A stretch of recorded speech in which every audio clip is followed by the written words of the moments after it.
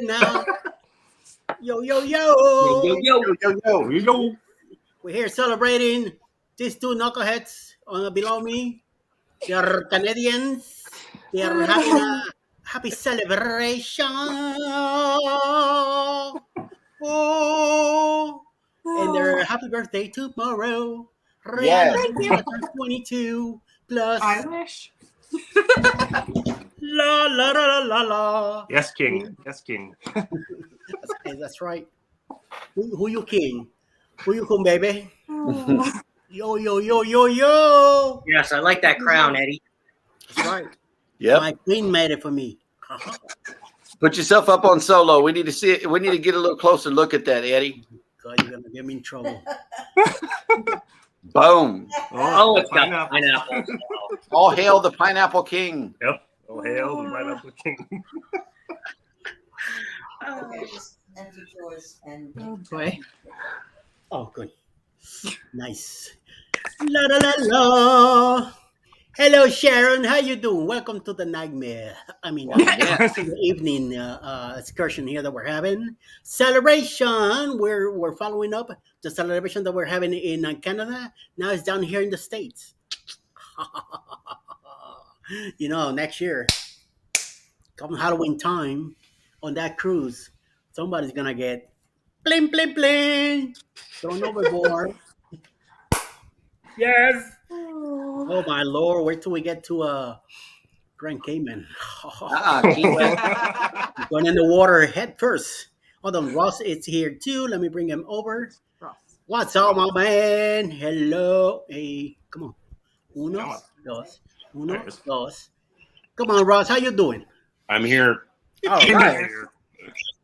We are celebrating Mike and Rihanna's 10 long years of the poor lady dealing with this man. 10 long years. I'm sorry. What a You have fingers. Yeah. They're all done. You sure you still want to keep 10 up there? You don't want to go make it 9.5 or 10.5 or 9 by having two halves. I don't know how she's dealing with this, but it's a lot of pressure. Oh, well, Ali says that the same way she does with me, so I guess I better shut up, And then tomorrow we'll be celebrating Rihanna's birthday. She turns 22 plus tomorrow. Oh, Yes. We got somebody else. Congratulations. Oh, Scotty. Hey. I'm gonna go get you some sunglasses now. Oh, my All right, Lord. guys. Bear Oh, with the sunglasses. me. Bear with me. I'll be on mute. We have a tornado warning that has just popped, Oh, nice. Oh. Safe Turn there, that Beth. one. and we're right in the center of it. Oh, All right. Be safe. I'll be just Be sitting, careful. standing by.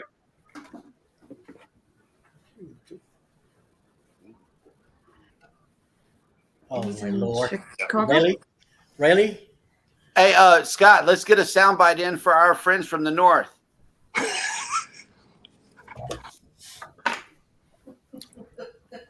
I have to launch voice mod. Hold on. Takes a moment. Oh, What the? the jeez. pineapple glasses. Oh, wow. Mm. Oh, Eddie. And on that note, Reed, cruising is fun anytime's comment. I can't. I don't see. I can't see no chat. So it says, all the Pineapple Kings, wave your hands like you just don't care. Oh my God. Everything's yellow. I can see nothing. I feel like Elton John. Oh, wow. He just needs the piano. Oh my Lord. Eddie, tiny pineapple dancer. Oh, should I put him like this?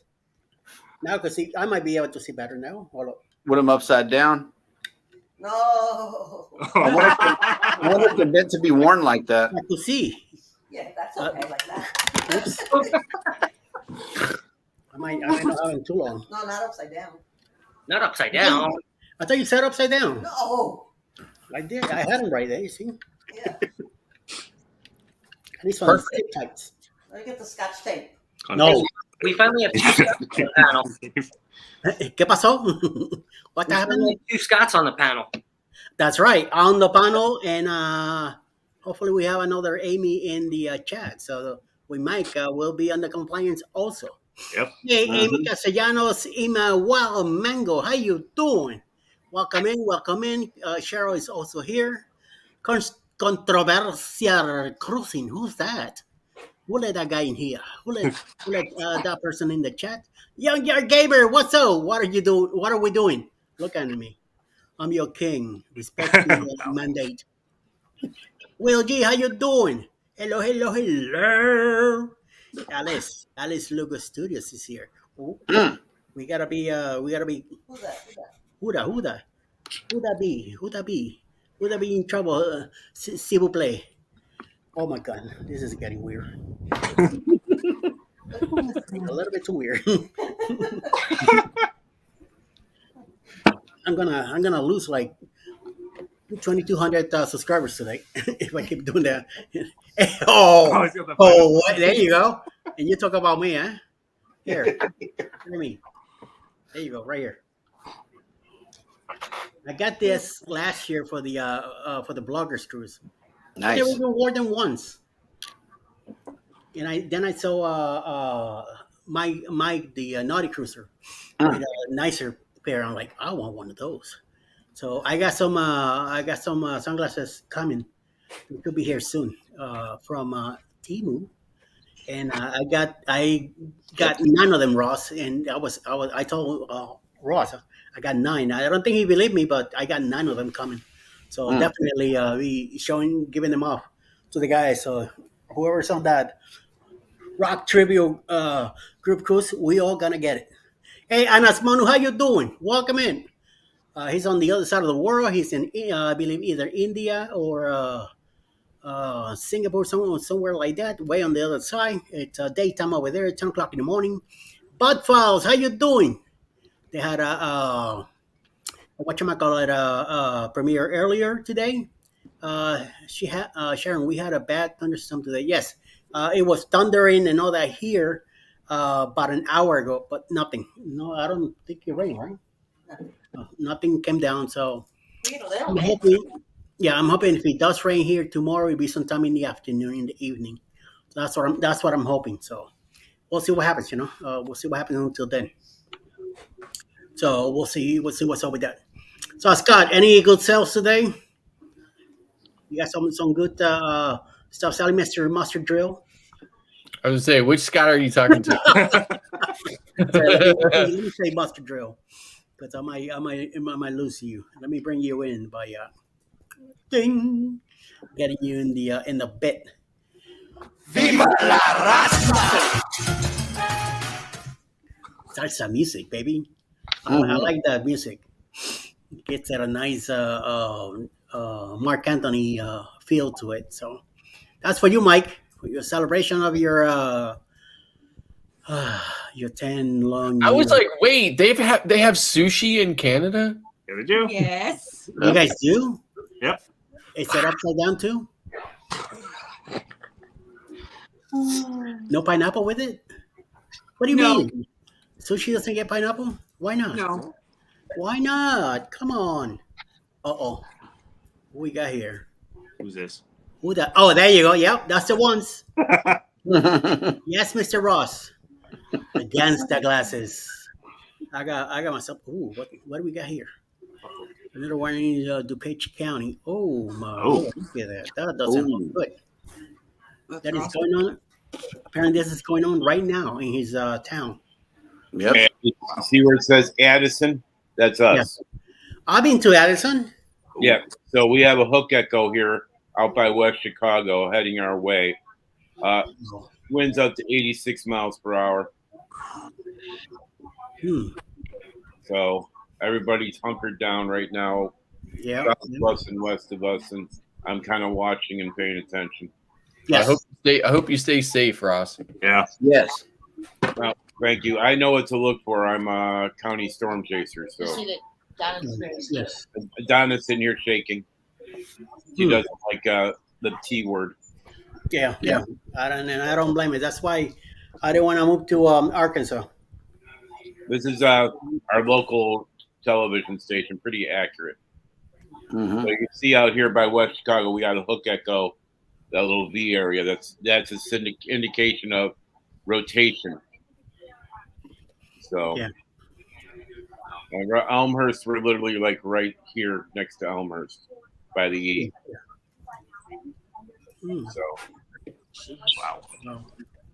Hi Z. Mm. Holy mama.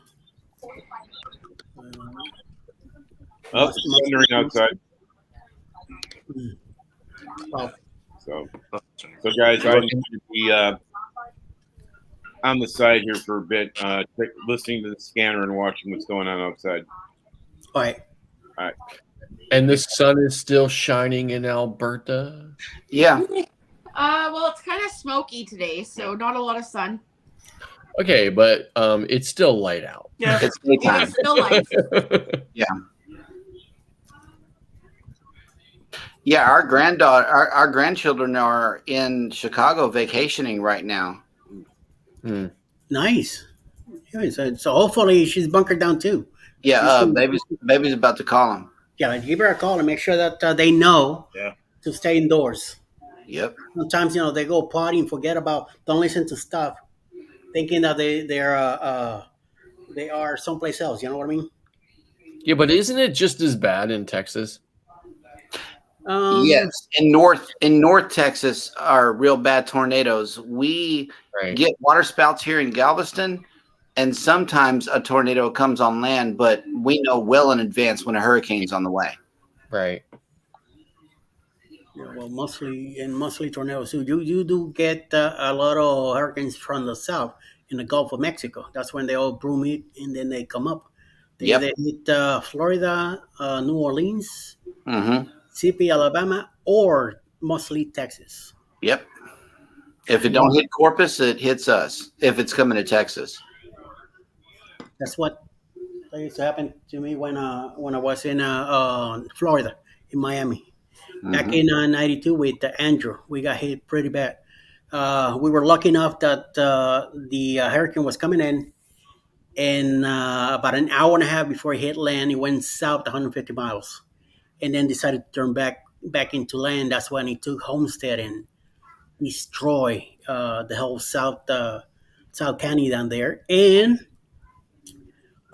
we lost power. No, we lost power for about 3 days. Water never went away. Phones and everything worked. It was just power. We lost for 2 days at the house, and by the third day, it was already back on our side in North Miami Beach. We were about an hour and a half, almost 2 hours north from where it hit down south. Down there, there's still till today's date. This happened back in '92. Till today's date, you go down to Key West, you go through Homestead, and you still see plenty of land. How the grounds and all that cave, the grounds, a lot of houses there are gone. And a lot Andrew. of people, Andrew was real bad. Yeah. Andrew was Cat 5 plus. He Mhm. took the antennas radar from channel 6, I think it was. He ripped it from the top of the building. That's how strong it was. I mean, a lot of people died, and a lot of destruction, like 37 billion in losses back then. It was a very strong storm. I lived through it. I'm glad that it went south how it did. Sorry for the people that I got hit, but at least we were saved on the north side of the Miami. But it was coming to our area, and we were bunkered down in our house. We were in the hall of the house.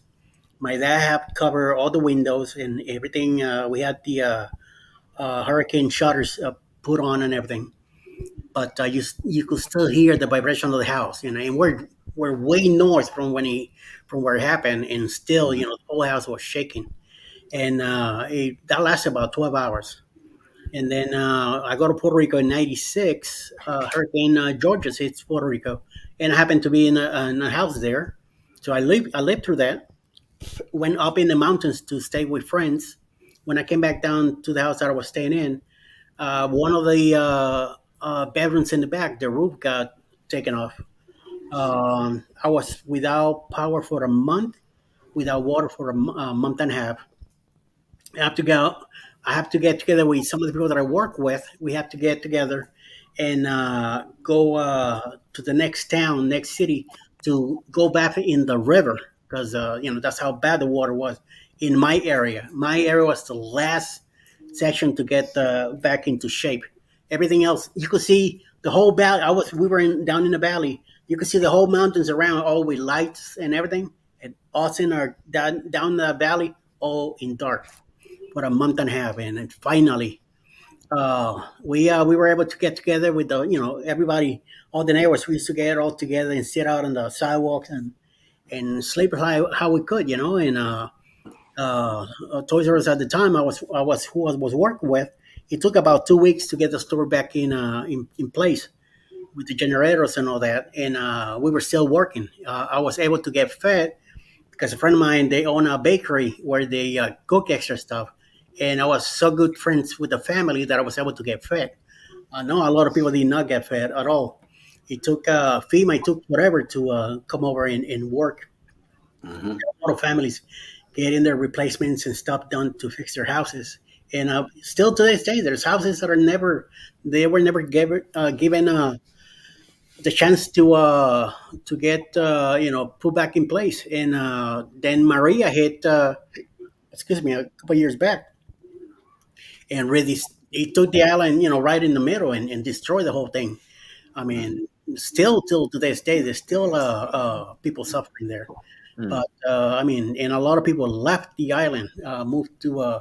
That's why in Florida there's so much traffic and all that. So I think like 1 million people left Puerto Rico to go to Florida. So that's why it's such a hectic, and prices are so high now when you try to get a house in Florida because of that. That's the influx of people moving over. And at the beginning, the government was giving money like crazy for them to buy houses and stuff like that. Now, stuff is all over the place. So, and there's a lot of construction going on. The last time I was down in Florida in 2019 or 2020, we're doing some remodels down south, and it's construction everywhere.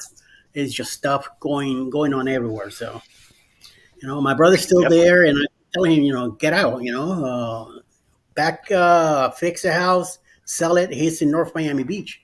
He's the only one that's still there, and I still got two cousins and an aunt there, but he's the only one from my family that's still there.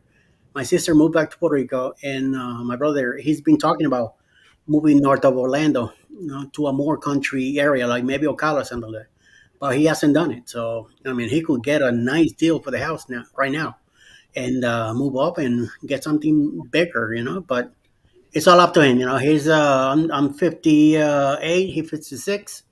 He's single, and whatever he decides to do. So we'll see. But other than that, we just move on and see what happens. Then I get Sandy in New York. One of those deals, either a hurricane after another, and something else going on. So, hi, hola, Emily, how you doing? Hey, Good. Emily. How are you guys? And he invited me, so thank you for the invitation. And now we have two girls in the Yay. Oh yeah, there's the other one. Hey. By the way, her birthday's tomorrow, and their wedding anniversary is today. Awesome. Of What are her. you gonna do? She's been putting up with this guy next to her for 10 years. So What are you gonna do for your birthday? We're going to a car show tomorrow. Cool. I think it should be fun. no ice That's cream gonna or be a a cake. lot of No, we're getting our fun. cake. He's getting me a Dairy Queen ice cream cake. That's Oh, okay, the only okay. thing I asked for. Good. Okay, then you're off the hook, homeboy. Yep, I am. Otherwise you'll be the one getting thrown overboard on the cruise in October, right? Baby. Seriously, Jeremy's gonna be there. Scott's gonna be there. We all both Scots are gonna be there. You're in trouble now. It's true. I That's am. right.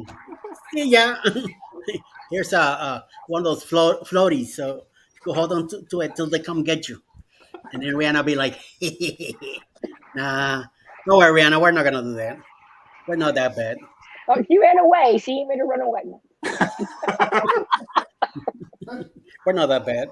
No, I know. I don't know what you're talking about, you know. Yeah. So be one of those deals.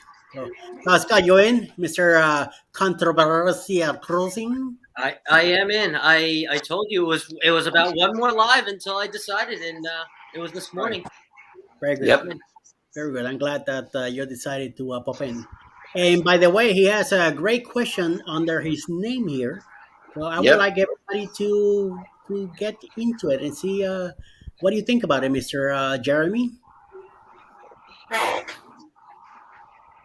You excited about the midnight buffet coming? I am. For the main reason being that when I had the chicken soup on Carnival for 3 of our cruises, it's always been the same.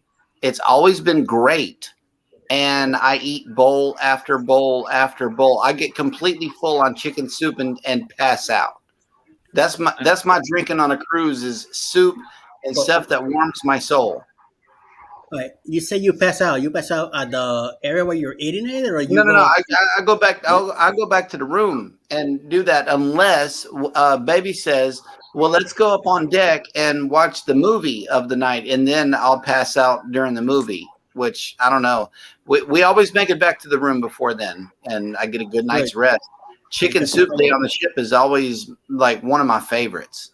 I just want to give you a heads up. If I catch you snapping on the bed, on the table, I'm gonna film you and Okay. put you for members only. Check this out. Yeah, I know, but no, put it publicly. You'll go viral with this one because it's been said.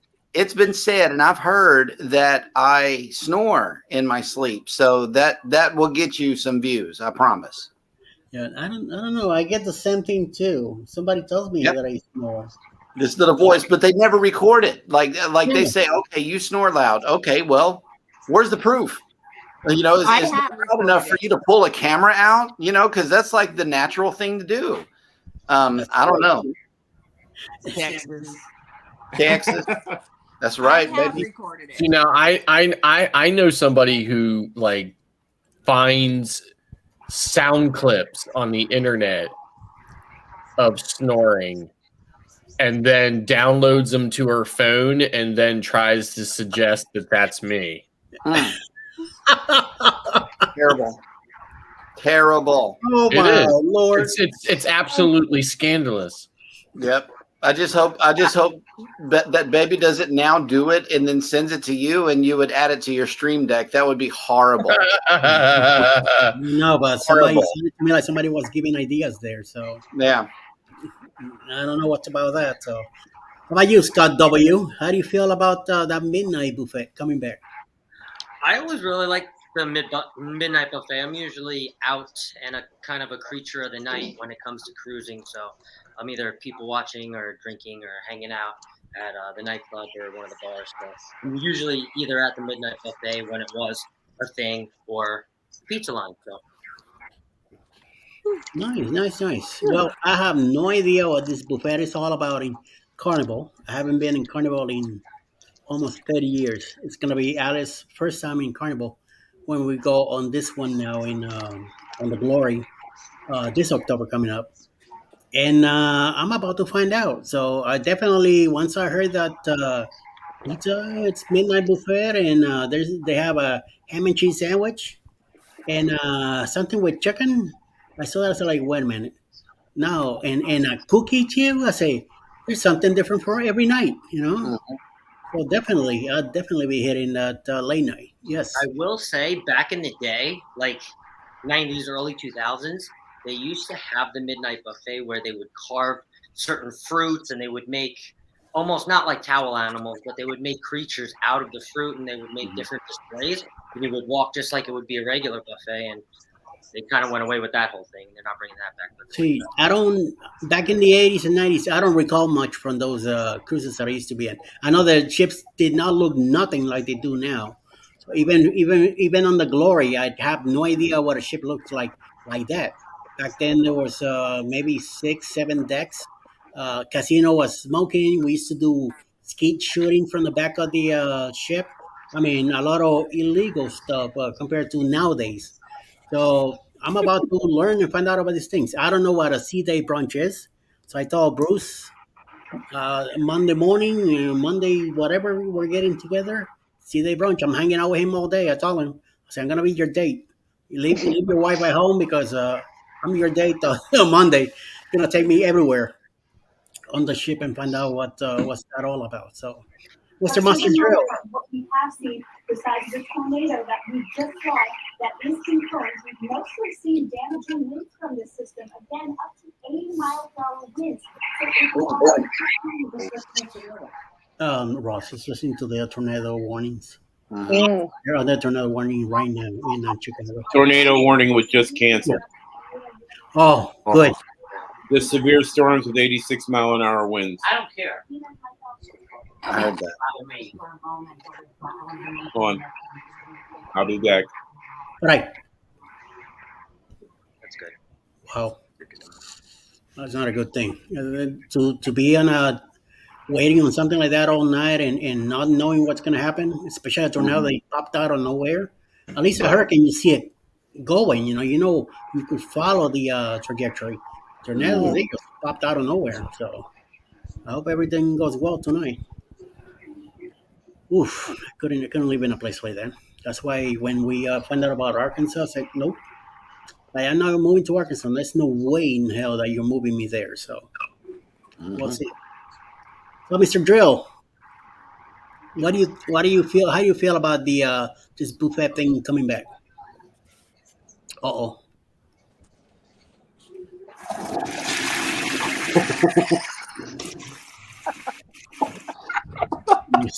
You said a lot. Okay. Wow. Alrighty then. That's how you really feel?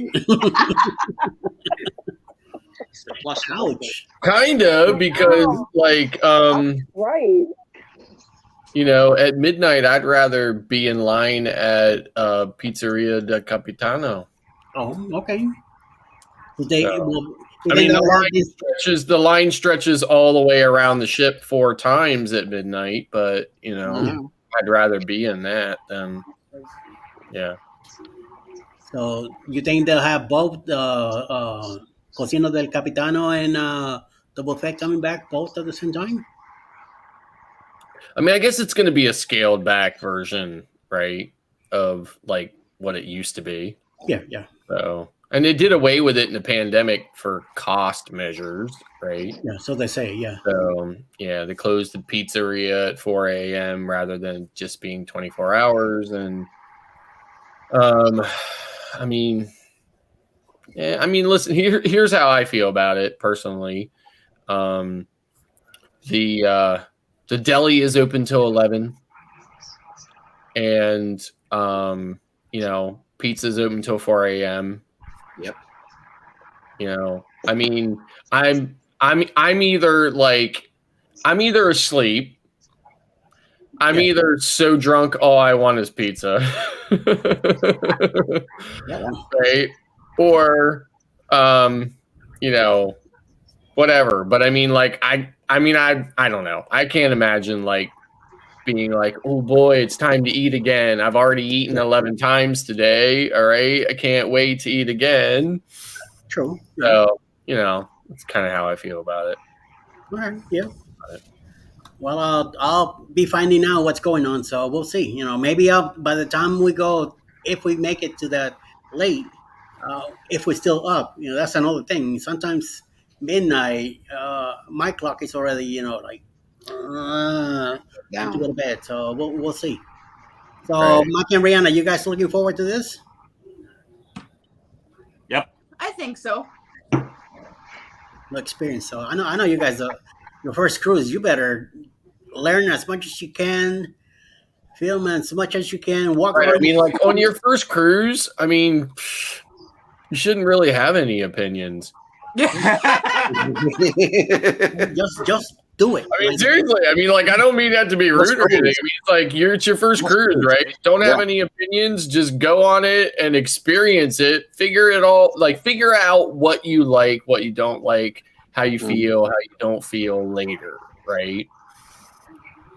Your first cruise, just roll with everything. Mm-hmm. Yep. Hey, Superman, how you doing? We have Daniel Jose here also in the chat. Thank you very much. Will, how you doing? Cheryl, it's in the chat. I'm surprised she's not on the panel with us. Don't be scared. Oh, well, that's right. It's her day off. Yeah, day off. Yeah, Off the whole day. Ay, ay, ay. Anna says that she's planning to have a great time, so I sure hope so that we do have a great time.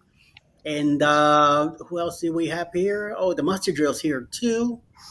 Mr. Cruising, who's that? Who's that guy? We Anna Weekly Extras is also here. Very good. JNS. Oh, Acela Fla. One, how you doing? Is there a tornado in Texas? No, this is happening in Chicago right now, in the Chicago area. And Bruce, what's up, Bruce? There's Bruce. Mr. What Wayne, is look. going on? ¿Qué pasa, Mr. Wayne? I bet the sun is shining at Bruce's house too. Oh, definitely. It's 7:34 there, you know. He's having a margarita. Y'all on the East Coast are just all in the dark. What can I say? Bruce, we're talking about the midnight buffet coming back. What do you think? Say that one more time.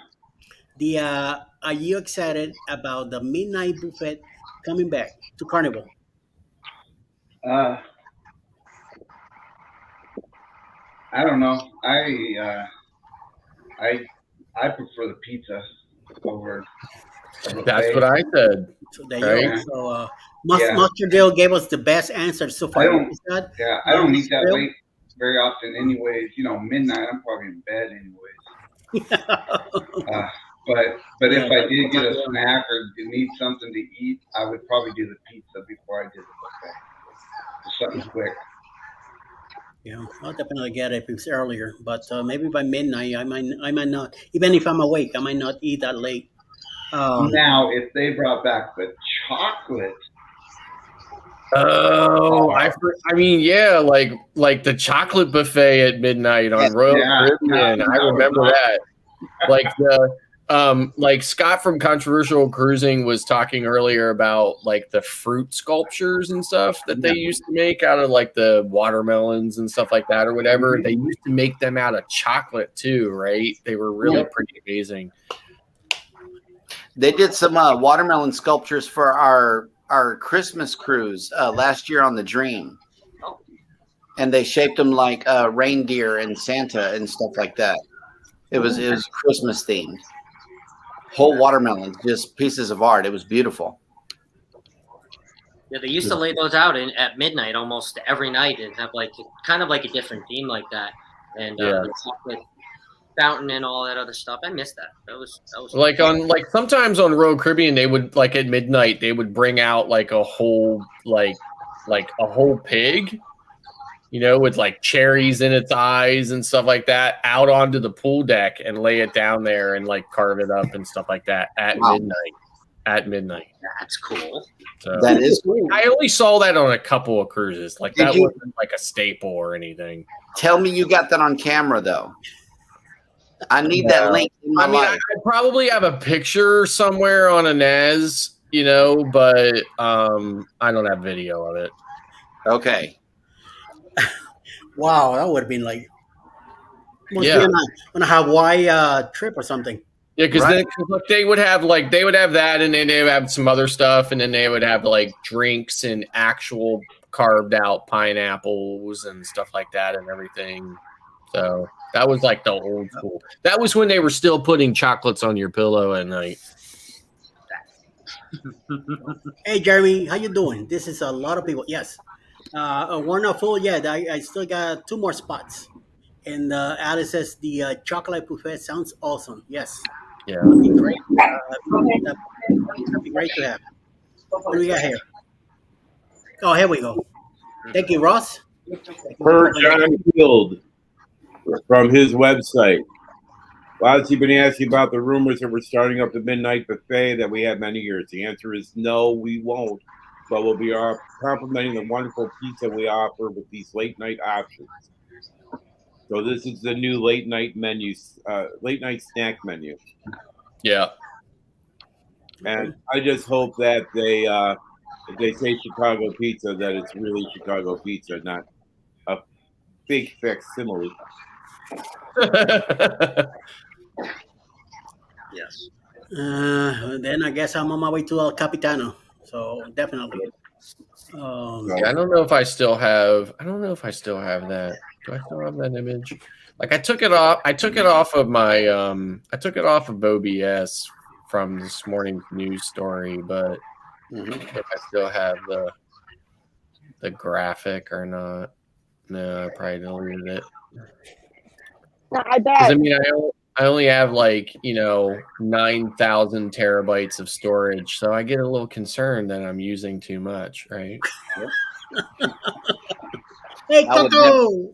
I would never be concerned about storage at that point. No, seriously, like I probably collectively I have about half a petabyte of storage capacity in my house, like total collectively, but I still get worried about using it all. So where's Clock at? Why isn't he in here? He said it'd be here in 20. Yeah, be there in 20. So I think he was taking one of his daughters to one airport and the other one to a different airport. So I don't know. He told me he was going to be a little later if we were still on. So see, I'm still like for next month on Oasis, I'm still debating: do I drive to Bayonne or do I take Amtrak? I'm still trying to figure it out. yeah, but check on the price of leaving the car in Bayonne compared to if that's you 25. I mean, that's easy. That's $25 a day. There you go. Yeah. I mean, so that's $25 a day. So that's like $150 for 7 days or so, right? $175. So yeah, it's easy. So an Amtrak's like $50 each way from Newark, and then there's Uber, from the Newark station to Cape Liberty and back. So. See, if we were to take Amtrak, you might take 2 days. Clock says 30 minutes now. To the group for Amtrak from here from Atlanta. So who knows? Well, how long is the Amtrak ride? What's that?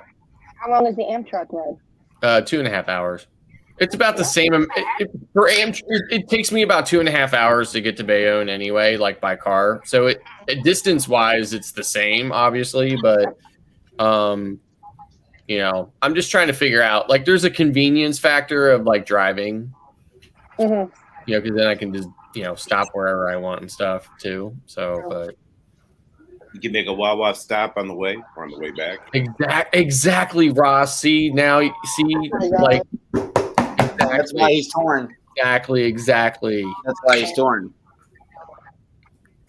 Yeah, definitely. I only live 2.5 hours west from Wawa headquarters, but yet they'd rather expand to Florida, Virginia, North Carolina, everywhere else, and the hell with us here 2.5 hours west, right? Definitely. Telling you.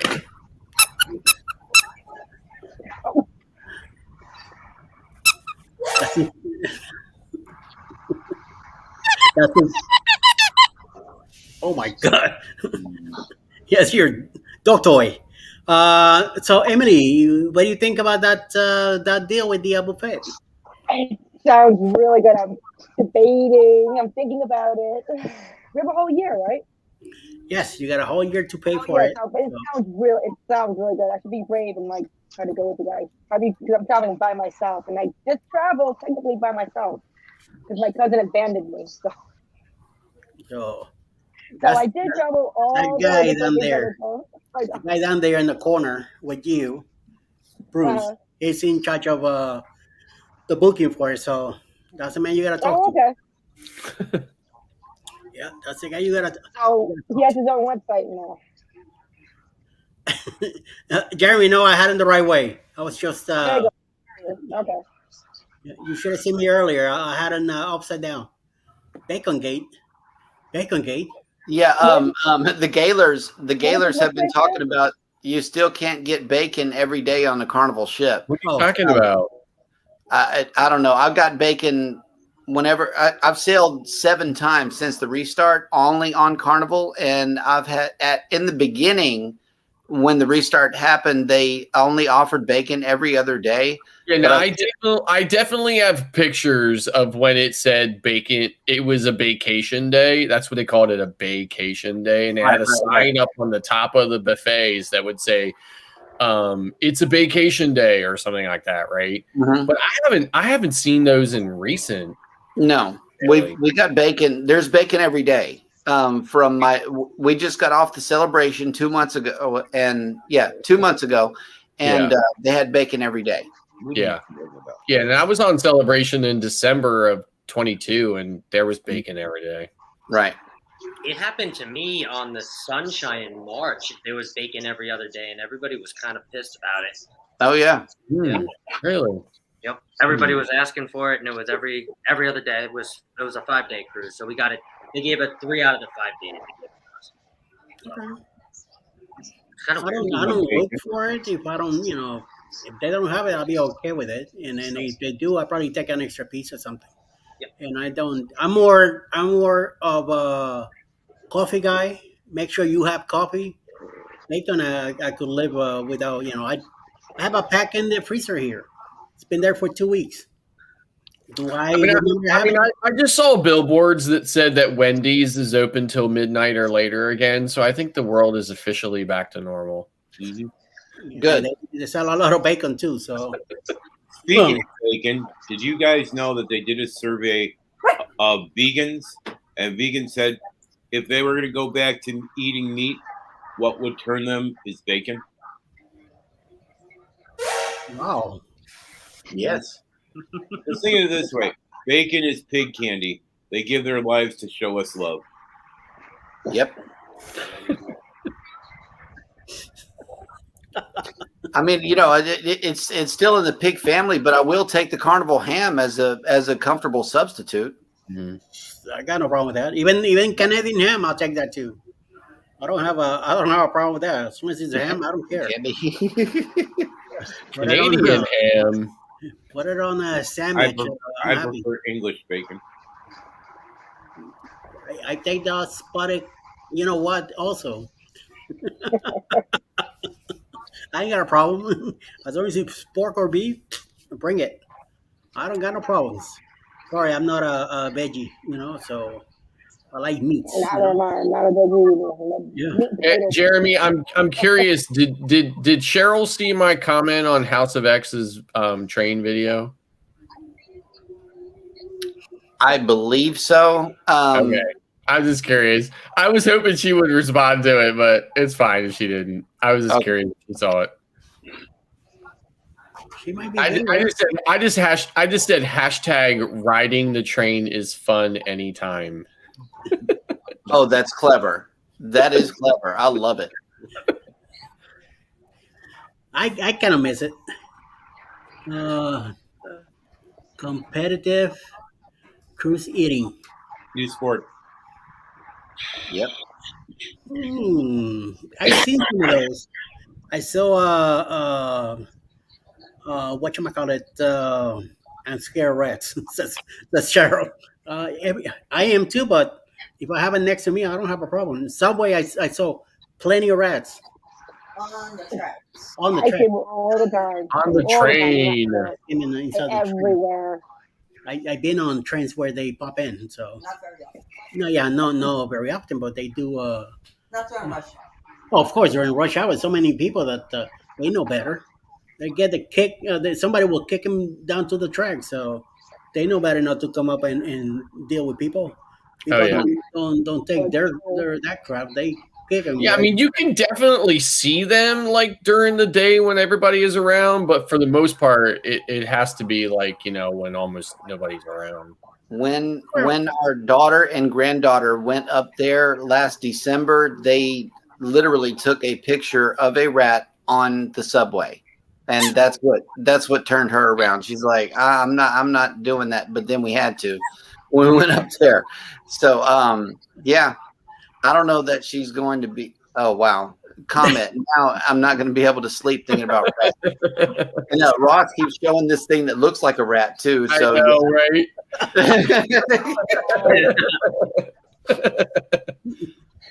No worries, Cheryl. Don't worry. Well, no, I'm worried because that means that it's no sleep for me too. Why? Sleep on the sofa. No, Oh my God.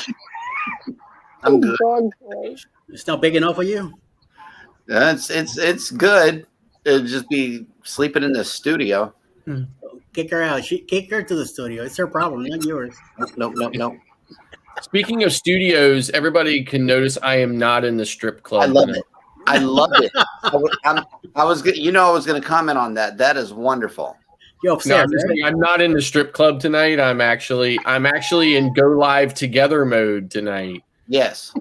So, and speaking of that, I just want to say this to you. Like, I'm not saying this for any reason whatsoever, and I'm not going to get into any big long discussion about it or whatever.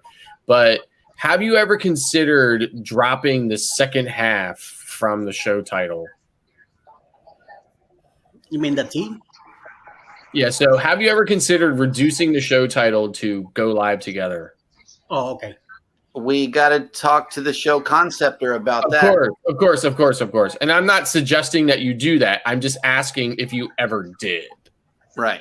And now we gotta wait all the way till Monday to ask her because she's off today, and then the weekend, who knows? She might not sleep tonight. So I like that title.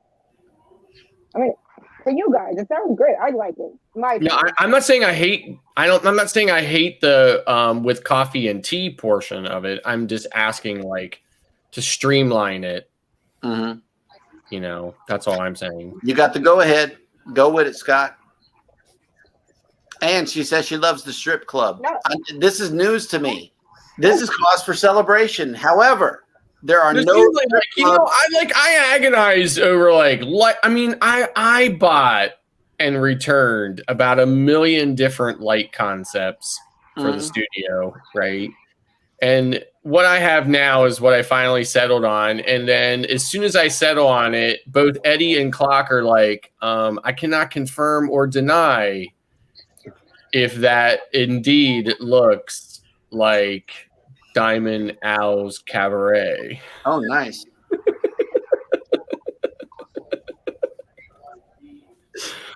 So anyway, okay, I'm rolling with it for right now because I'm tired of testing out light concepts for the studio. So yep. I like it though. If the word stage just stuck out a little bit more, it would add flair to it. Well, you know? I mean, here's the thing about that, right? I'm a victim of really excellent camera, right? So I have this ZV-10 down there with this G lens on it, and it's really super sensitive about lighting, right? So unfortunately, unless I pump up the key lighting, that then makes me look, as to quote my friend Jeremy, pasty. Pasty. And unless I pump up the key lighting and may look pasty, it's gonna be a bit out of focus and out of exposure. So because the camera is exposing for me and not the lighting. Right. And Bruce, we're sitting here, we're talking so much, we have heard nothing from you. So what's going on? He's in a break. He must have been talking all day, you know. I have been talking all day, and I'm listening to you guys talking right now while I'm answering some emails. I mean, I've been talking all day too. I've been doing travel agent stuff all day today, but you know, I've been swamped today, so it's been crazy, but it's a good kind of crazy. So oh yeah, for sure.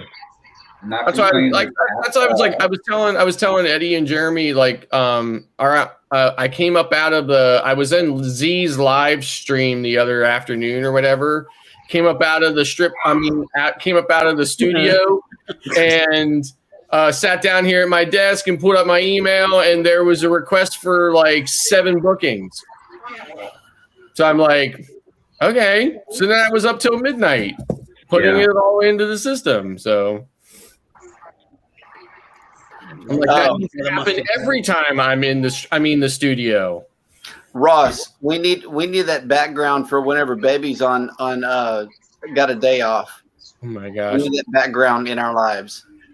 Like, my wife is really pissed about that. She's like, okay, well then I guess there's nothing to watch all winter long now. Well, yeah. I tell you what, though, it doesn't really affect me because we don't watch much. So. Oh, look, I'm a floating head. That was cool. On the right. Well, I don't know if you could see this, but Something entertainment. Put him in solo.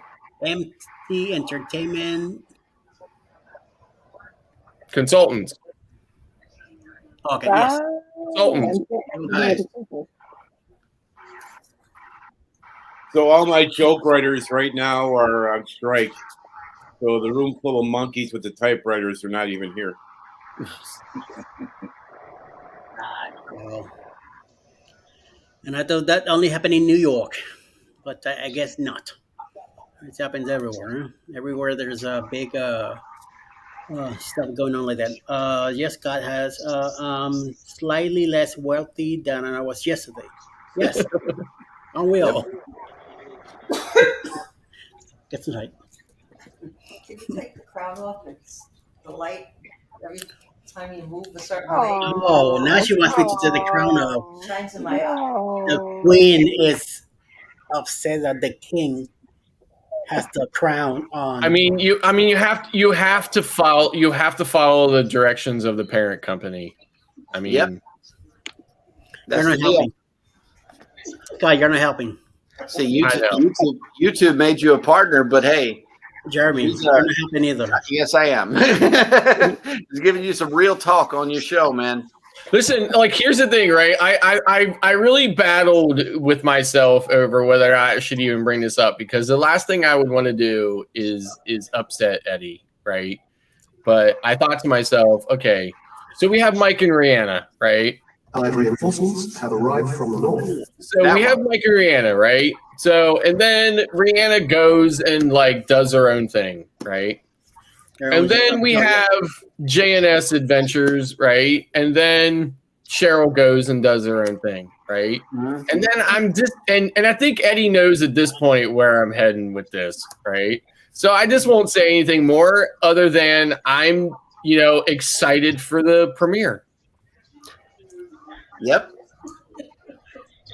Is it the Alice Lugo Studios premiere? Is that what you're talking about? Yes, that's exactly what I'm talking about.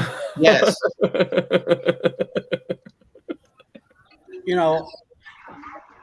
Jeremy is what, 6'5", 6'7"? Maybe Alice Lugo Studios ought to do a group cruise. I'm only 6'1". Yeah, sure. To me, you're 6'5", 6'7". Bill might be 5'10", and also Bruce might be 5'10". Hey, Koozies is in the house. Hey, Koozies, how you doing? I'm only 3 feet. I'm only 5'3" and a quarter tall, but this here, right in the right place, will bring you down shorter than me. So be careful. That's what's crazy about short people. They can get me at any time. That's right, especially you, Mr. Tall Man. Batman, I got you. Bruce, they were saying that I'm the tallest person that's going to the bear excursion and that I should try to outrun all you guys. I need your feedback on this. Well, just because you're tall doesn't necessarily mean you're fast. That's right. I mean, Bruce Wayne will be faster than you. But hey, Jeremy, all you got to do is be a little bit and trip one person, and you're good to go. Okay. That will be me. Reach out that leg. I don't know. I'll be the one sitting on the right on here thing, and then I know my tire is missing. It's like, what? Look at what Clock just said. I know. That's what I'm laughing about.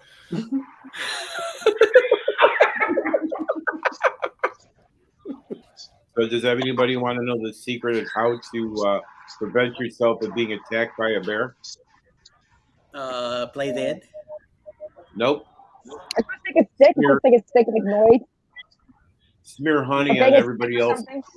Oh. I gotta wait till it comes up. The secret is smearing honey on everybody else in your group. Oh, nice. Hey, I wonder if you can cruise with that, or you can get it on the plane. You got it on the ship. Get a breakfast in the morning. I'll put it in the wine diaper and fly with it because we got to fly. Get yourself we got to fly to Seattle. And I don't know. That's a good idea. Mix it with water and put it in a spray bottle. And as you run by everybody, you spray everybody as you're running. Then run like what? I need to get a salmon. I think that would be. I would feel more comfortable with handing somebody a salmon and taking off running. Oh. Good night, Cheryl. I hope you get a good night's sleep. Texas. Rats and laughter don't mix. How tall are you, Jeremy? I'm 6'1". Yeah, you taller than me. Yep. Okay, look, I'm 5'6", right? But somehow my son is 6'2". Nice. Now my grandfather was 6 foot something, and his other grandfather was 6 foot something. So then maybe that has something to do with it. But yeah, I'm 5'6", he's 6'2". I don't get it either. I think all you guys are taller than me. I'm like 5'3", 5'4". Mm-hmm. But you're all taller than me. Well, Scott's the same height. I am 5'6" as well. Yeah. Yeah. But I bet I have a different middle name than you do. That you do. Nobody. I've met a lot of Scots, and I've met Scots that have the same middle name, but nobody has the same middle name as I do. That's crazy. Will you share your middle name with us? It's Bradford. Oh, I like it. Mine is not Bradford. Mine is my father's name, which is Stewart. Okay. Okay. All right, guys. We're dealing with a bug over here. Oh, somebody's here. A real bug? Is a bug or a real bug? A big bug right there. See What's going on, everybody? Oh. Hey, Mike. Hey, Mike. Why are you in Ricky's chair again? Yeah. I'm not in Ricky's chair. Her chair's back here. Mike only sits in that chair when he's wearing Ricky's clothes. No. Those were good ones, Scott. Good one. You got him back. Thank you. Right. Those were specially bought clothes that I wore that one day. That's an awkward trying on. Coming out in the Walmart and like,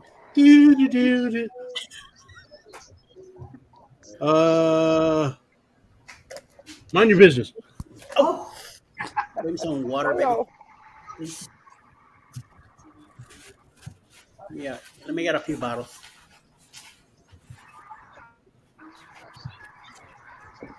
You look like you're feeling all right.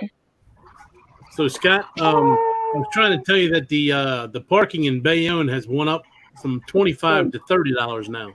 No, it did not. Wow. No, it did not. So my parking the other day was $270. That's like the worst part of Bayonne, honestly, is that parking. It's insane, right? Like I just. Now here's the thing: when I sailed on Magic, parking was only $25 in Manhattan, which I was like, really? Like, are they running a special or something? Right?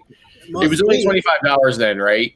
However, now it's to sail on Venezia. It's $40 a day. Have you checked that lately?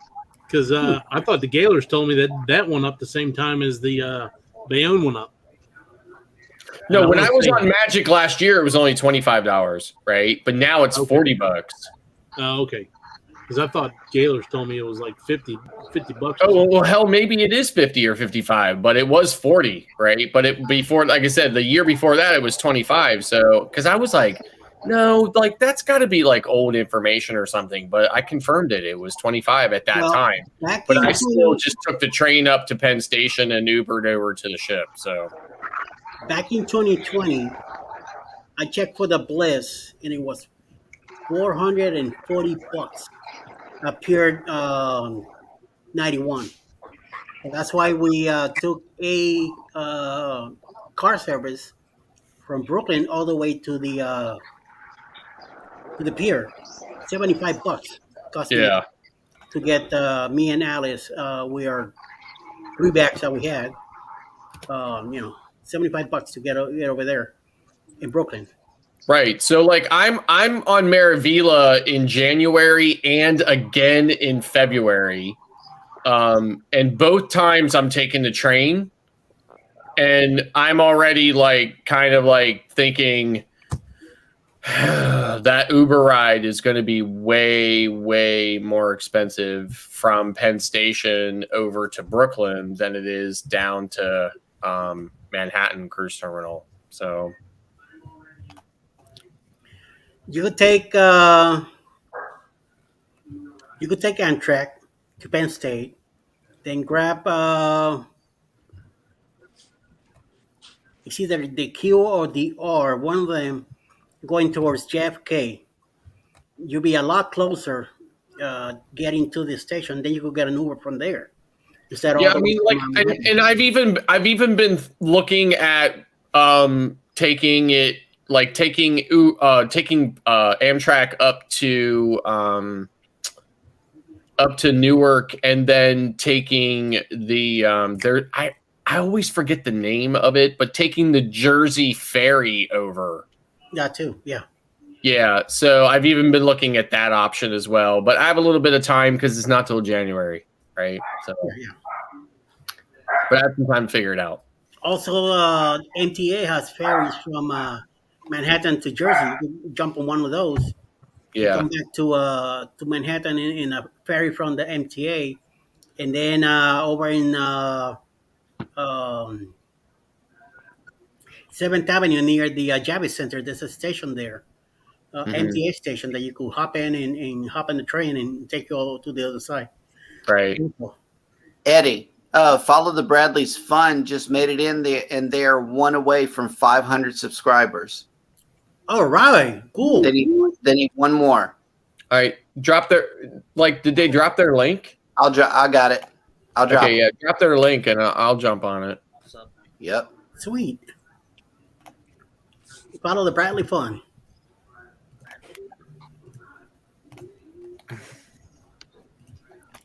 Jennifer from Embarkation Nation. Welcome. Hi, Jennifer. There's their link. Y'all go show them some love. Bradley Fun. Let me. Oh, both of them in here. Both the nation peoples. Oh shoot! All right, I just subscribed. All right. Oh no, Orlando family lifestyle parks Disney. Boo Disney. Boo Disney. No. Yeah. I'm a Disney person. Yeah, you need to win Powerball to go to Disney anymore. I'm so sick of that. Essentially. We went to Disney February of last year for 9 days. 4 adults. You have Port Orleans, Riverside. 6-day admission tickets. Not including airfare, not including meals, not including some of that stuff. Just the tickets and hotel was $12,000. I know it's insane. In a moderate resort. That's just crazy. Disney has priced themselves out of the normal family going. I know it's really irritating the crap out of me. Disney's supposed to be for the normal family to be able to go, and they've just priced out of it. I've been so upset with them for years. I know it's really irritating me, like from a travel agent standpoint, Bruce. Really, because I have these families calling me because like here's how my agency is 70%. Well, yeah, about 70% cruising, about 25% all inclusive, and a sprinkling of pixie dust. Right. So I've sent a few families to Disney. But I really get upset at having to send those pricing. Like I'm really getting upset at sending cruise quotes lately too, right? Like I'm sending cruise quotes lately, and then I'm getting crickets from the people requesting them because they're just insane, Well, But as you know, I took my first cruise in November. So, being a person that had pretty much gone to Disney parks worldwide every year for, I don't know, 20 years, over 736 trips. After that trip, it was so terrible crowd-wise. The entitlement of people. I had two people that were with me that were handicapped in scooters. People would crowd around them, box them in, wouldn't let them move, nothing. I have no desire to go back to Disney for quite some time. Yep. It sucks because it happened to me. Yeah. On the it happened to me and not on the bloggers, but in the cruise before. People kept blocking me out, don't let me in the elevator. Once so the walkers like just saw a tank, and I kept folding it, make sure that it took the less space as possible. It was, I wanted to curse people out left and right, but. I kept my now what I've been doing the last couple of years, but again, this is just from a travel agent standpoint, right? As a travel agent, I get a free annual 3-day hopper ticket to Universal and a free 1-day, 1-park basic ticket to Disney. So when I'm my birthday's in October. Everybody in my family was born in October. My grandmother used to say it must have been a hell of a cold February. But in any event, so everybody's been born in October. So we always cruise in October for sure, like no matter what. So every time I go to Orlando or whatever for a cruise in October, I go early and then I go to Universal on the free travel agent ticket and to Disney on the free travel agent ticket. But that's the only way I'll do either one of them anymore because they're just getting too crazy priced for what it is that they're offering. So, So the Disney ticket, you get one ticket per year. Is that what it is? Yeah. So you get one day, one park basic ticket at Disney, and you get a 3-day hopper ticket at Universal every year. So, and I expect it to go away. I expect it to go away. And I mean, like if next year or this year is the year that they're like, hey, we're taking that away, I'll be like, what a shocker, because I mean, the benefits of being a TA from that perspective have been dwindling for a very long time. So it's just a matter of time before they take that crap away from us as well. So. There you go. Somebody's finally talking some sense into Jennifer, so. But I see it, right? Like the Universal ticket is way better value than the Disney ticket. I mean, it's only a 1-park, 1-day ticket, right? And I mean, listen, don't get me wrong. I'm grateful for it. I appreciate it. I really do. But it's not like, it's not like you're getting like the full, it's not like you can visit every single theme park, kind of like with Universal you can. And Universal gives you the hopper because you need the hopper in order to be able to take the Hogwarts Express between the two parks. So the last couple of years that I've used the Universal TA benefit, The first year I used it, I went to Volcano Bay as well, but I'm not really into water parks too much. So, so I didn't do that beyond the first year, but I definitely go to Universal and Islands. So, yeah, I mean that's the other thing too. You have to do the training every year, but I do the training every year anyway. So, you know, who doesn't want that really amazing certificate coming, you know, from Disney and you know, so that so you can hang it up there with the other 10,000 of them that you have on your wall or whatever. But yeah, I do the training every year anyway. I keep up with everything. So I'm gonna do mine just so I can get my free ticket. yeah, I mean, listen, I mean, I'm not no, like, get me wrong. I'm very grateful for it. It's definitely better than nothing. You know, I'm not saying anything about it as far as that goes. But it is only a 1 day, 1 park ticket. It's not like you can do the whole, you know, the whole thing. I just have to set the kids down and tell them, look, Dad's going to Disney this year, and I guess you're not going. Clock. If I told my set of twins that, I don't think there would be a JNS Adventures show anymore. I would just disappear because they would throw me in the water back here. And there's sharks right there. Yep. Yeah. You won't get fine Jeremy no more. No, my 7-year-old twins. Yeah, they would overpower me. So the nice thing about the Universal benefit too is that not only does the travel agent get that free 3-day hopper, but the travel agent can also request up to 4 additional 3-day hoppers at 50% off. Yeah, and that's Universal. So the two, so the 23-year 50% off price is $220, which means it's $440 for full price. The last time I did it, like last year, I did it by myself. Beth was not there. She didn't come down till later. The previous year I did it, Beth came down. It was $180 for her ticket and free for mine. That was at 50% off. So I looked at it this year for 23 because I'm going to be down there on. I'm going to be on one of the MSC ships. I can't remember. It's a Sea something, right? Sea View, Seascape, Sea something, right?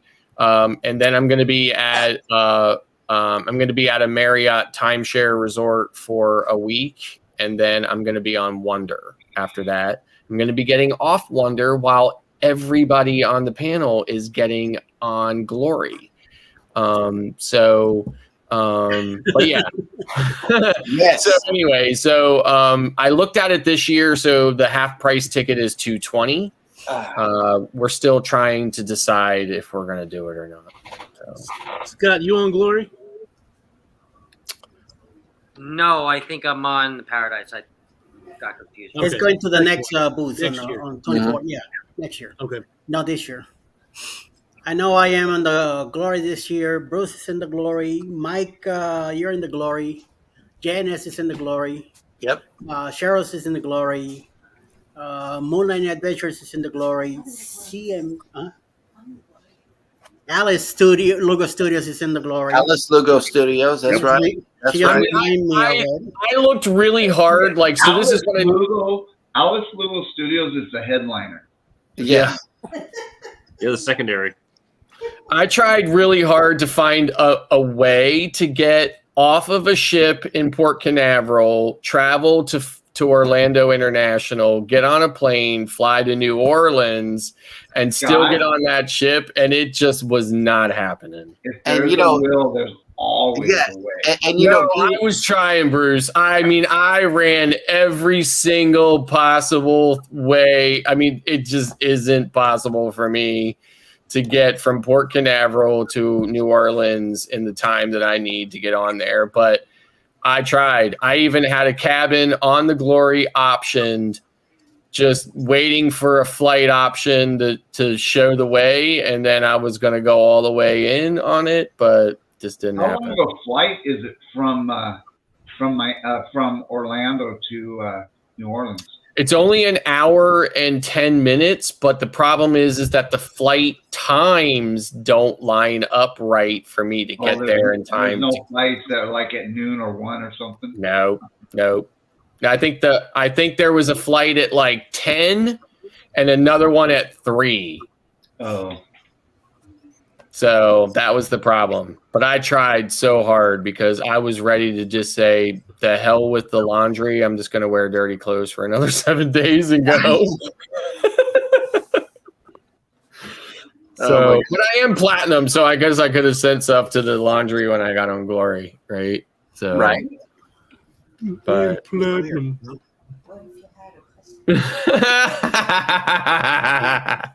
I'm also almost Diamond Plus on Royal Clock. So I don't know what Alice is asking me a question to ask you, Scott. What if Master Drill? Oh, by the way, Scott W, every time you put a comment on the chat, it comes out 6 times. Yes. Right. I don't know what's that about, but yeah, I was wondering about that, but we lost somebody. It's still the remnants of StreamYard's thing from last weekend or whatever. Because StreamYard was doing the same thing with mine for a couple days. Oh, wow. Right. So, Mr. Master Drill. Oh, Emily. We lost Emily. I had 2 mics, 2 Scots together, and now she threw it all off. I saw you were doing that. You were 2 mics, 2 Scots. I thought you were trying to get the Rubik's Cube right. Right. You know, and like from what I could see over Mike's shoulder, it looks like he is raging against the dying of the light. Yes. Because those shades definitely look darker than they did earlier. I know I'm obsessed with sunlight. I don't know why. All right, go with your question, Eddie. Alice wants to know. Alice Lugo Studios. Let me. Hold on, somebody's back. You got to get that right. Yes, I definitely gotta get it back. Emily, you messed up my my Rubik's Cube here that I had. No, I want to go. It's a whole Hollywood Squares thing going on here. I have mics on both sides, 2 Scots on both sides, and now it's all. Well, what? Okay. The question is, What if a customer called him and needed to do what he can't do for himself? what you can do right now on that flight from Orlando to New Orleans? How about if a customer was to call you and ask you for that? What would you tell them? Oh, sorry. Impossible. Yeah, I mean, I would have to. I mean, I would have to look at it and say, you know, like they just won't line up right. You know, I mean, like, you know, I mean, trust me. I even looked at like, what is the last port that the Wonder is on, and could I just take my crap off the ship in that port and just fly to New Orleans from there? Right? Like, I tried everything, and it's just not going to happen. So I'm really super bummed about it. Yeah. But you know, there's always 2.0. Like, and here's the other thing too. Like Beth was saying to me, she had said to me, "Oh, by the way, we could fly to the West Coast. There's two options. One is from Seattle, one's from LA." She was like, "But either one of them actually gets us back into Tampa exactly 1 week before the Secret cruise." Yeah. And then she's like, and then you could just rent a car. She was like, I could fly home then. She was like, then you could rent a car and drive up to Orlando, stay a week, and then drive back to Tampa and get on 2.0. Now that's an idea. Jeremy says, what about the first port on the Glory? Is it Key West? Yes. Wait, It no, is. it's no. I don't no, know. no, wait, that's I don't Carol. know. Not on the Glory. No, not on the Glory. Okay, Yeah, we're that's not going to Montego. Key West. That's Montego Bay, Jamaica. Is our first stop. Yeah, on the Glory. Yes. Yeah. Montego Bay, then Grand Cayman, then Cozumel. It's the Yep. last port. Oh, Yeah, Yeah, the Glory's not going to Key West. Yeah, it's just impossible for me to do it. So, but I'm really bummed about it. But there's always 2.0. Yep. That's right. That's right, Bobby. That's right. So yeah, 2.0 is going to be lit too. Yep. Yep. Yeah. So, a whole bunch of creators here too. So. And like, here's the thing: the ports on 1.0, I'm already going to be at some of them. Yeah. Okay. Right. And I'm already like, I feel like I live in Galveston, right? Because I'm already like Western Caribbean out. Right. I've been to Western Caribbean so much in the last year, and now I've got Western Caribbean on Wonder, and then I've got Western Caribbean on Maravilla, in January, and I'm like, Yep. and like Beth was like, well, why are you even doing that 11-day on Maravilla? I was like, because who has ever gotten to go to Mexico from New York? Nobody ever. This is like the first time a ship has ever gone to Mexico from New York that I've been able to get on. So I'm doing it. I don't care if I've already been there a million times. I'm doing it. So very good, very good. It's like we're going to Cozumel in November. Then in January me and Alice were hopping on the Prima. Where are we going? To Costa Maya, Alice, Roatan, and Cozumel again. Good thing in June we're going to Bermuda. But then the Tampa one, I'm glad we're going to Key West, Montego Bay, and Grand Cayman. We're gonna be there for the second time. This time we'll know what type of excursion to do. And then we'll see. From there, I just don't want to keep going to the same places, or repeat the same area. I do want to go back to the Eastern Caribbean. I want to go back to Puerto Rico through the cruise, and I would like to do the ABC Islands, Martinique, and there's a few other ones. I haven't been to Dominican Republic. I don't really care to go there, but if we make the ports there, then definitely. And Labadee, that's another place that I haven't been to. So that's what I really like to look into the future. So we'll see how that goes. You're not missing anything in Labadee because it's a private island, right? Yeah, but it's not. It's not like Coco Cay. No. Yes, Ross. Yeah, we were at Labadee on our cruise. We got off the ship. We went over to the quiet beach. We were on the beach for 2 hours. There was no wind. It was hot. And we went right back to the ship. One of the things that we really didn't like about Labadee is the vendors. You figure in a private resort they'd have some kind of control on the vendors, but they really don't. I mean, they are super aggressive. You'll see it in some of my videos because they didn't even care that I was filming. I mean, you would think that they would not want everybody to see how they're acting. That people will come there and not want to go to their shops, but they constantly came up to me and bugged the crap out of me. And I mean, Royal Security, they're supposed to enforce it that they stay in a certain area, but there's local security is like, okay, whatever. Okay. Eddie, have you been to all the ports on the 2.0 Booze Cruise next year? I've been to Key West. That's about it. I haven't been. I'm gonna be in Montego Bay and Grand Cayman this year with the Glory, and then I get to be there for the second time.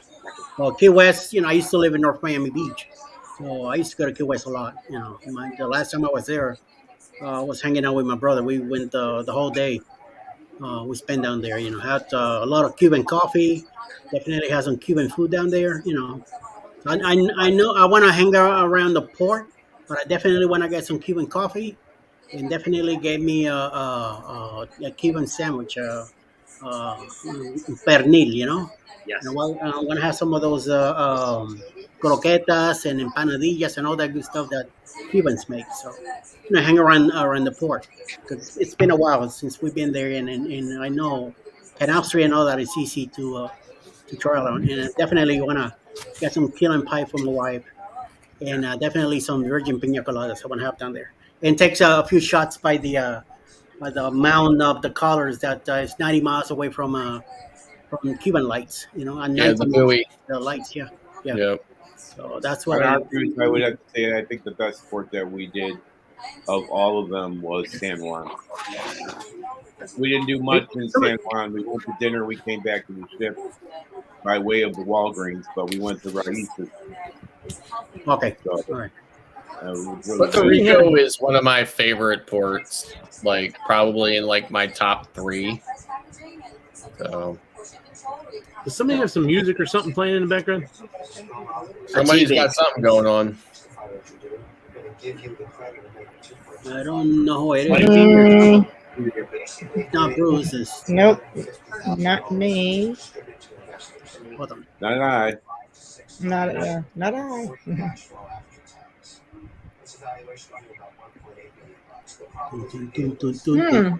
What's it sound like? It's like a TV. A TV. Like news. Oh, like it's.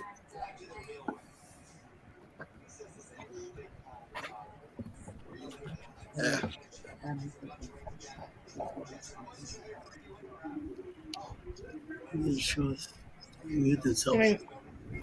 Okay. I mean, I have my TV on, but it's on Yeah, it's muted. really low. Emily, it's you. We'll go hear the whole TV over here. Now do you hear it? It's on 6. Now it's on 6. I don't think so. It's okay now. We don't hear it no more. Before we could hear everything. That's weird. Because you got headphones on. The only thing I hear right now is Texas. I was whispering. Oh my god. She's not in Texas. wait. She's in wait, New wait. Rochelle. Wait, I hear this too. What's that? Mike. All right, come on. Mike. You know there's a mute button down there, people. Yep. Seriously. But Scott, before that, what did you say your favorite port was? I probably in my top 3 ports is San Juan, Puerto Rico. Guys, you got a thunderstorm over here. Like it just I love hit the house. I know San Juan really well. I've been there a billion times. I know it really well. I go really far away from wherever the tourists go, and I just usually just find a really great plaza or whatever and just sit there and just Yes, I heard. blend. I mean, I don't blend in, right? Because I don't look Puerto Rican, but yeah. So I just go and I have a really great time and just sit there and enjoy myself. I love it. Such a great city. So, my bucket list when we go back is to go and do the Lechon Highway. Oh, yeah. Bacalaitos, empanadillas, piononos, all that greasy good stuff. Oh, yeah. Make sure you get yourself either a nice cold drink or a nice cold beer. Is that where we get the unwrapped fruit from a bucket that Scott was talking about? Unwrapped Because I'm going. Because I'm going.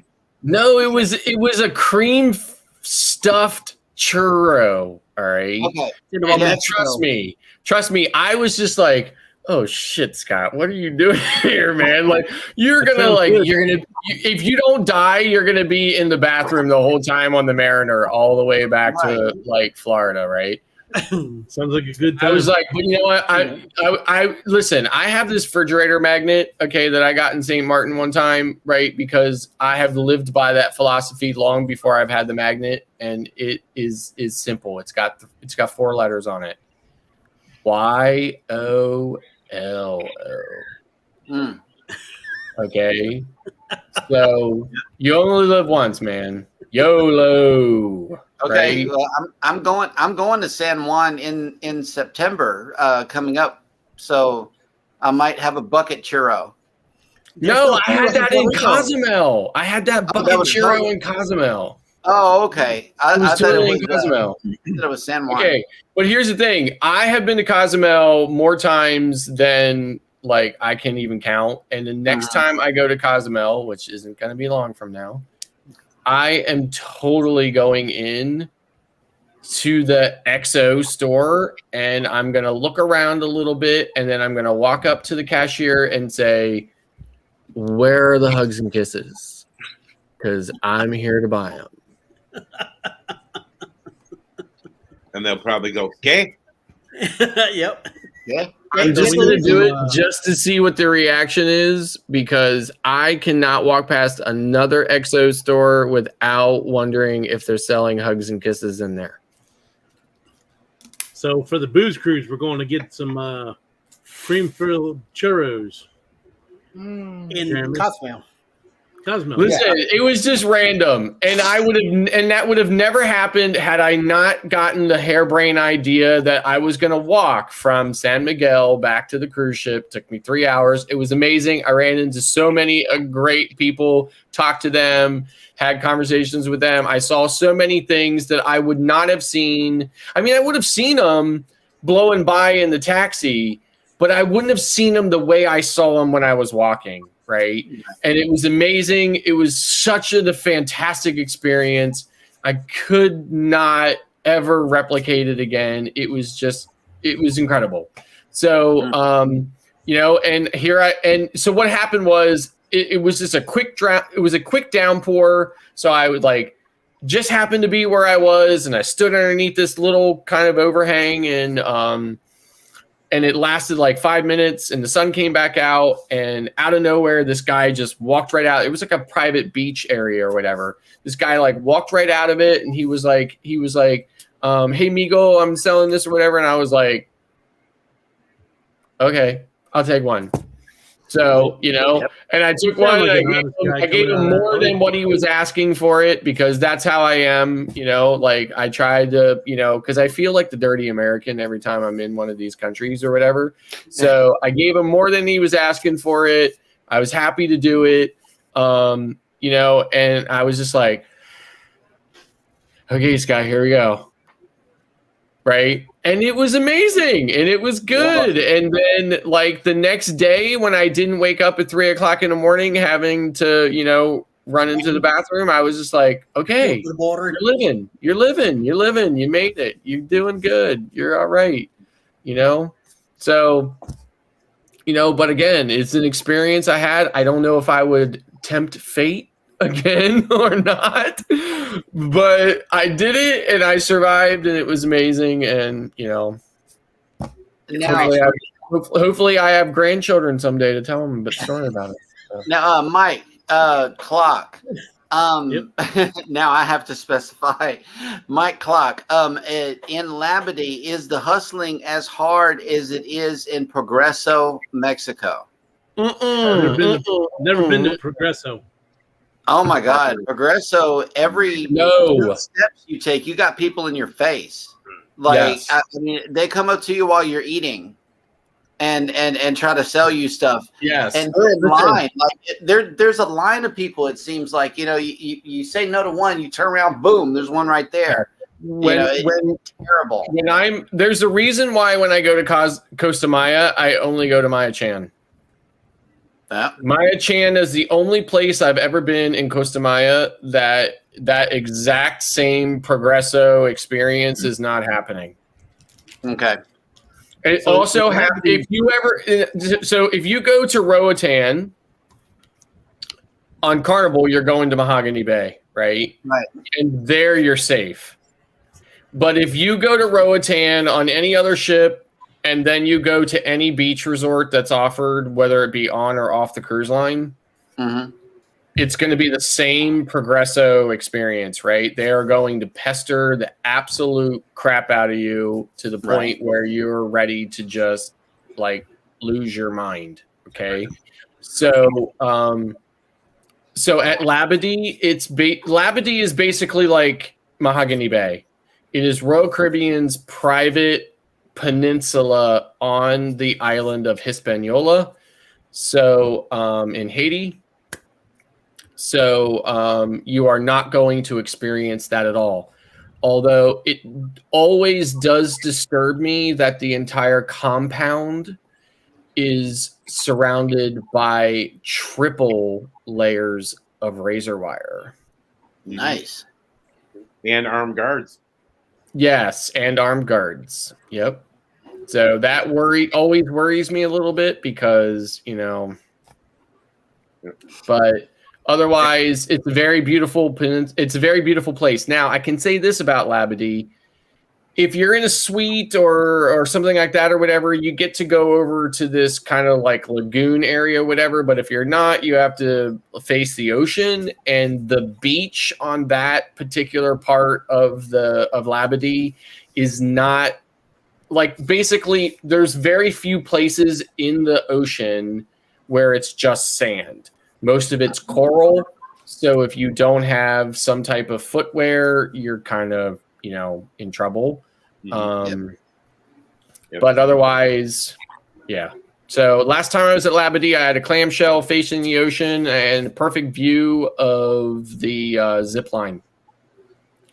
So, and my wife is a CPA. So what did she do?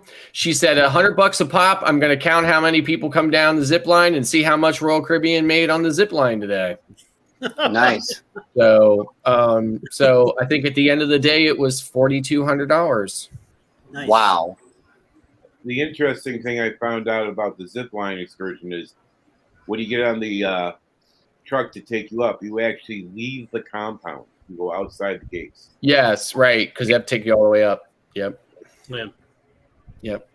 They said from when you leave to actually getting to the when you leave doing your training video to the actual zip line, it's like 45 minutes.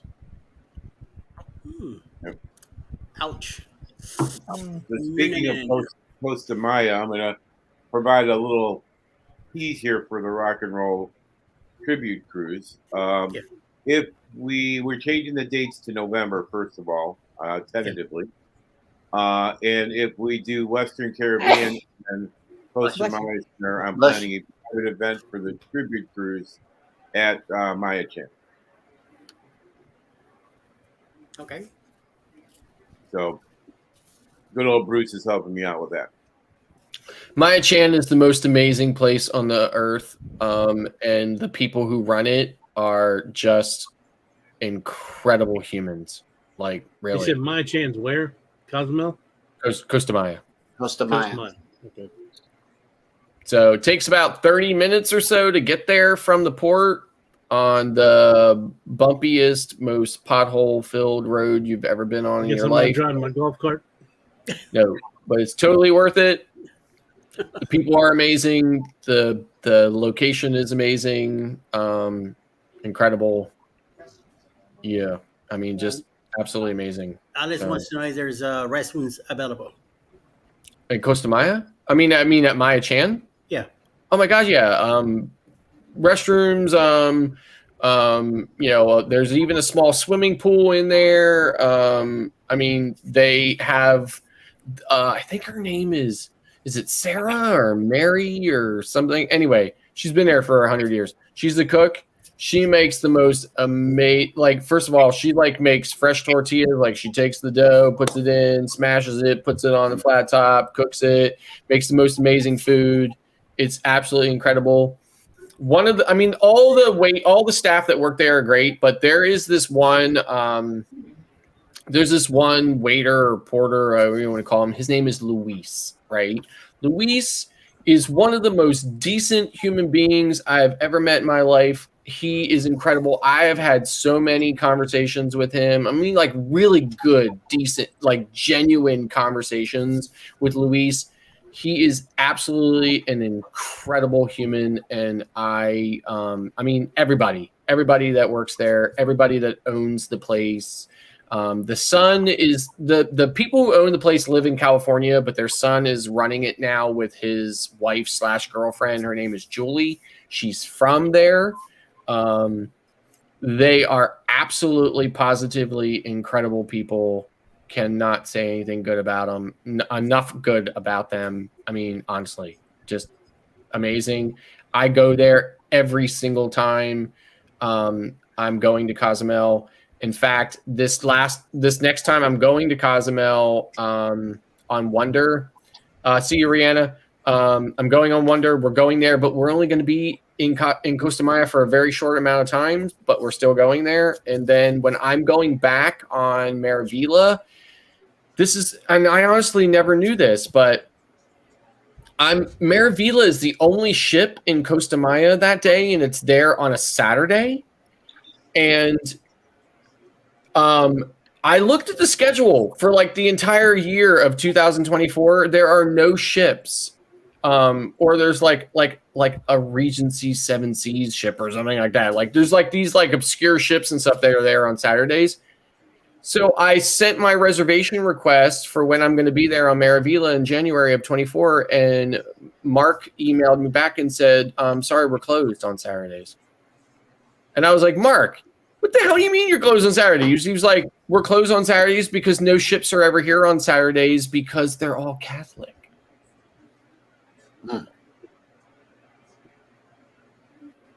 So I'm like, okay. So he was like, "Here's some places that you can go in the alternative," but I'm like, "No, I've been to all those places, and I'll be pestered to absolute death, to buy the same 7 necklaces and 4 hand-woven bags from China." How many cruises have you been on, Scott? Well, everybody, I want to ask everybody in the panel, but how many cruises have you been on lifetime? Well, don't start with me. Why? I've been on 56 cruises. Wow. How about you, Ross? I've been on Where's he One. frozen? One. Jeremy, how about you? I've been on 7. 7, right? Mike and Leanna got 0 down there, but going to be 1. But on 2. Bruce, how about you?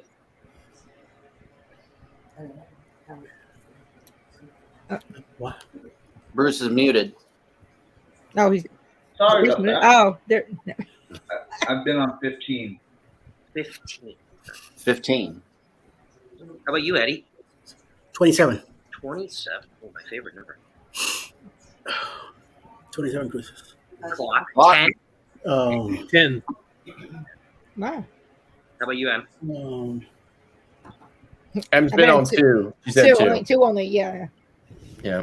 The last one was 2019. Nice, nice. I was on NCL. And you? Been on 10. I got currently 9 booked. Almost 19. No, I've been on 34. Awesome. Bill of the Sea will be 35. Nice. 16, yes, and everybody else in the chat. And my very first cruise ever was on the Sovereign of the Seas. Sovereign of the Seas. Yeah. Mine was on the SS Seabreeze, which is in the middle of the Pacific Ocean somewhere. I was on the Oasis for my first. Spoiled. Cruising is fun anytime says 16. And Haven says 35. Land Cloud Adventure. That's my daughter, by the way. Yep. Oh, okay. Land Cloud Adventures is at 1. Jennifer's at 12.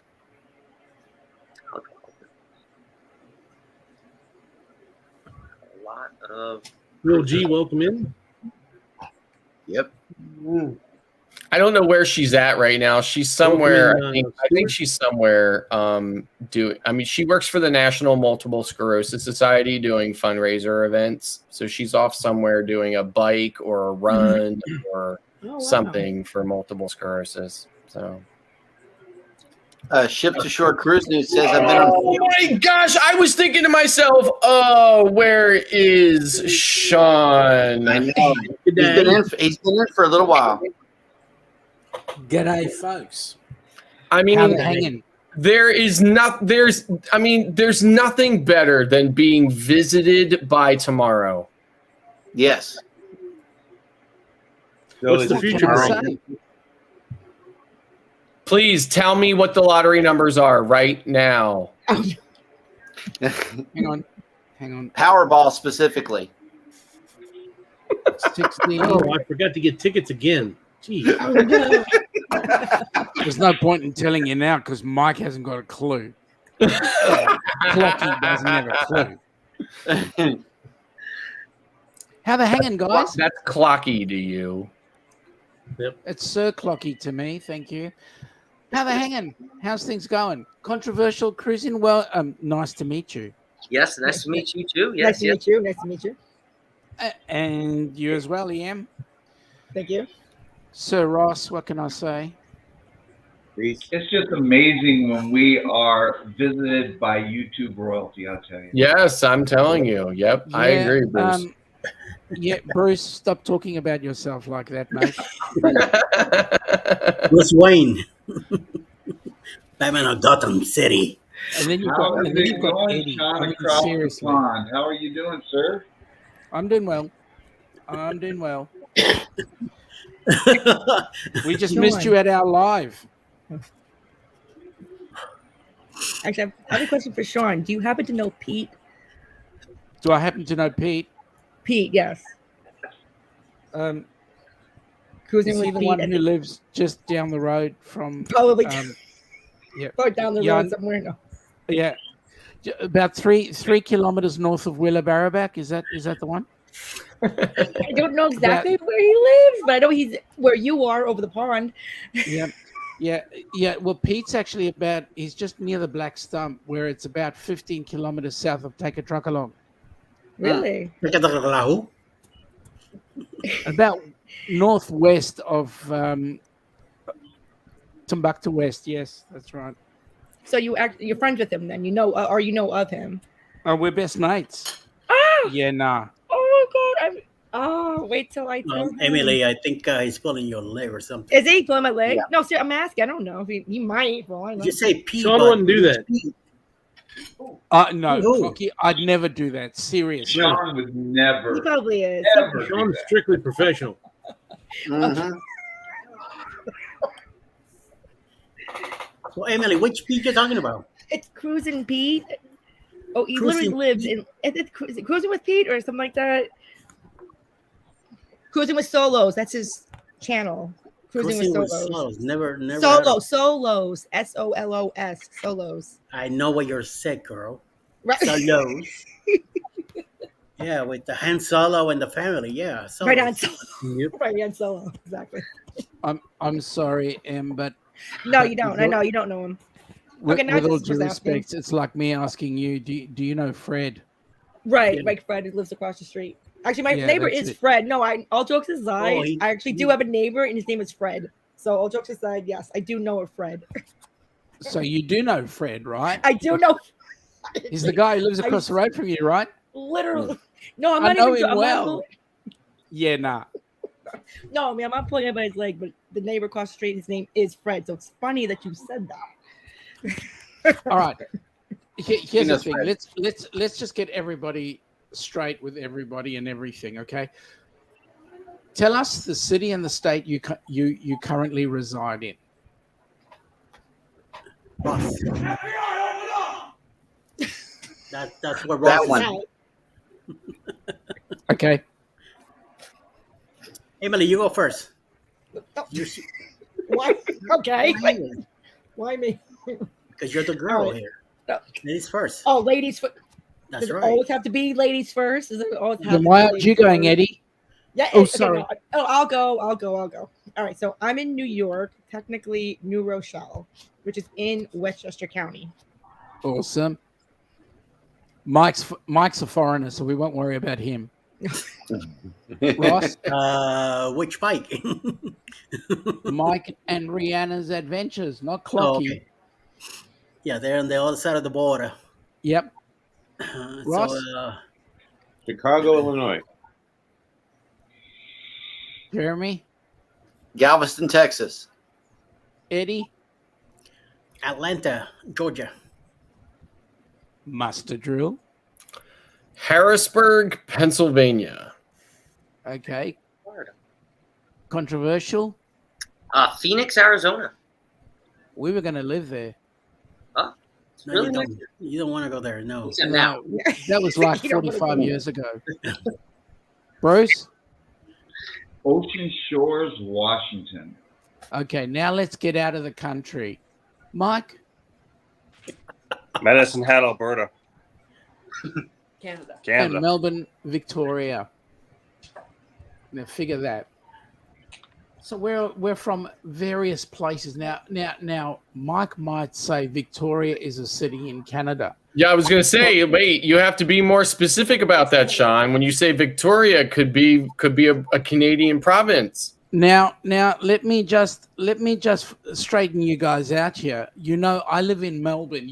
You Floridians will tell me Melbourne is in Florida. No, Melbourne, Australia. Don't forget, Clarky, he's from Tasmania. You skip me. Yeah, he's from I'm in Tasmania. St. Anyway. Leonard, I know. Maryland. He's in the back, out in the outback. He's in Tasmania. Yeah. That's where he's at. Come on, Clucky, where you from? St. Leonard, Maryland. See, it's outback. Yeah. Yeah. Saying who? St. I Leonard. said it's Oh, my outback. God. You ain't no saint. You're from Baltimore or something. Is that like St. Michael? No. I'm the only St. Michael. Yeah, Tremont. Excuse me, pronounce it properly. Saint Michel. Depends on what I'm wearing that day. I'm speaking French. Au revoir, mademoiselle. Oui, oui, oui. Oh, yo tombé dans les patrontés. Chantel. Hey, be careful, or I'll get Alice on you. Alice Lugo Studios. She's right here. My Fräulein is right here. Hey, Bruce. That's right. Yeah. Did you get a haircut? Yes. Well, yes, I did. Thank He you. got a ball cut. Are you trying to emulate Eddie? Yes. No, the better question is, Bruce, do you have a full-length video of your haircut like Eddie? Right. No. No. Bruce looks like he's trying to re-enlist. He is right. Going back. Well, I'm gonna let y'all know, but News flash, guys. Eddie's haircut is going to end up on the Helping Hands for Cruising YouTube channel. All right. right. Very nice. I like that.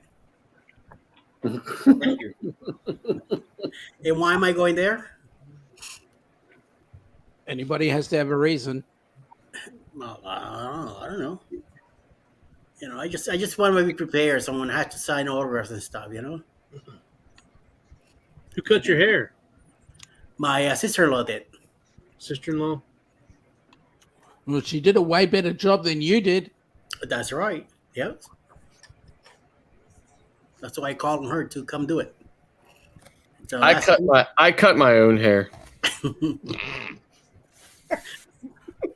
Mine's running away. I tried, but look what happened to mine. You need a neutral. Is that what the new thing now?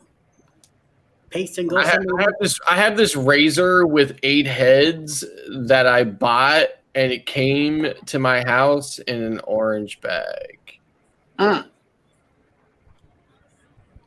Okay. I don't know if I'm putting any kind of razor blade against my face that came in a Temu bag.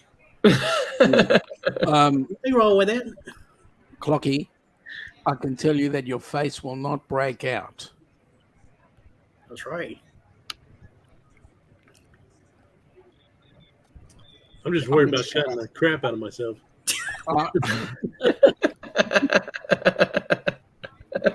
This is the moneymaker here. I got to protect it. Oh, what a dreamer. So that means you're coming in January the 2nd, 2025 to... I haven't made quite that much money yet. I thought that was the money-making face. He needs to go back to the corner. Yeah. Yeah. No, he needs to hit up Scott for one of those sessions over there at the club. Yeah, strip club.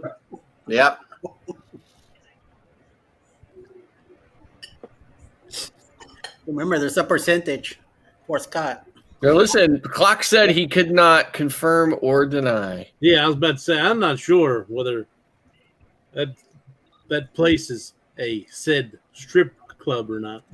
Well, he's at a different one tonight. You know, the vibe is a little more chill in this one.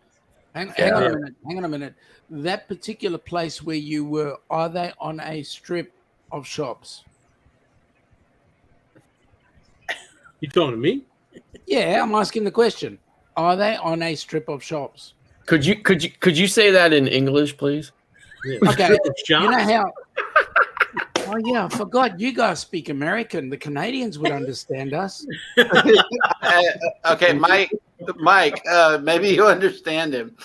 I think we lost Mike for a second.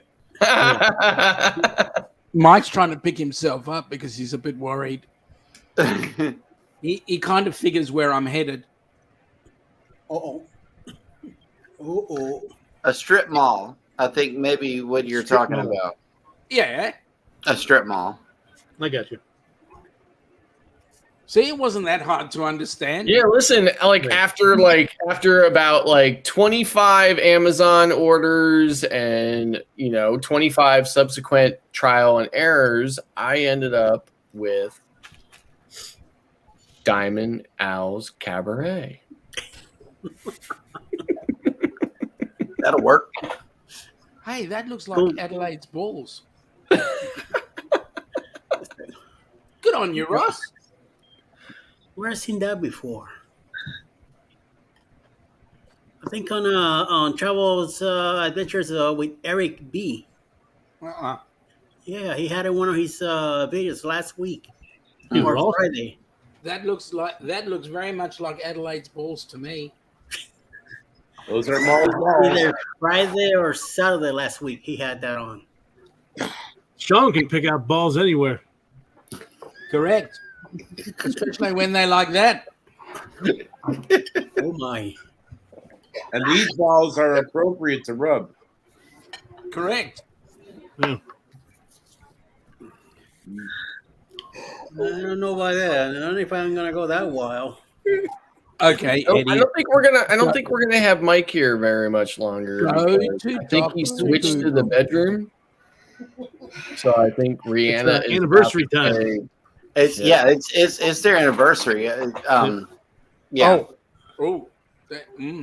10 years. It's a big one. Happy anniversary, Mike and Rihanna. See you. And she got a birthday tomorrow too. Yep. In a couple Just remember, hours. a minute per year.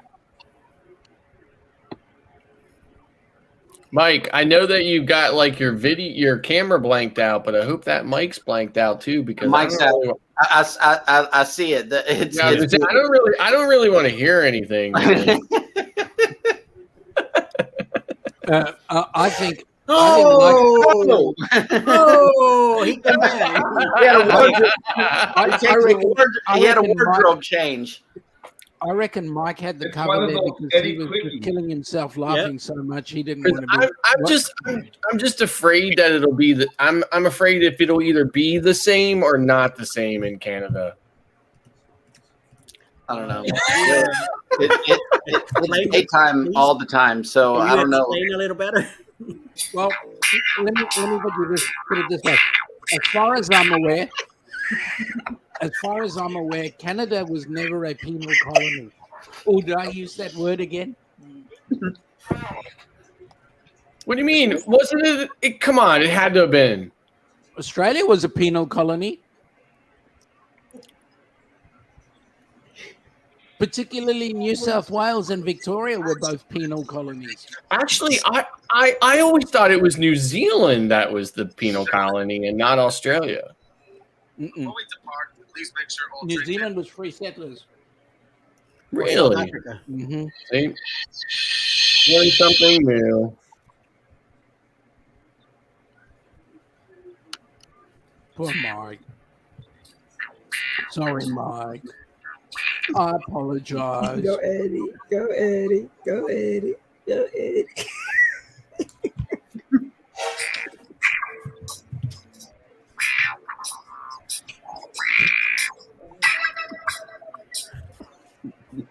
Oh yeah. We got props. Yeah, baby. That's what I'm waiting for. That's what it's all about. Oh my god. So I believe that's going on a cruise, right? Oh, he's got his upside. No, wait a minute. What Those is it? pineapples. Oh, no. Yeah, they're Yeah, upside down for me. Put yourself in Pineapples solo, on Eddie. Rick. I love it, Eddie. Oh my god. Eddie, those pineapples look upside down, mate. There we are. Play the track, Ross. Viva la raza! I think it's falling apart. Eddie, Man, can we you need to turn clip. those? We need to clip that for the morning show. For sure. Yes. Can you turn those pineapples crown upside come from? down for me? Or Then that'd be the right way round. ¿Qué pasó? Can you turn those pineapples upside down? Then I can see them the right way round. Because you know we do come from down. Oh, that's better. Oh, Yep. they look so much better. There we go. Because we come from the land down under. No, right? now you look like a bad '70s wrestler.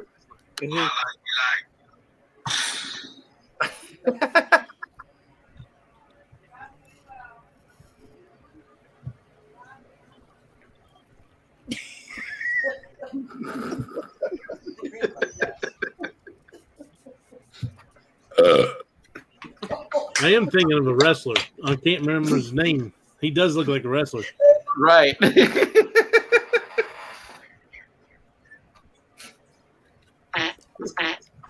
Whoa.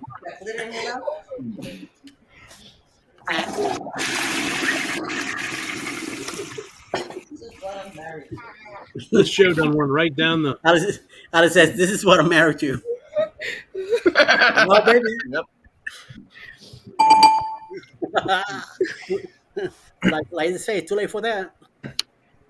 What's happening, Lowell? Welcome in. Hey, Lo. Hey, welcome in. You came in at the right time. Oh, he added more. He added more. Emu, the pineapple yo-yo king. Yo-yo-yo king. Wow, you got to read that all together. Emu, the pineapple yo-yo-yo king. There we go. Oh. What the fuck? What you all doing to me? Eddie, Yo. whip it. Whip it good.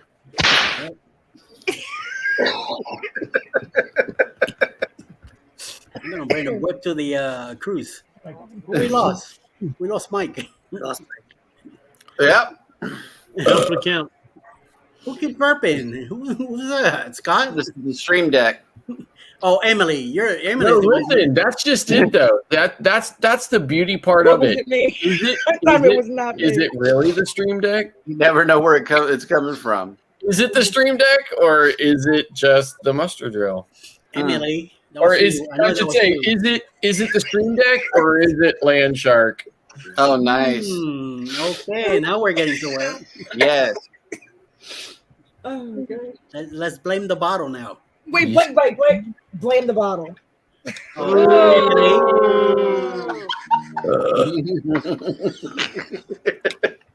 How many slots you got left, Muster? I got plenty, and if I have to, I'll just buy a second stream deck. Oh wow! Having said that, it wasn't Master playing all of them. No, I mean, I was thinking to myself, some of those are not mine, and either somebody's got a really loud speaker or somebody else has got a stream deck. We're sorry. Your call cannot be completed as dialed. Exactly. Right. Coming from down under. I haven't heard that sound in forever. Me too. I've never heard of it. Wow, that's a throwback song. My problem is my stream deck is geared towards the morning show, and people can only handle so much in the morning, so I don't really have anything risque on the stream deck right now. You could always add something Need nice. to do another one just for Friday night. That's right. I'm actually thinking, like, there's multiple profiles, so I actually should create a profile just for After Dark. Right.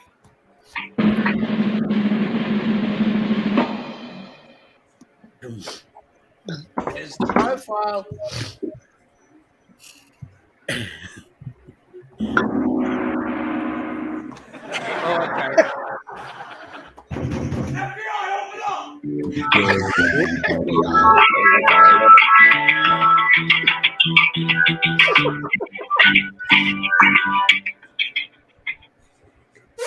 It sounds like I'm a hold.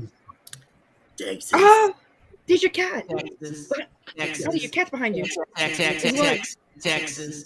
Put it in the mix. Put it in the mix. Put it in. That's right. That's right. That's right.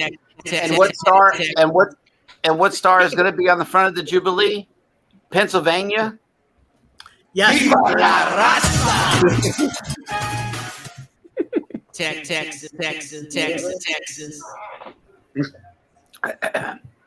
Went right off the rails.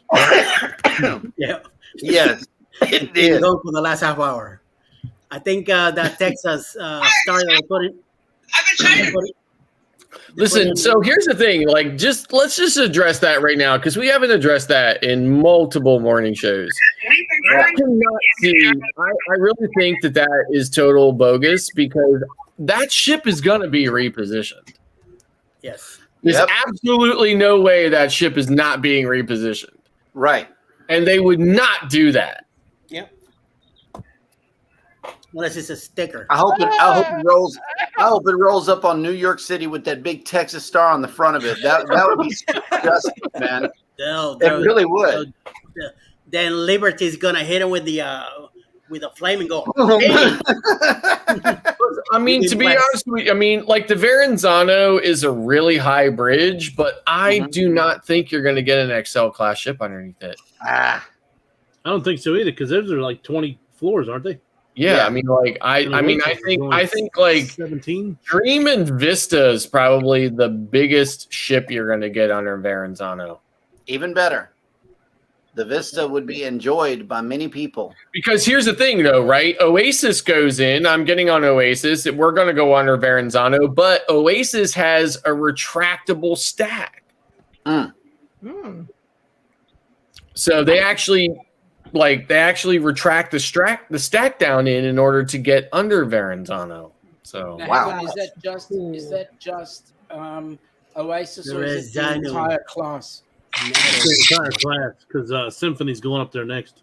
Yeah, I mean it would have to be because, like I said, yeah, they're not. I mean, they have been bringing Symphony in Oasis in the last couple of years, but Symphony is coming up, so it would have to be the entire class. Wow, that's exciting. Yeah, I've never been on a ship where the stack goes down on a bridge. I didn't even know they could do that. yeah. So Verrazano, like I said, Verrazano is a really high bridge. So you can get most ships underneath it without necessarily making that accommodation. But Oasis, they designed it specifically to be able to do that. So I didn't even realize it did it until Law pointed it out in one of the chats one day. Yeah. And then I went back in one of my videos, and of course I was up there on the deck videoing it, and when I spun around, you could see that the stacks were down in. Yep. So Anthem goes underneath that all the time in the winter, right? Because they bring Anthem to Bayonne in the winter, and Anthem is, it's a Quantum class ship, and they're damn near as big as an Oasis class ship. Not quite, but pretty close. And they do not need to do anything like that to get under Verrazano, but I imagine the clearance is marginal on it. Yeah. So they're pretty much the same height. They're just not the same width, aren't they? They're not the same width for sure. Yeah. So I don't know about the height. Now, when they lower the stacks, the area that they lower the stacks in, does anybody go in there at any point? I mean, no, it's just a funnel type thing. It just goes in and then goes right back up. Yeah. That's nifty. Yeah. Another of course, thing. that's a big draw of the sail out from Bayonne and stuff as well. Is like everybody gets out and goes under and gets up on the top deck because you're like so close to the underside of the. I got to really watch myself. I almost said getting gangplank. Hey, Will is saying he doesn't think it'll be a repositioning. Yeah, that's what he said. So we'll see. We'll find out eventually. Yep. Oh, you never know. We never know. So we'll see. But it's mighty close up there. Every time we leave out of Pier 91 and we pass underneath the bridge, I mean it's like right there. Yeah, right. I mean, it's like super close. Like, I mean, you're like, I mean, like you feel like you can reach up and touch it. Honestly, Yeah. so Yeah, That's what it's that's a what cool it's like. bridge, right? It stretches from Brooklyn to That island. Staten Island. Yep. That's what it feels like when you go under the Sydney Harbour Bridge. Like you can touch it. You gotta Oh, try don't worry, it sometime. Glock is gonna see us soon in January. Wow. Yep. We're gonna get to take pictures and everything. So Oh, you're Where- gonna take pictures too, Eddie. What are you doing in January, Clock? I guess when I get enough money in my Patreon and my super chats and all, I guess I'm going to be going to Australia on a cruise the January 2nd and 2025. I got the date. Hello again. It's Captain Bill Wright. See? who was that? What That was Ross. That's Ross. That's Ross. Wow. He didn't even sound like him.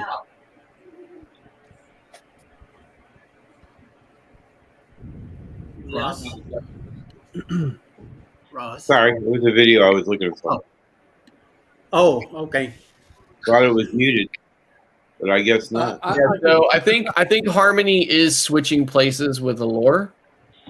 So, and Allure is like the redheaded stepchild of Oasis class ships. I mean, it's been a gazillion years now. Bring that sucker into dry dock and retrofit it already. You know, the rest of them have already been done. I don't know what they're doing with Allure. I don't know why they're not just bringing it in and at least putting some of the upgrades that they put on the older Oasis ships. So, Well, they're doing short sailings next year, aren't they? Or is that what they're doing right now? Because I know, I think Bill's doing a short sailing, like a 4-day or something. yeah, I mean, like Allure has been in Galveston for a while, right? Hasn't it? Mhm. Yeah. As soon as the terminal opened, it was here. Yeah. So, but like some of the stuff they did on Harmony and Symphony and stuff, they went back and retrofitted Oasis, but they never retrofitted Allure, and I don't understand why. So, I mean, they've had years and years to do it. So, put it in dry dock and do it already. Yep. And that was the first Oasis class ship I was on, was Allure. So I'm just having a look at our cruising ports around Australia, and currently Sydney is home porting to a number of P&O ships, but Carnival Splendor is still down here for the winter, so be interesting to see. Sherry said Laura was in set up for the dry dock during the COVID time, same as the one I was just on. And since they pushed it, they just didn't get it done. Yeah, they didn't get it done. I mean, I'm like, you know, I can understand why they would take a little while to do it, but I'm like, already? Come on, you know, get it done already. Yeah. And Mike down here keeps saying that the what is it? The Paradise is going to dry dock, but we don't know what they're gonna do to it, and how long it's gonna be in dry dock also. So maybe it's I know that ship's already painted with the blue colors, so maybe they're adding. Hopefully, I think it has blue one already. I'm hoping that they do a shacks to it. That'd be nice. Yeah.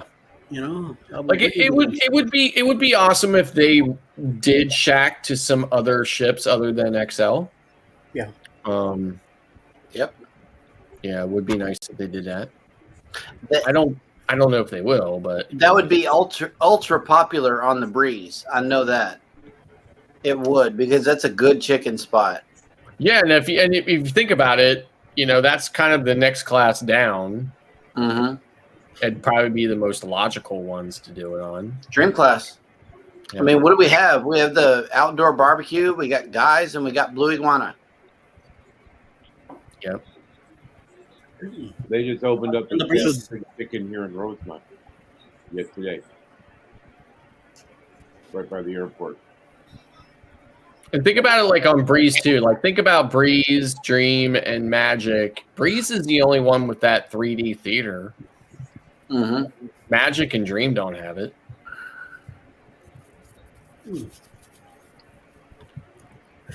We'll find out soon enough. Yep. You know, So I'm seeing Vista is finally leaving Galveston and going to Central Florida for just this really short window. And I've been, looking at sailings, wondering if, if that isn't the golden opportunity. I've been on Horizon, but I haven't been on Vista, right? So like that would be a great opportunity to get on Vista. Yep. And not go to Western Caribbean again. We love Cozumel. I mean, I love Cozumel too. Don't get me wrong. I love it. I've been all over the island, been on the far side of the island, been to the Mayan ruins. I've been everywhere on Cozumel. I've been to Nachi Cacom so much that, I should have my own palapa there.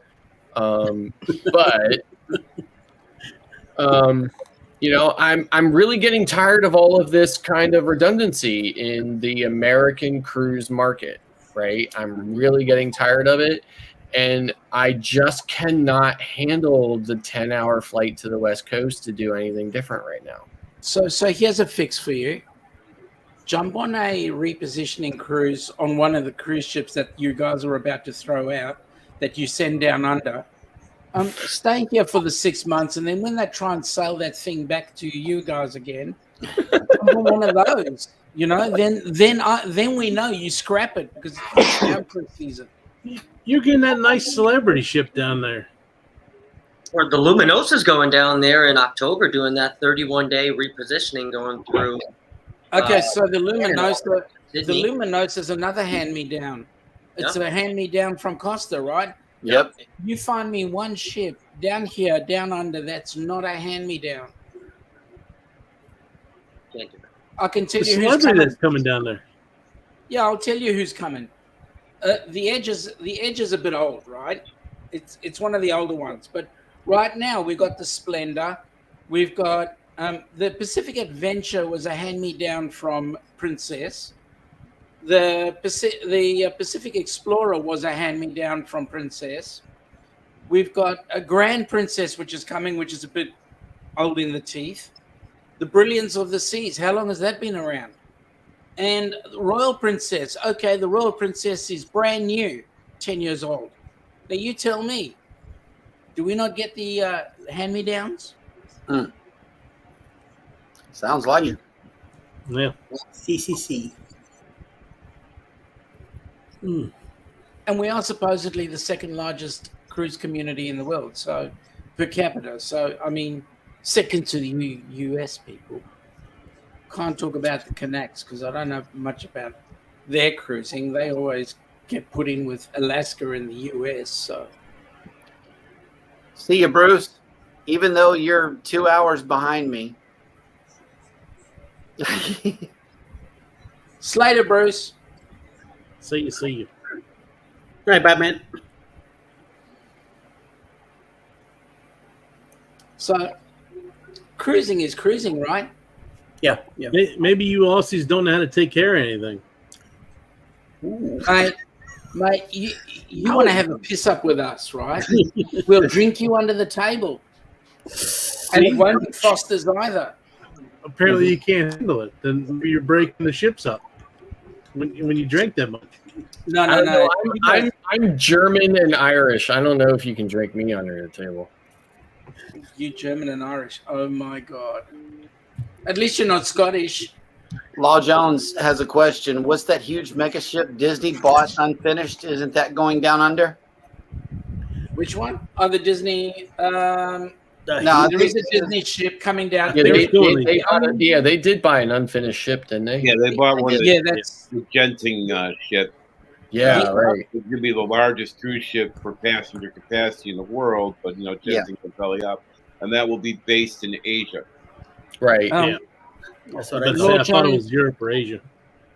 Lord Jones, for your information, the only new ship that's coming down under is the Resilient Lady, and that's home porting in Melbourne.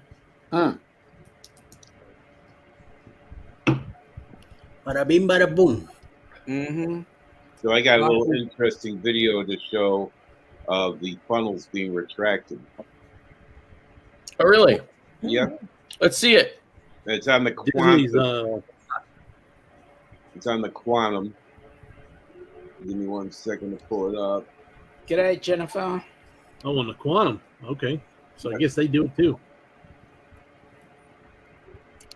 Well, that means Anthem has to do it, right? Because Yeah. Anthem is like always in Bayonne.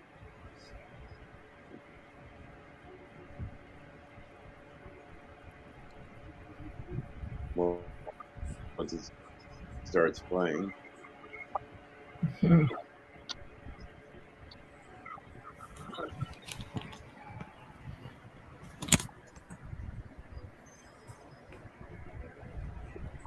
This is in real time. No.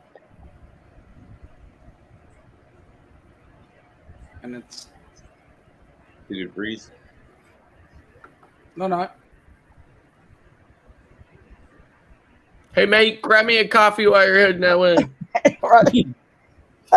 That sounds good right about now. Seriously? Yep. They say it takes about 30 seconds for them to retract.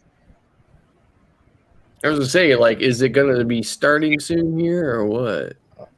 I think because the full screen is lagging. Yeah. I want to see where the bridge is. And is it 30 seconds before the bridge or 30 seconds under the bridge? Or does the ship move along, get to the bridge, and then it starts retracting? Geez, that'd be cutting it fine. When do they retract? Yeah, it's lagging. Ah. It's almost retracted on my end.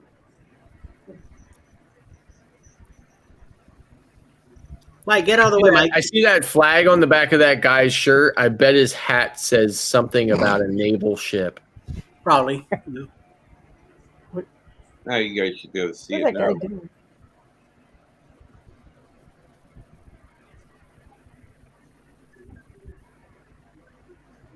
Does everybody see what I'm seeing? Yeah, I see some old man taking pictures. Right. Okay. Exactly. Taking pictures of Oh. the girls half naked Right. on the pool. Eddie, can you let my imagination keep on working, please? Sorry, Sean, I didn't see that was you. Ah. Go get some coffee. Oh, thank you. Thank you. You gotta have a laugh track on your stream deck. It depends on the laugh.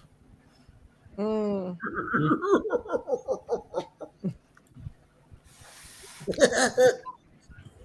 Good one, Eddie.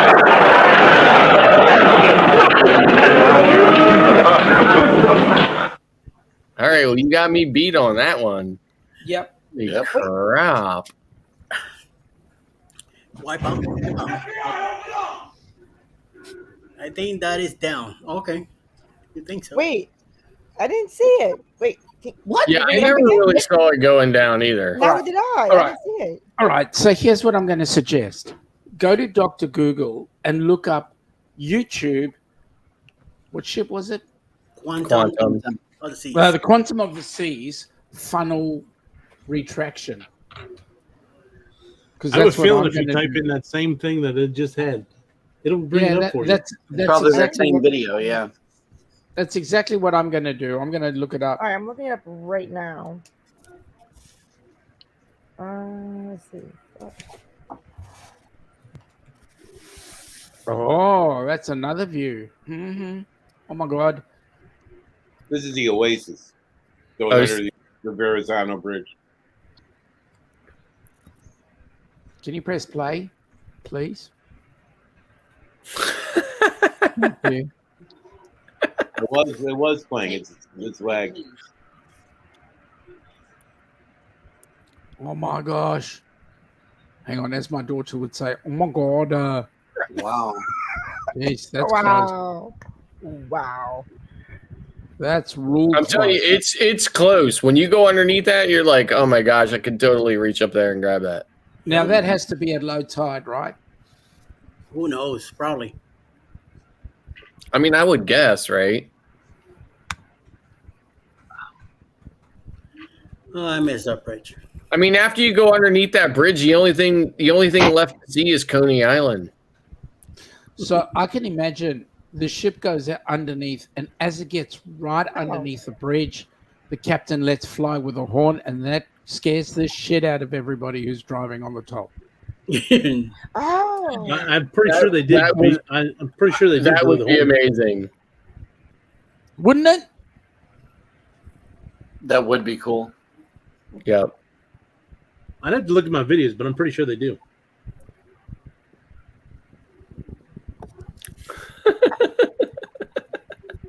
Look, over there is Oh. Staten Island. I'm waiting for the stacks to come back up. Okay, so it did cross under. See. Here they come. Yep. Popping out. They are coming up slowly, I think. Okay. Yeah. Right. Yeah, but what I about see. the stacks?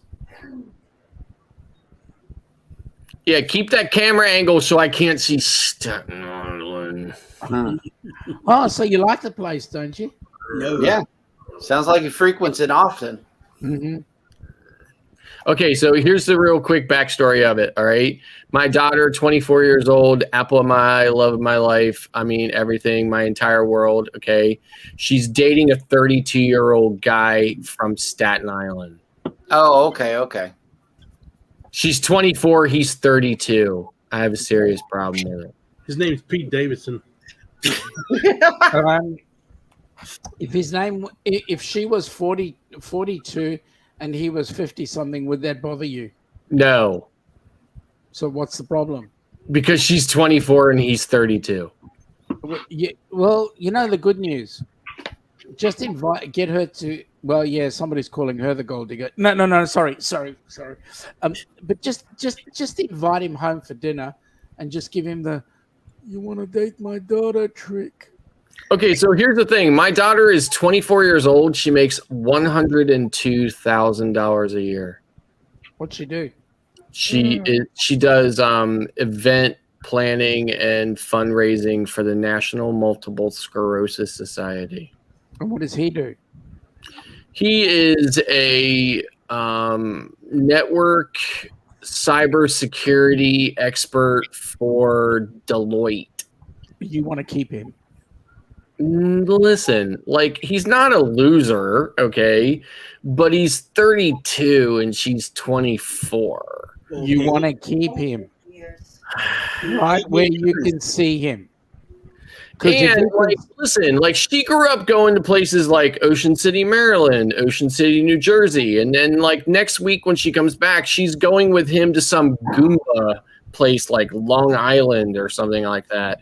All right, like she's taking them like Long Island Beach or something like that. I'm like, oh my God, are they going to be speaking Brooklyn there or what? Island. So you're missing the point. No, I know. I got your point, and I get it. And I listen, like I said, he's not a loser or anything, right? She could do a million times worse, but he's still he's still old enough to be her dad. What? No, he's In not. 10 years, Come on. Yeah, kind of. No. If this guy was from Philadelphia, Seriously, this is what I think too, right? He's You're right. 32. He's 32 years old, and he's not already married with kids, and he's dating my 24-year-old daughter. What's wrong with him? Nothing. Maybe he was just intelligent, waiting for the smart chick to come up on the Maybe, scene. and I guess before he was this cybersecurity person for Deloitte, he worked on Wall Street. Well, he knows how to get money. So what's your problem? She's not going to be wanting for My anything. problem is that he's just too much older, too older for her.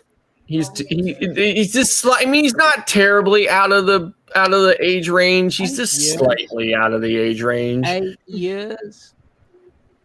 So 8 years. everybody in the Scott. family has met him except for me. I refuse to meet him out of protest. Well, there's a Hey, problem, Scott. right? Because if she was to meet somebody her age, you'd probably want to kick him to the curb anyway. I probably would. And here's Yeah. the thing. I pride myself on the fact that I managed to keep her and her brother from dealing with any of the teenage drama dating bullshit through high school and early college and everything else, right?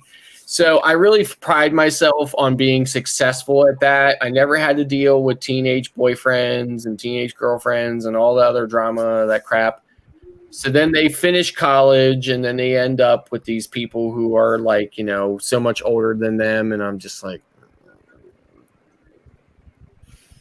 but Well, yeah. Well, you can't help perfection. Yeah, I guess. So And another thing, she's an adult, so. no, that's it. That's why I keep my mouth shut about it. But I definitely have my opinion on it. And the more you bitch about it, the more she's gonna be. Oh yeah, listen, I bitch to you guys about it more than I bitch to her about it. Yeah, the more you hit her, the more she's gonna be holding to this dude You should from hear New what she- York. You should hear what she says about her dad. The ultimate question is, Scott, is she happy? I think she is, and that's probably one of the reasons why I'm, not being a total a-hole about it. But, yeah, it's just the fact that, he could be from anywhere. He could be from Chicago, for crying out loud, but he's got to be Hey, from Staten He could Island. be from Melbourne, even worse. Eddie's right. from Brooklyn. He can tell you, right? Out of all the boroughs, Staten Island's the worst, right? Like, Bronx is, it's like the redheaded stepchild across the gangplank. it's the stepchild, but Bronx is the worst. Exactly, right? The So Bronx. I'm like, he's got to be from Staten Island? Really? It's a country by itself. Maybe if you go to him and shake his hand and just tell him your concerns. So this is what I said to her. I was like, this is what I said to her. She's been dating him for 1.5 years now, right? And the first 6 months she dated him, I didn't even know about it. She kept it a secret, right? She knew she'd get this backlash. Yeah. So then I knew it was serious when she said, okay, it's time to tell dad about it, right? So she tells dad about it, and then, okay, so we're good. So now so I said to her, I was like, okay, everybody in the family has met him except for me. And I thought, okay, it's probably not going to be a good meeting anyway. I said, but listen, if it keeps going and you get to the point where you're like, okay, I think we're going to marry this guy. All right, I guess I'll meet him. I mean, I reckon that one night she's going to bring him to a restaurant that the bunch of you are going out to as a family too. And She would know better. She would seriously know better. Hang on. There he is sitting down there matching you drink for drink, and he's going to become your best buddy. I don't know about that. I reckon he's going mark my words. I reckon he's going to become your best Here's buddy. the even more interesting part of it, right? He has no social media. He has no social media or anything else, so I can't even find his social. Like, I can't even find him on social media and stuff. He's in cybersecurity. I don't see him having a social media. Exactly. Right. So I was in IT for 30 years, but I was not in IT security. I was in networking and servers and stuff like that or Go whatever. on the dark web. So he probably knows a little bit more about that area of IT than I do, but yeah. Just use the dark web. Well, How much taller is this man from you? oh, he's Yeah, probably but- taller than me. Everybody's taller than me. I'm only 5'6". Eddie's not taller than you.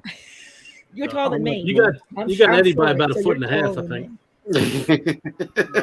But like, the thing is that Scott might don't want to deal with a bigger guy. No, but honestly, seriously, he does seem to make her happy because she's still been with him and she doesn't come home thinking, I hate that, blank, blank, blank, blank, blank. So, so, I mean, I'm happy about that, but at the same time, he's from Staten Island. Oh, God. Okay, so Look at it this all way, you're Scott. upset about is that your little baby is no longer a baby anymore. That's definitely what it is. That's definitely I know what it the is. feeling, right? I know Yeah, the feeling. I got it.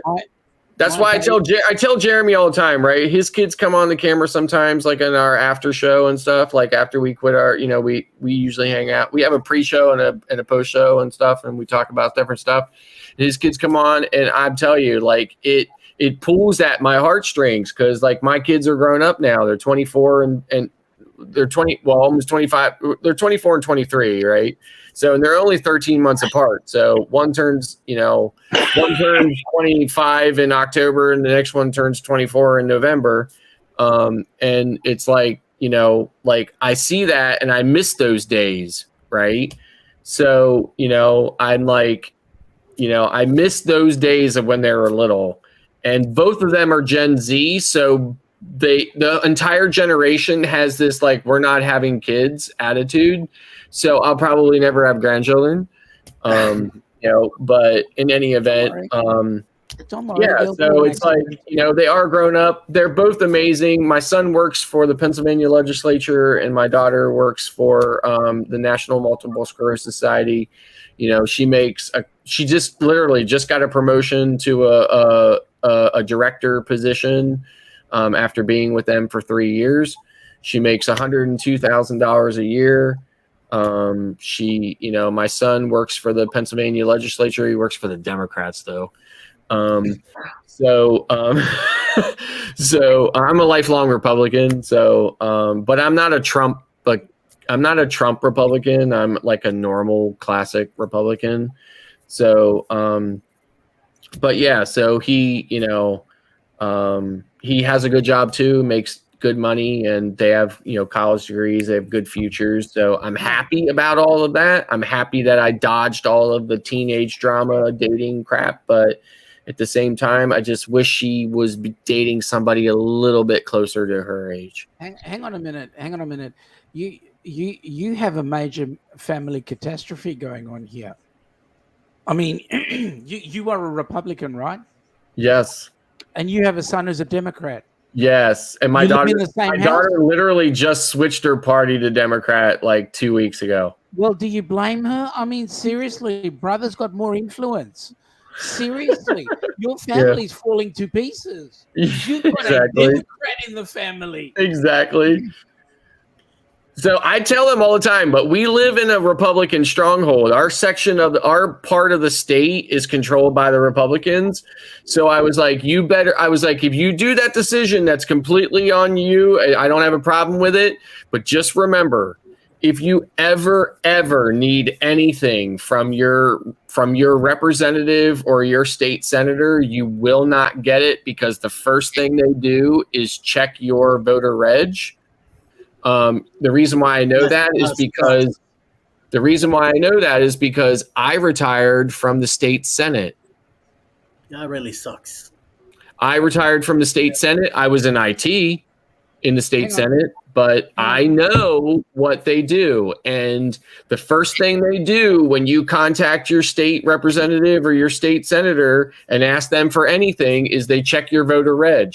And if you are the opposite party, they respectively and politely decline to help you. Now, wait a minute. I've got to ask you a question. I was told ever since I was a kid, I was told that you guys in the US are a democracy. Is that right?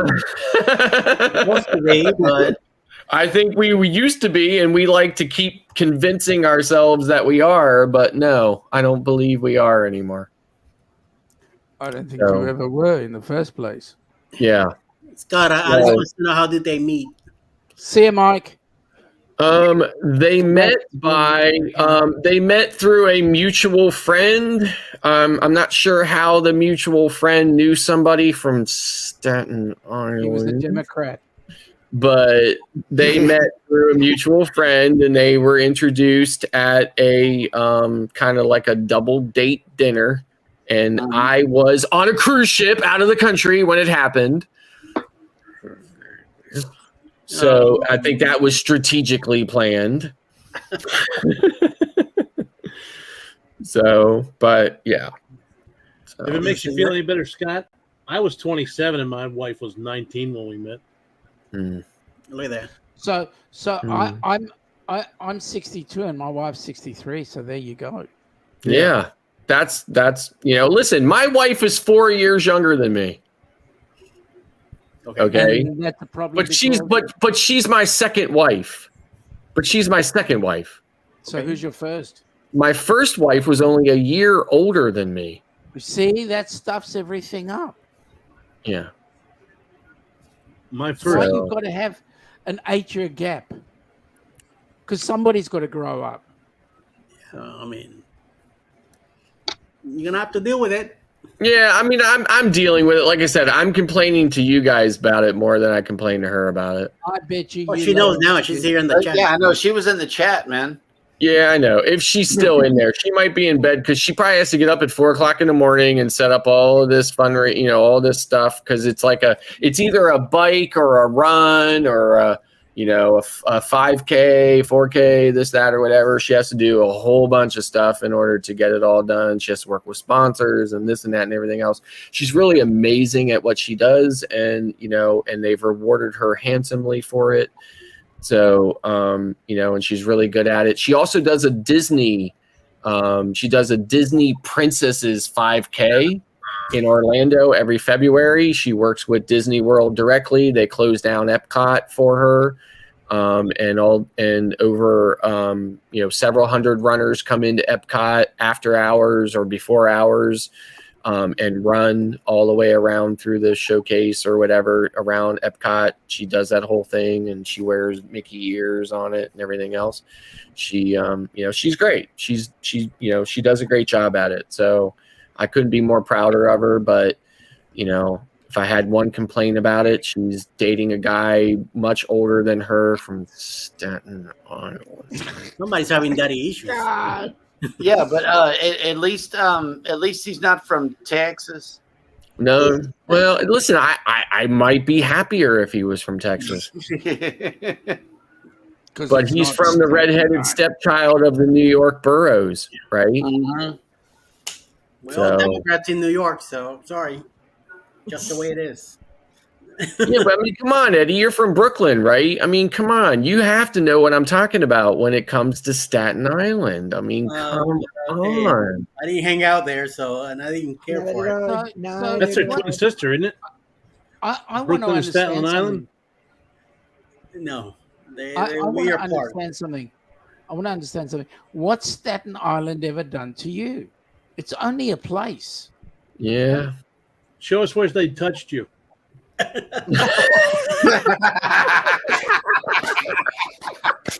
Yeah. Love it. We need the hypnosis pineapple. Boom. That's right. There you go. Tell us the story, man. I mean, come on. It's just, I mean, listen, it's kind of like how New Yorkers feel about New Jersey, right? Staten Island is mostly full of Italians, and they're all Republicans. So that's why they moved to there. Okay. They left the other 4 boroughs to move to Staten Island because they're a bunch of Italians Republicans. So that's why.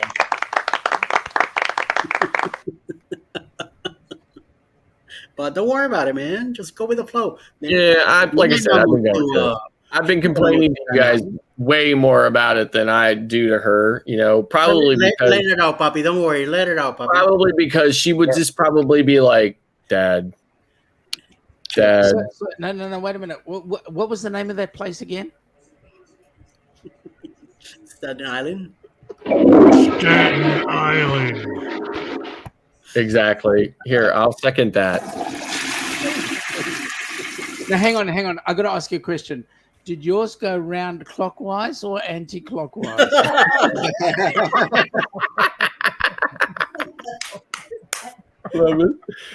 Clockwise. Exactly. You know, the most when you guys listen when we're in Grand Cayman, I hope there's a Disney ship there, because the most pathetic thing in the world is being on any cruise ship other than a Disney ship in Grand Cayman when a Disney ship is there, because they always duel each other with the horns. Oh my lord! And you hear these amazing Disney horns, and then you hear this lame horn from whatever other cruise ship you're on. Right. Because they play music with theirs. Yes.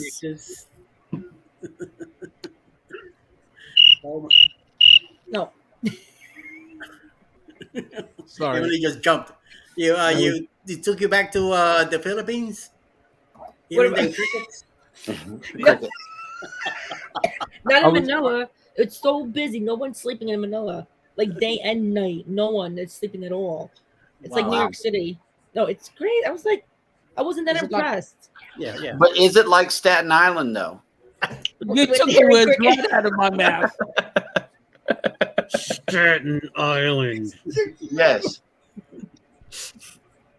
Actually, I can say that about Angeles, Philippines. Angeles. Yeah. I could say that about the. Or buildings Anyway. everywhere. That place. Amazing. Wow. The stream has decided to go into the gutter. Wait for it. We can get lower. Yep. Yes. Oh, and by the way, Eddie, I told Elizabeth about the ship you guys are going on to Bermuda. Yeah. And I told Elizabeth about it, and she looked at me and said, well, isn't that interesting? Because that's actually one of the celebrity ships that I want to go on. Hey, here we go. Book it. Book it. Now this is 1 second, Book it, 2024. No. That's the Sherry, the Friends of Sherry M meeting is in the morning. Okay, that's not that kind of party. This is not that kind of party, guys. Is Cheryl asleep? No, we just, I don't see her in the chat anymore. Oh. So yeah, she might be sleeping. I don't know. Well, Randy's here, so hey, here we go. Yep. No, hey, He's in Arizona as well, isn't he? Yep. Yeah. Yes. I have no idea which part, but yeah, he's somewhere. I've been seeing on ABC World News lately. I've been seeing the last couple of days that it's been like more than a week of excess of 110 degrees in Arizona. And I'm like, what are you complaining about? That sounds wonderful. Come try it out. No. I would love to come try it out, honestly. Ooh. It's hot. Let me tell you. Yeah. It's a different kind of hot. It's a dry heat. I mean, I would definitely take the dry heat over the Right. humid Yeah. over here in Florida. But Yeah. it is hot, man. It's hot. Yeah. It's 100. Well, we're on 11 degrees right now. Oh, that's sea. Yeah, not only do they have that oppressive heat in down under, but then they also have spiders and snakes. Huge ones too. Yeah, They look like big lobsters. Yeah, Most yeah, amount but of we've also got- poisonous animals in the world. I know. It's Yeah, incredible. but you would love to see the kangaroos fight with them. That sounds like something Jeremy would do. Maybe kangaroo fight. No, it don't. No, it does not. I mean, Jeremy would definitely be tall enough to meet that kangaroo right on an even field. No. Knuckle to knuckle. Have you seen the muscles on a kangaroo? Yes, I have watched. And interesting enough, I have seen plenty of TikToks where kangaroos are actually coming back for more with humans. But I've got to clarify a couple of things. A kangaroo is easy to beat. All you got to do is run around the back of it. They can't go backwards. Really? Oh wow! Keep that in They mind. can only go forward. They can't go backwards. So in 25, Jeremy's fighting a bear in Alaska, and in 26, a kangaroo in in Australia. Yeah, and baby's been asking me, will I go swimming with the sharks and stingrays ever since day one? And I told her no. It's a stingray. That's only since you bought that insurance policy. That's how the lion. I mean, not the lion. The dude on TV, Steve Irwin. That's how he died. Yeah, our mate. The crocodile hunter.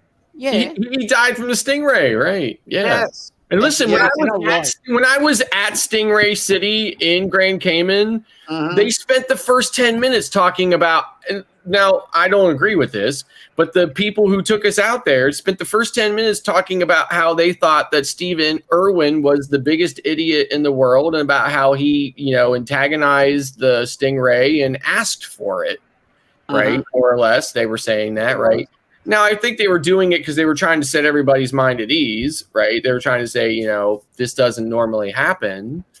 But I was there as a short guy with water up to my neck, right? Thinking to myself, I just need to get the hell back on this ship because I don't give a damn about these things that are swimming around me that could at any point in time decide to kill me. Correct. The only reason I thought I heard he jumped. Antagonize them. Well, that's what they kept saying to us. You really got to give that thing a good reason to do it, because once it does it, it can never do it again. And I thought to myself, they tried to instill in us that the stingray is really thinking long and hard about whether or not this is a good idea or whether or not it really wants to do this. And I said to myself, I just don't know if it has that level of reasoning. No. All right. Let me bring you back to a couple of things. You talk about these deadly snakes. Now, truth of the matter is, as if an adult snake bites you, it's a warning. And why is it a warning? Because you didn't leave it alone. Yep. They are more afraid of you than you are of them. So don't stress. Slater, Ross, have a good night, buddy. So when you start talking about us deadly creatures, just understand that us deadly creatures only do it when we are attacked. See, I was told that the crocodile hunter actually jumped in the water on the barb. Yes. I think he did. Like the thing tried to hit him. I think he did. It was a total accident that he fell on. Yeah. I think you're right. Went on top of it, and then the barb just kept on going in like 38 times. Yeah. Oh, wow. Okay. Well, I didn't know about that one, but and seriously, Sean, I'm just kidding around. I'm just joking around. One day when I can work up the courage and the nerve to take that long of a plane ride, I am absolutely going to come there and enjoy every minute of it. It is on my list. I hope to make it there before, Scott, the trumpets play, but you do realize I am a shit stirrer. You, Sean?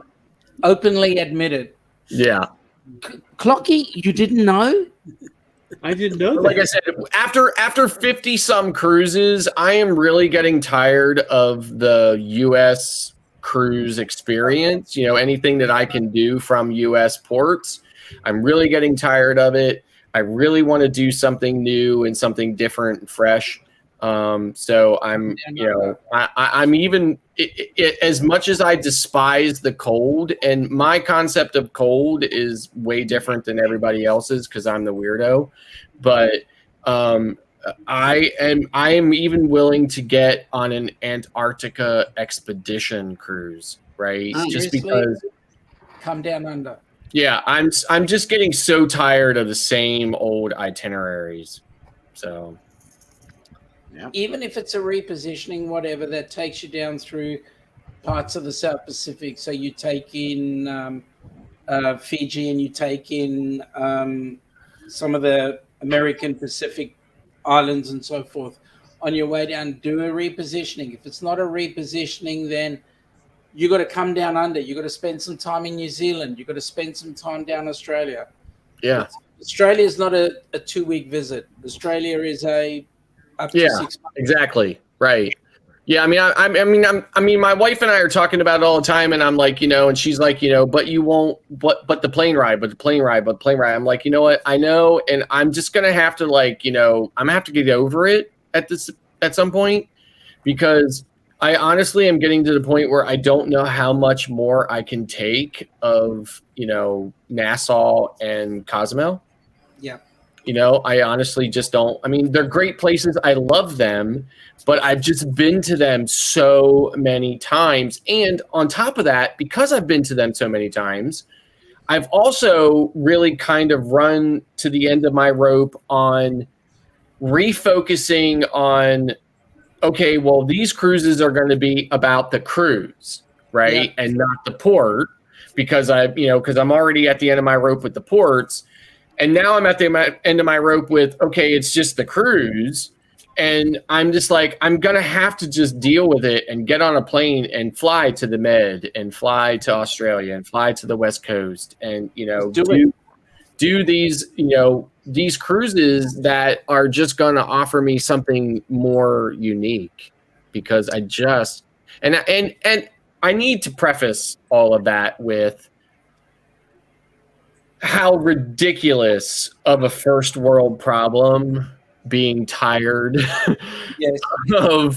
of cruise of US cruise market experiences that is. I mean, literally saying that is not doing it justice. Beyond every fiber of my being realizes how absolutely ridiculous of a first world problem that is.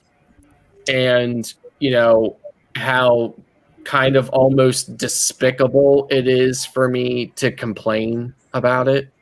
Yep. Honestly, like, I get that. I really do. I live that. I feel it. It is real inside me. But it is at the same time who I am. Right. Hey, DeFreak, I've got to actually clarify a couple of things for you. If you do a down under cruise, so any cruises out of Australia, you're looking at a minimum of 14 days. That's an average cruise down under. So you're doing New Zealand, it's a 14-day. You're doing South Pacific, it's a 15-day. You're going up to Singapore and back, it's a good 14 to 20 to 15 days. So any average cruise around Australia is that. I mean, you can circumnavigate Australia for 22 days. It's a huge place. Yeah. Yeah, definitely. So, all right, in a few minutes, we're going to be hitting the 3-hour mark. I think it's time to start wrapping it up. Really, Eddie? Do you think it's time to go already? Right. I just got on. It seems like we just got here. Got on. Yep. Ooh, Scott is in a warm feeling tonight. Scott's in a mood. It's on a very explicit. I'm trusting my energy to keep going. Hey, go right ahead. Come on, bring your land shark. No problemo. Okay, so all the cruises now you have to fly to Australia. There's no midway, and then get on. Other than a repositioning that ends up in Australia. Right. Yep. But you know what? Bite the bullet. It's only a day. It's only a day. Well, I flown 17 hours just recently, so there and back. To where? Manila, Philippines. To the Philippines. Okay, so we're not that much different, right? The good news is when you're flying down here, it's a good 17 hours, yes, but you actually gain a day one way. All right, you lose a day one way. True. Yep. You lose it by going, gaining it by coming back. So. No, the other way around. I mean, I'm probably going to do a Panama Canal cruise in 24 sometime. And I'm probably going to just kind of like, the first one I'm going to do is going to be a partial transit. So it's going to be from Florida back to Florida. That's just kind of like to kind of do an introduction to it. But then I'm probably going to do one in 25 from the West Coast to do a full transit into Florida. Just do a Seattle to Sydney. Mm. I was Stay wondering. here for 6 months and then do Sydney back to Seattle. Yeah.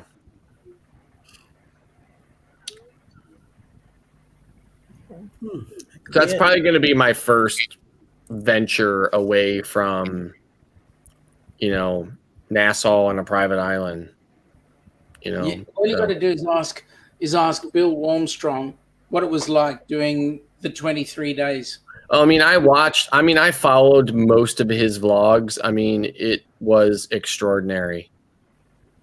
Beyond some of the issues he had with some of the ships he was on, I think when he got on, what was he on? Was he on Carnival Luminosa? Yeah, Luminosa.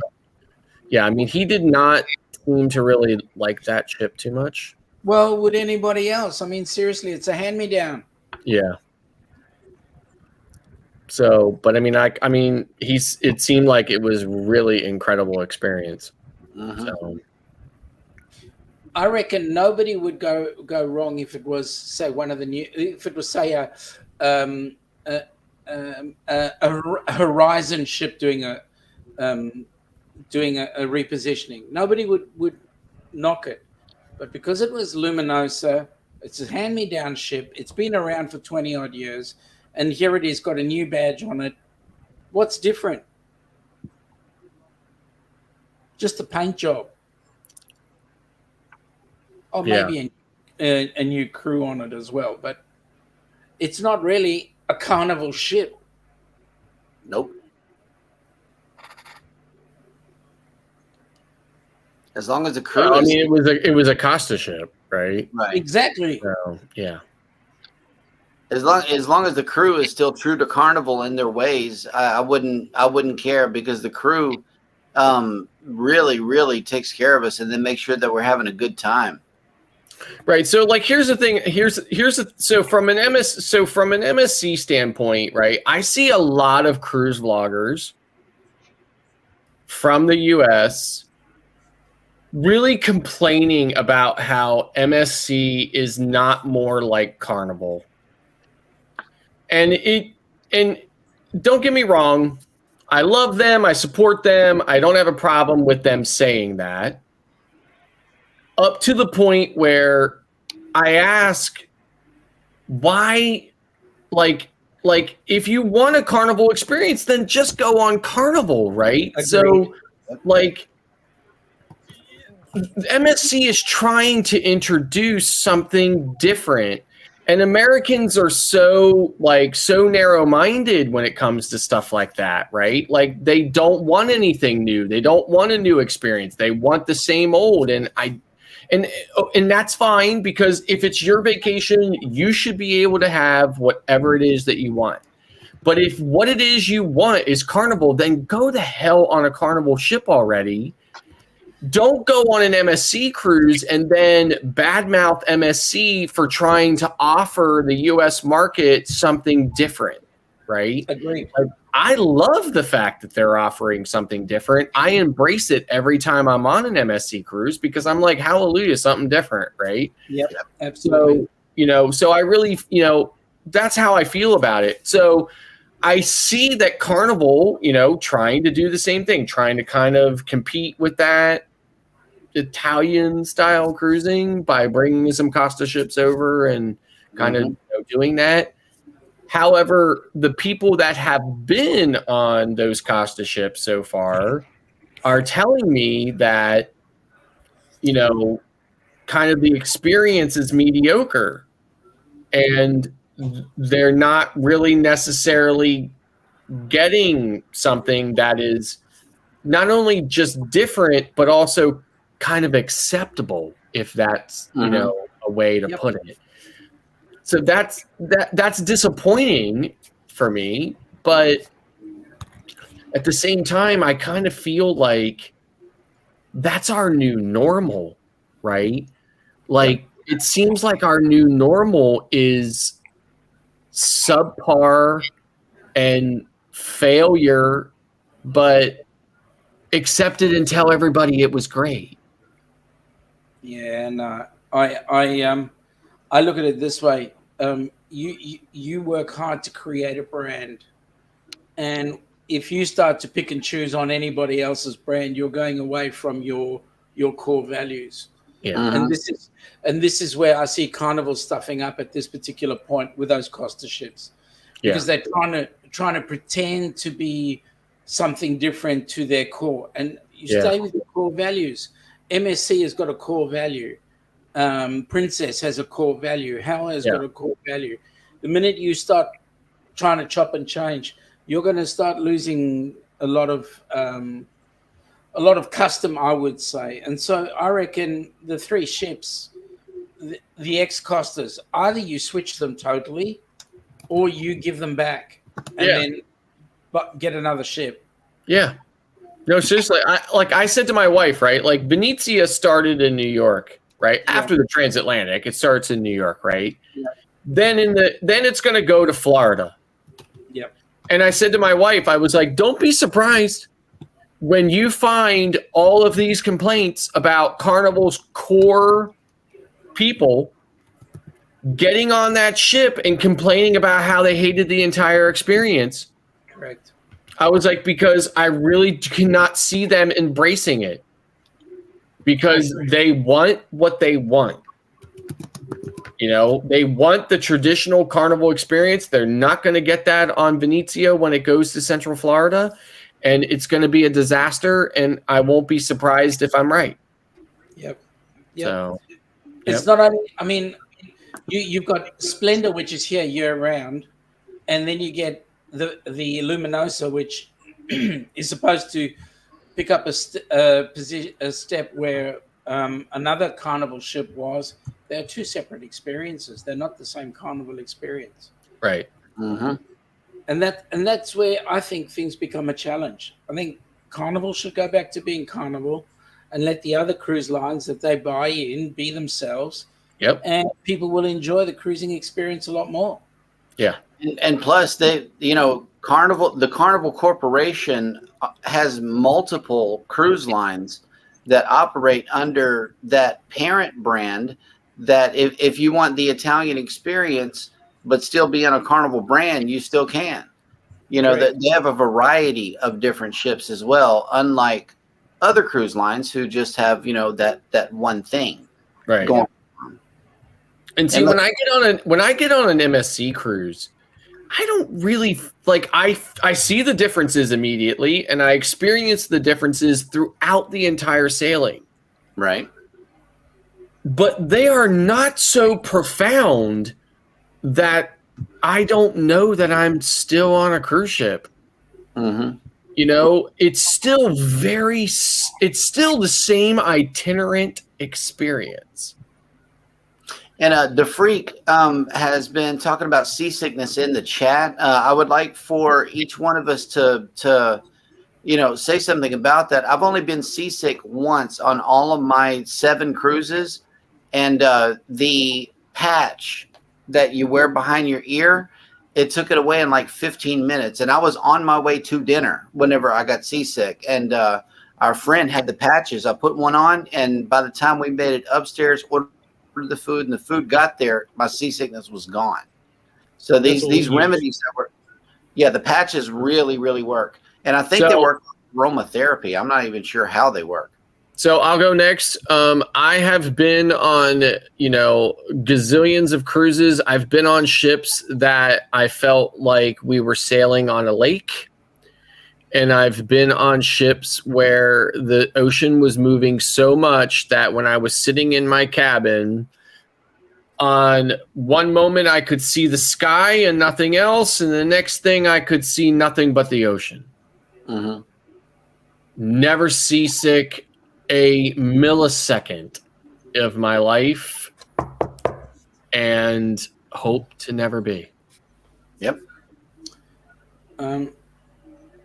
I can say that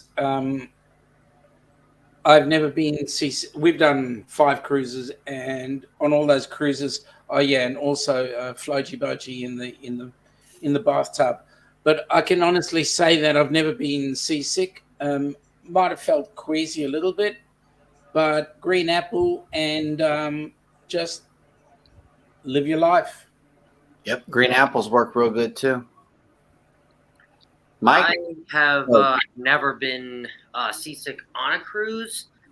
However, I have always brought the Dramamine patch or pill with me just in case, and I suggest everybody do that because it's going to be 3 times more if you want to try to buy it in the gift shop. So. Yeah, I got seasick on Carnival Pride, which is a smaller ship, and we were going through some pretty rough waters a couple times. There was actually a hurricane happening down in the south, and it was bringing the water was pretty rough, even though we were up north. And I tried Dramamine, but all that does is want to put me to sleep. So I didn't want to sleep through my whole first cruise. So that's why after that first cruise, we started getting the patches.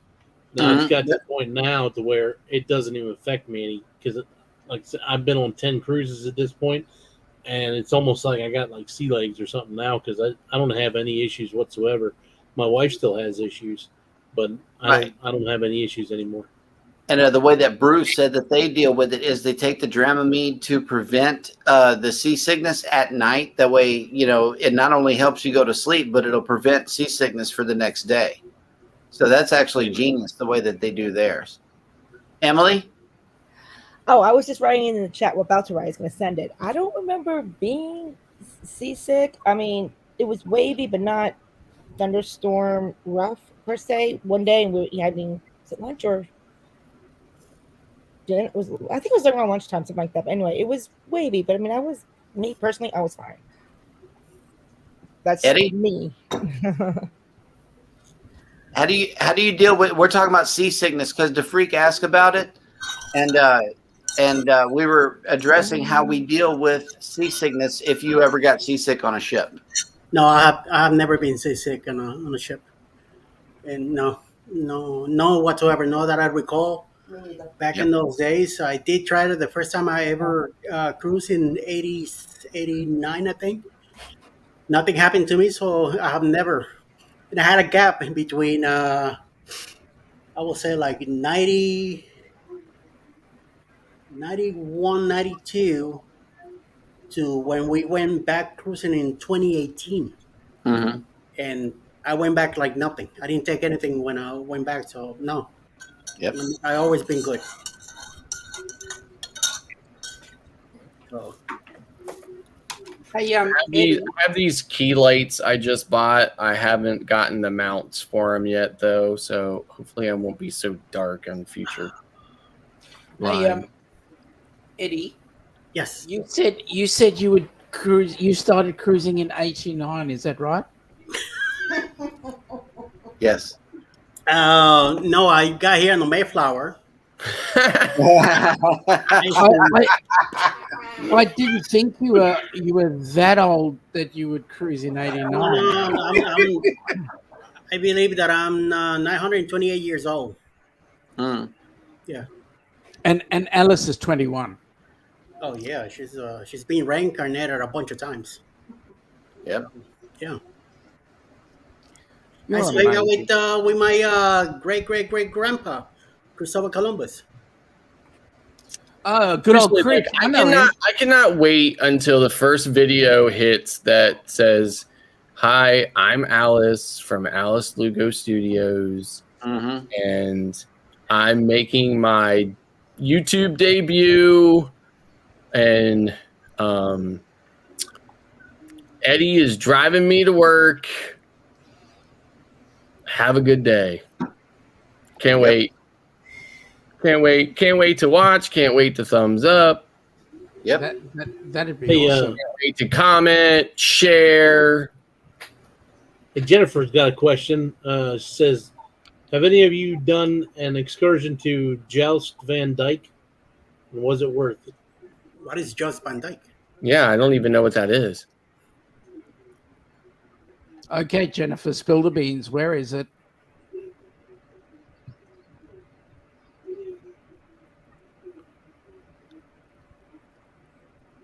Hang on. Let me just help with this one. Spill the beans. Where is it? Yeah. Right. Now, Eddie, I believe you were mates with my mate Chris. He had another cousin, also by the name of Chris. Oh. Well, yours was Columbus. Ours was Cook. Oh, okay. She said it's an island in BVI, British Virgin Islands. You know what? I've been to the U.S. Virgin Islands a gazillion times, never to BVI ever.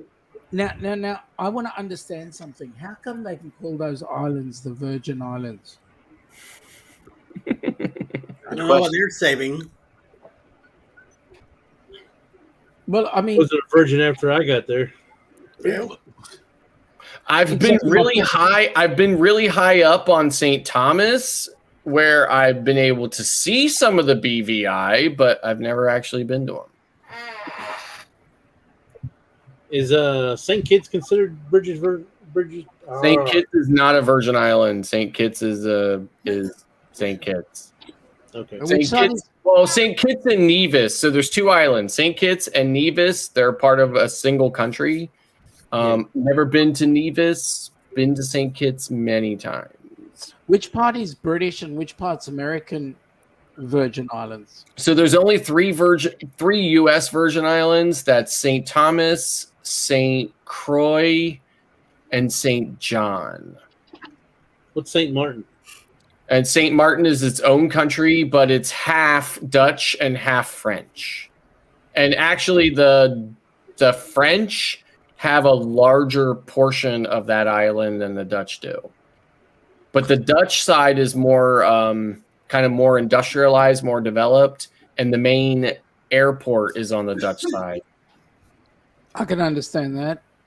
If you think about the Dutch East India Company having gone down and taken a lot of territory, like that Virgin Islands bit and right, South Africa and up through. And here's something else. Here's something else too. So the Dutch have Aruba, Curacao. They did have Bonaire until Bonaire decided to become its own country. But so they have Aruba, Curacao, and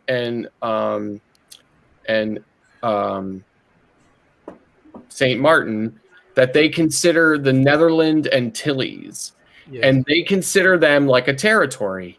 Yes. However, the French consider their side of St. Martin as mainland France. It's not a territory, it's part of mainland France. And that happens also in parts of our area too. What's the place? I think it's Vanuatu's part of it as well. No, sorry, I beg your pardon. New Caledonia is also part of mainland France. As well as there is a city in New Zealand, a town in New Zealand, which is French in influence. So they don't have the police; they have the gendarme. Yeah, so if you look at my my Harmony of the Seas video when I was in St. Martin, I know I'm really far behind in publishing content, but if you look at my Harmony of the Seas video, if you see, there's a lot of kind of B-roll in that video that looks kind of very countryside or rural from St. Martin, and all of those scenes are from the French side of St. Martin because it's just not very developed. It's still kind of pristine, if for lack of a better way of putting it. But Jennifer said we're going to Tortola, and that is one of the excursions. Our other stops are Puerto Plata and St. Thomas. So Puerto Plata, Dominican Republic. We just went there. They have a nice little resort right there at the port. It was free. I mean, it has a lazy river and nice bars, and big pool. But the rest of the Dominican was pretty bad. So I don't know what else. What else you planned on doing there?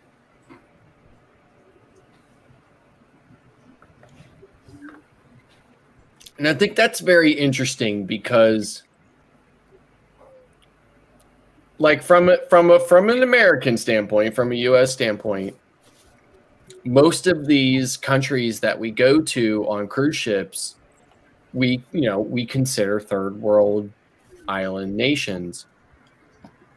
But the Dominican Republic really is not a third world nation. It really is I don't know if it's a first world nation, but it's not a third world nation. It really has a robust population. It has a decent middle class, and it has good infrastructure and a good government structure, and it really is it's really different than some of these other countries that you go to on cruise ships, especially like some of these leeward countries like Lucia and Barbados and Kitts and Martinique and stuff like that. So, but yeah, I mean, it's kind of interesting that you would put it that way, Clap, just because it really is. It's probably as close to a first world nation that you would get in the Caribbean. So. The Cayman Islands are kind of like that too, though. I wouldn't say maybe exactly like that, but they're definitely not. No, I agree. But Cayman Islands is still one of the very few British territories that still belong to England. Yeah. So like, most of the, like there's a saying, I'm sure Sean probably knows about this, but there's a saying that says the sun never sets on the British Empire, right?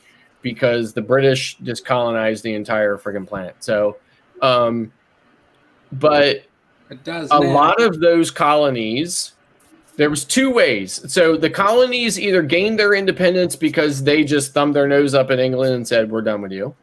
Yep. Or England said, we're tired of supporting you.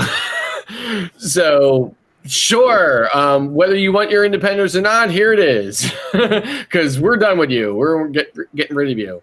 But Grand Cayman is one of those places where England is like, oh, no, we think we'll hold on to you for a while. So there's still a royal governor there. Yeah. And there's hell.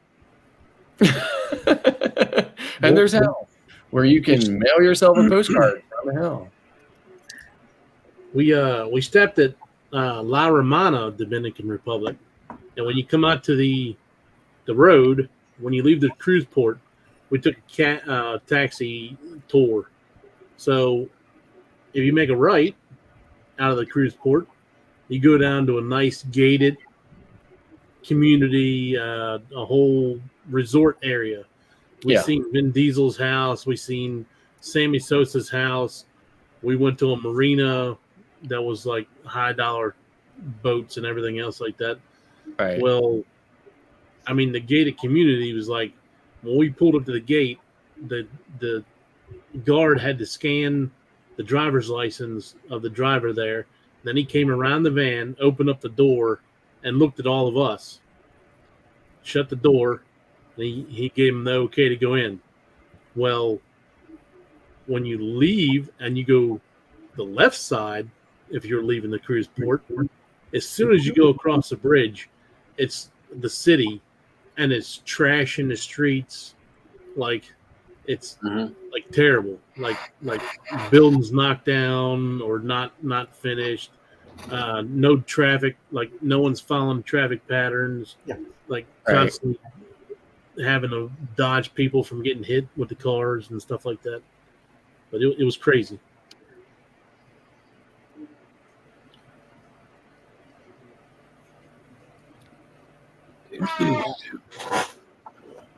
Yeah, having experiences in different countries is totally amazing. I mean, You go to somewhere like La Romana, and you look at the way people live. Yes. You come to Australia and you think, well, a lot of Americans will look at Australia and go, it's the same but different. And what's the different? You're on the wrong side of the road. But I didn't want to go down that path. But then again, this constant fight with the power of England. And as far as we're concerned, there is no power. England has no say here. Okay, we have a governor, but really the governor is serving our requirements, not Her Majesty, His Majesty, not the King. Right. At the end of the day, it's just a title. So the empire, the sun does set on the empire right now. Yeah. It didn't years ago when they were ruling, which is a good thing, because the fact that they're not ruling is the good thing, because they don't have a clue what goes on outside of their four walls. Right. So to speak. Yeah. So like when I sail, I am all about the experience and enveloping myself in the culture and the place that I'm at. So I know so many cruisers go for just kind of like their experience. So they want to go for the cruise experience. They want to go and sit on a beach. They want to do that. And there is absolutely positively nothing wrong with that. Correct. I support it 1000% because it's your vacation. You do what you want to do. Correct. But for me, I am all about getting into a cab, not onto an excursion, but into a cab and say, show me your world. So, question. When was the last time you were a pier runner? Never. I've never been a pier runner, and that's the only thing I do.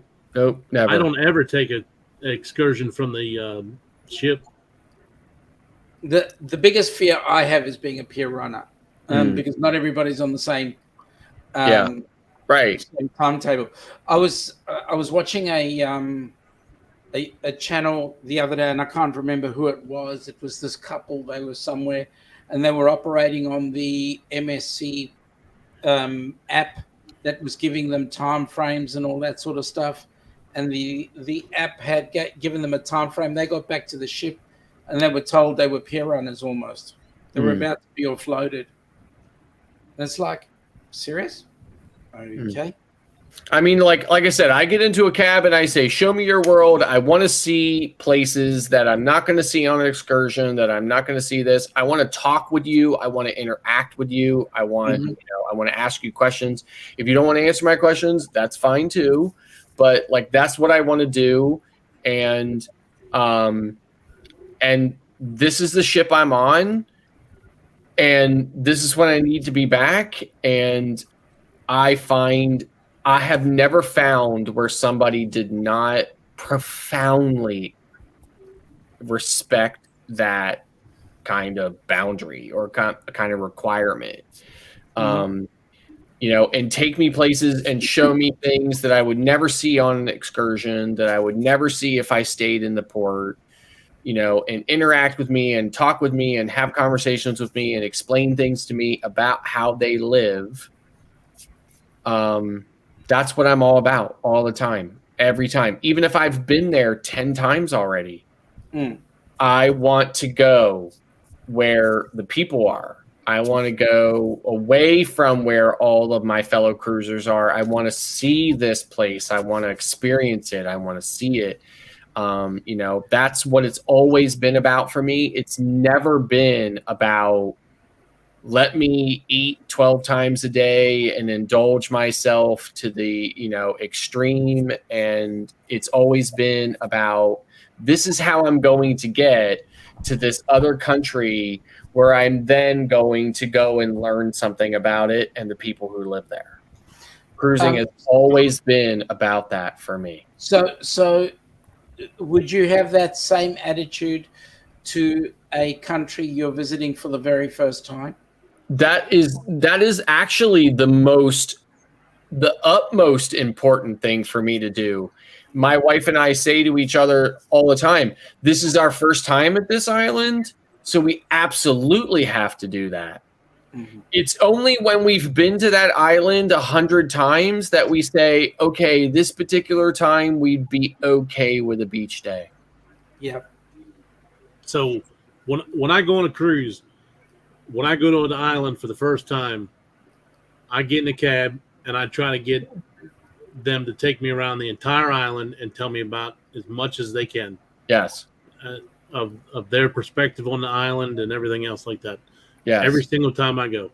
Yes. And then that way, the next time I come back to that island, then there might be a spot that I seen the first time that I want to go hang out that day, or spend a little bit more time there. But normally, the very first time I go for a tour, and I try to get them to tell me as much about the island as they possibly can. Yes. And if you do that in St. Kitts is a pretty awesome island. Yeah. It had an active volcano. The French brought the little monkeys there, and now they're running wild like crazy up in the mountains. And you can see them, like sometimes they come down, they'll be running across the road and all when you're driving down the street. And the government actually plants fruit trees and other different types of vegetation throughout the whole island, that the government maintains it, that if somebody's poor and they can't afford to eat, they can go get fruit and everything else off those trees so that they can live. So it's pretty cool. Yeah, I forget which island I was at. They speak Spanish there, though. And I was pissed that first time because I was in this cab with two other people, and they were from New Jersey, and they spoke Spanish, and they monopolized the hell out of the cab driver's time, and they were speaking Spanish the entire time. I had no idea what they were saying. And I actually told him at the end of it, I was like, you know what? Like, I'm glad you had a great time on it. I was like, but I'm actually a little pissed off because I had no time with the cab driver to ask him this question and that question and all the stuff, because you guys just spoke Spanish for like the entire freaking hour and I didn't get anything in. And I was really pissed about it because I had questions about stuff and I wanted answers about things and stuff, but it was fine. It was cool. I wasn't a total a-hole And about see, it. sometimes I won't mind taking the whole getting a cab just for my family. Right. That way I don't have to worry about that. Well, right. And I would do that. But, you know, and when you're in these places, a lot of times they want to fill the cab. Yeah, they want to pack it. They want to fill it with as many people so that they can get as much money as they can. Right. Yeah. So you're kind of at that mercy. But next time I'm just going to bring Eddie along. He's going to be my interpreter. Yeah, I'm a little bit different in that for me, if I go to a place for the first time, I want to make sure that I'm safe and it's safe. And so I'll do a cruise tour, or if it's not a cruise tour, I'm going to do one with somebody I know is reputable. Other than that, right. I'm quite content to just walk into the port and walk back to the ship. Yeah, like the first time I ever went to Cozumel, right? My kids were like teeny, like they were really little, right? Like they were toddlers, right? When I got back and I was telling my coworkers that, she was like, "Are you insane?" She was like, "You did that?" And I was like, "Yeah." And she was like, "Well, thank God you lived to tell a tale." And I'm like, "Okay." But, I mean, like, I'm trying to support them, you know? Like. And you're right. On the whole, they generally don't want to create issue. They want business back. Yeah. So that tour on La Romana was the first time I ever felt like it was pretty sketchy. So, like I said, we went and looked at the rich people's houses and stuff like that in the resort. And then we went to the city. We're going through the city. And like I said, it was pretty sketchy. Well, it was getting to the point to where we were like a good 30, 40 minutes away from it out from the cruise port. And we're like, okay, well, it's going to take us 40 minutes to get back. I think it's about time we turn around. He's like, oh, okay. Well, another 15 minutes, we're still going in the same direction. And we're like, yeah, I think we should go back now. So then finally he says, oh, yeah, well, this is a new resort over here that we have. And we're like, okay, well, I guess he's just trying to show us this new resort. Well, then he cuts down the road and he starts taking us down these little side alleyways that are like only big enough for one car to get down. And we're like, this is kind of weird. Well, then he gets a phone call and he's speaking Spanish or whatever on the phone call and all. And we're like, my wife's looking at me like, are you okay? What's about to happen here? Is he going to whip around a corner into a garage that's going to close in like a millisecond and we're like cut off from the rest of the planet? The Freak has a good question in the chat. How much micromanagement do the cruise operators impose on the passengers versus suggest? Can you clarify that question? Like what do you mean? Like in what respect? I mean, the cruise gives you plenty of stuff to do. It's up to you whether you want to do it. You don't have to do anything. They offer everything on the cruise, entertainment, whatever. They give you a choice. Right. It's your choice as to whether or not you want to go. Now, as far as embarking the ship and debarking the ship, there are specific instructions that everybody has to follow.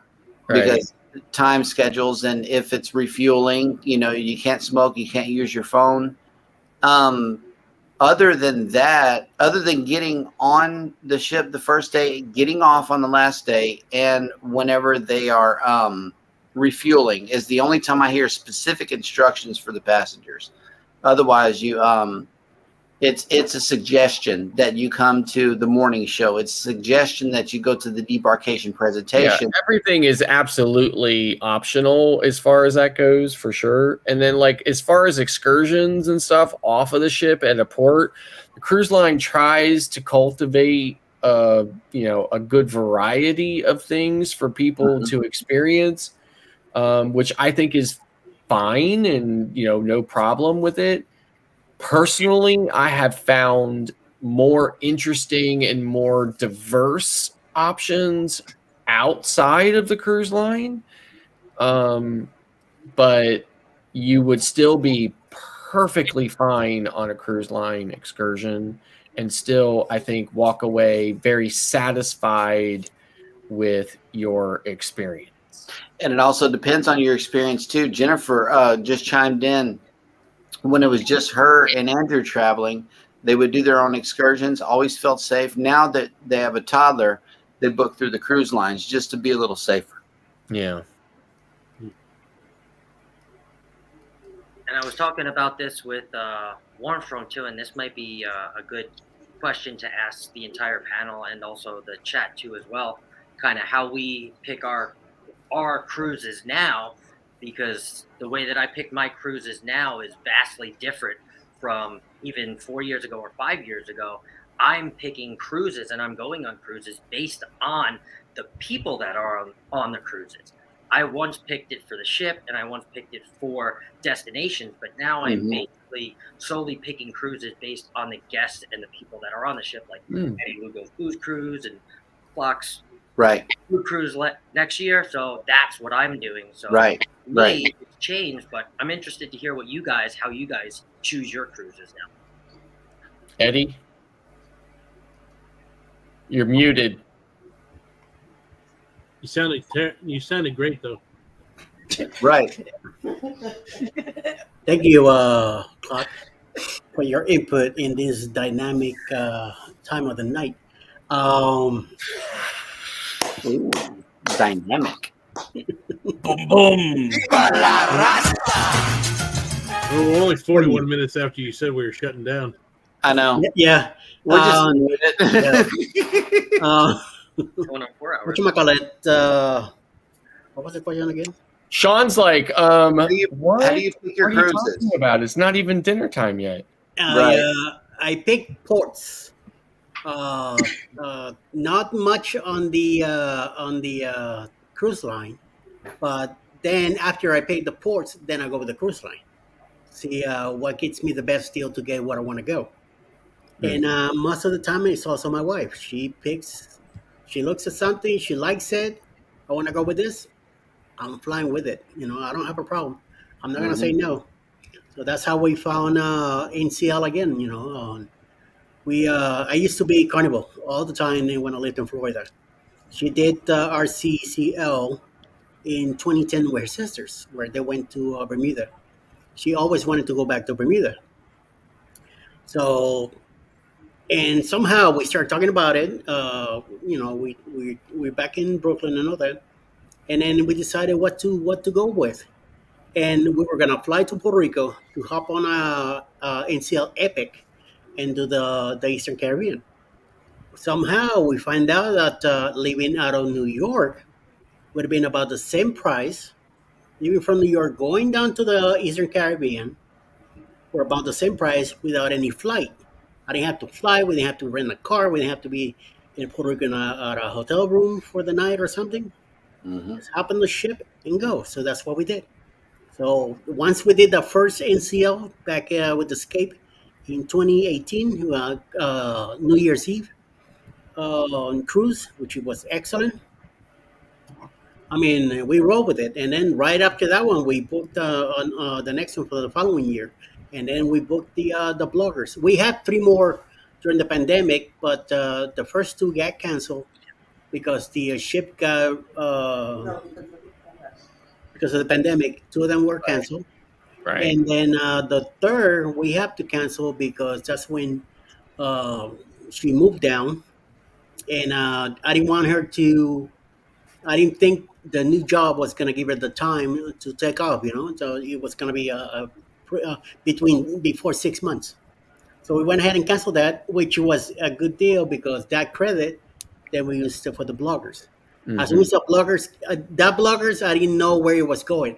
Once I found out the bloggers cruise, all these big bloggers were getting it, I didn't care where it was going. I wanted to go. Right. So we end up going on that cruise, and I do not. The only thing I regret on that cruise was that I didn't get the phone live during the cruise trip also. And I wish it would have been 2 weeks instead of the 7 days that it was, because it was I mean, I enjoyed it to the max. It went too fast for 7 days. Unfortunately, I have to deal with clock on that cruise, but the rest of the You have people, my sympathies. excellent. That's what made it the best cruise ever. So, Eddie, you have my sympathies, mate. yeah, I know, but unfortunately, I gotta deal with him again in October, and then Oh God! yeah. Again, I feel sorry for you. You're going to have an awesome time. That's disgusting. Good thing that this time he's coming with his wife, so you have to behave. Yep.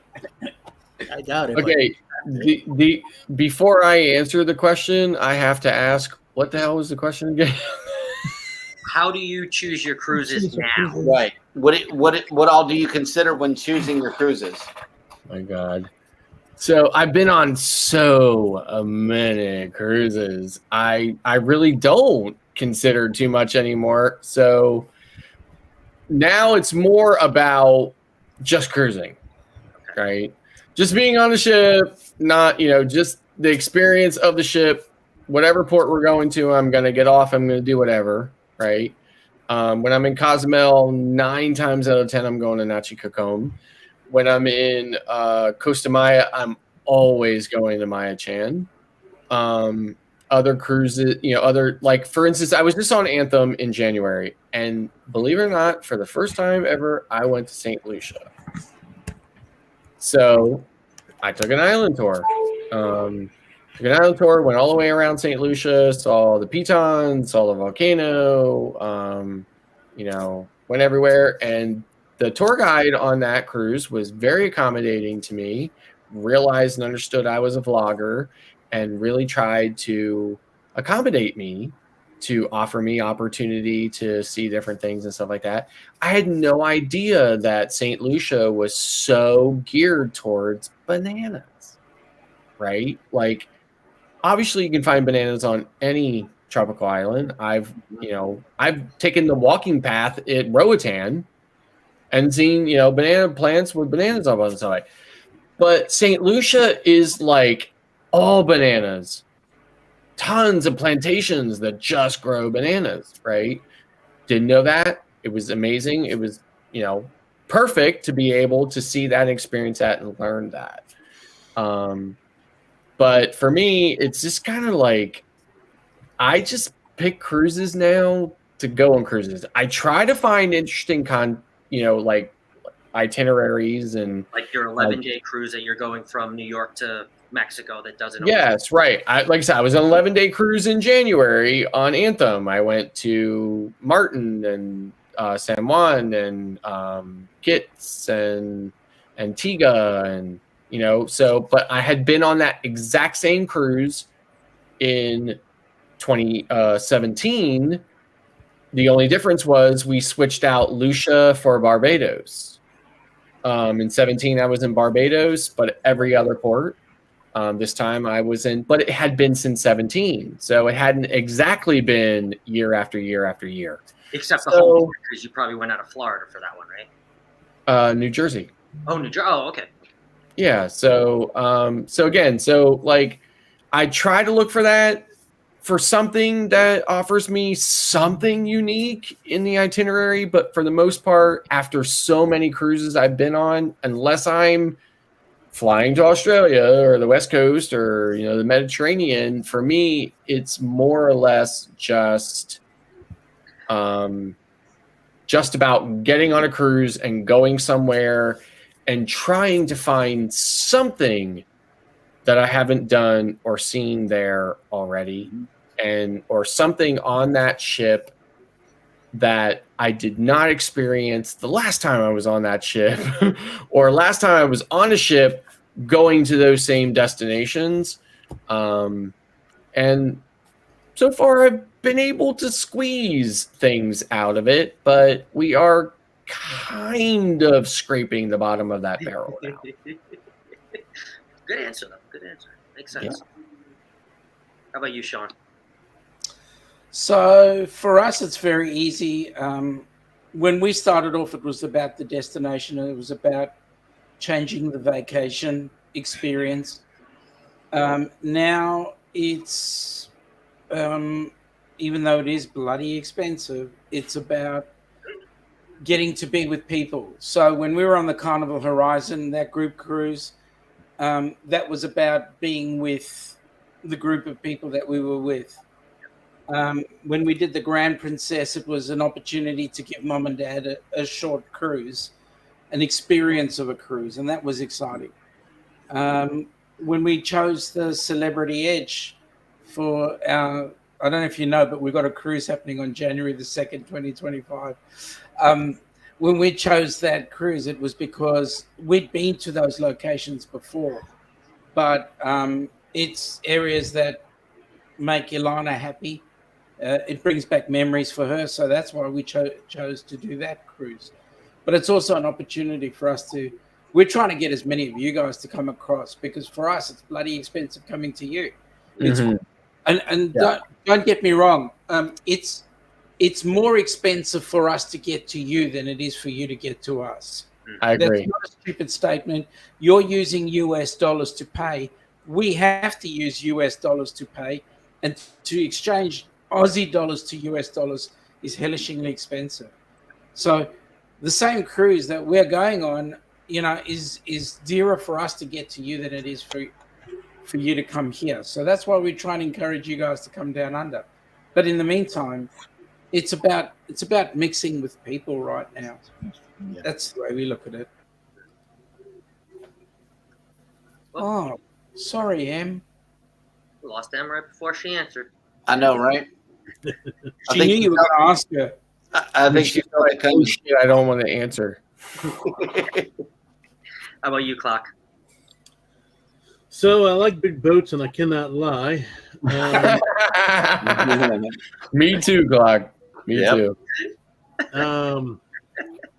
So anytime a new Oasis comes out, I'm going to be on it. and I'm on First Sailing Icon, and I'm on the MSC World America First Sailing. So I want to try any of those new ones that are big, and that World America is going to be another big one. It's got split in the back like the Oasis class, and it's got some other areas that they did some pretty cool stuff with, from what I've seen on the World Europa. But yeah, other than that, I mean, I'm trying to get people to go with me on those cruises, or I'm picking other cruises where, like, I'm going on the Have Luggage Will Travel group cruise on the Jubilee, and I'm going on the Alaska cruise with Embarkation Nation, and then of course Eddie's Booze Cruise, and then the Booze Cruise this year. So it's a mixture of the ships and the people that are on the ships with us. Especially after doing the like Eddie was talking about, after doing the Vloggers cruise and having so much fun being able to see everybody. And it's not even that you have to constantly stay with somebody, because there's enough people on there to where you can kind of mix and mingle throughout the entire week. And we did not have enough time, because I could spend a whole week with a lot of these people and wouldn't have any issues. But I would spend a day here with this group and a day there with another group and a day there with another group.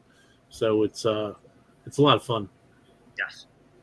And see, we all kind of had similar but different answers in some aspects. So it was kind of cool, and I think the freak could definitely get some value out of that for hearing all that. So, Jeremy, what about you? Jeremy considers one thing. Well, two things. Oh, shit. The bottom line, and do we have to fly there? I live in a port city. There's an interesting reason why I say this. I live in a port city, and it does not make any sense to me that we have to fly anywhere to go on a cruise, because not even Australia.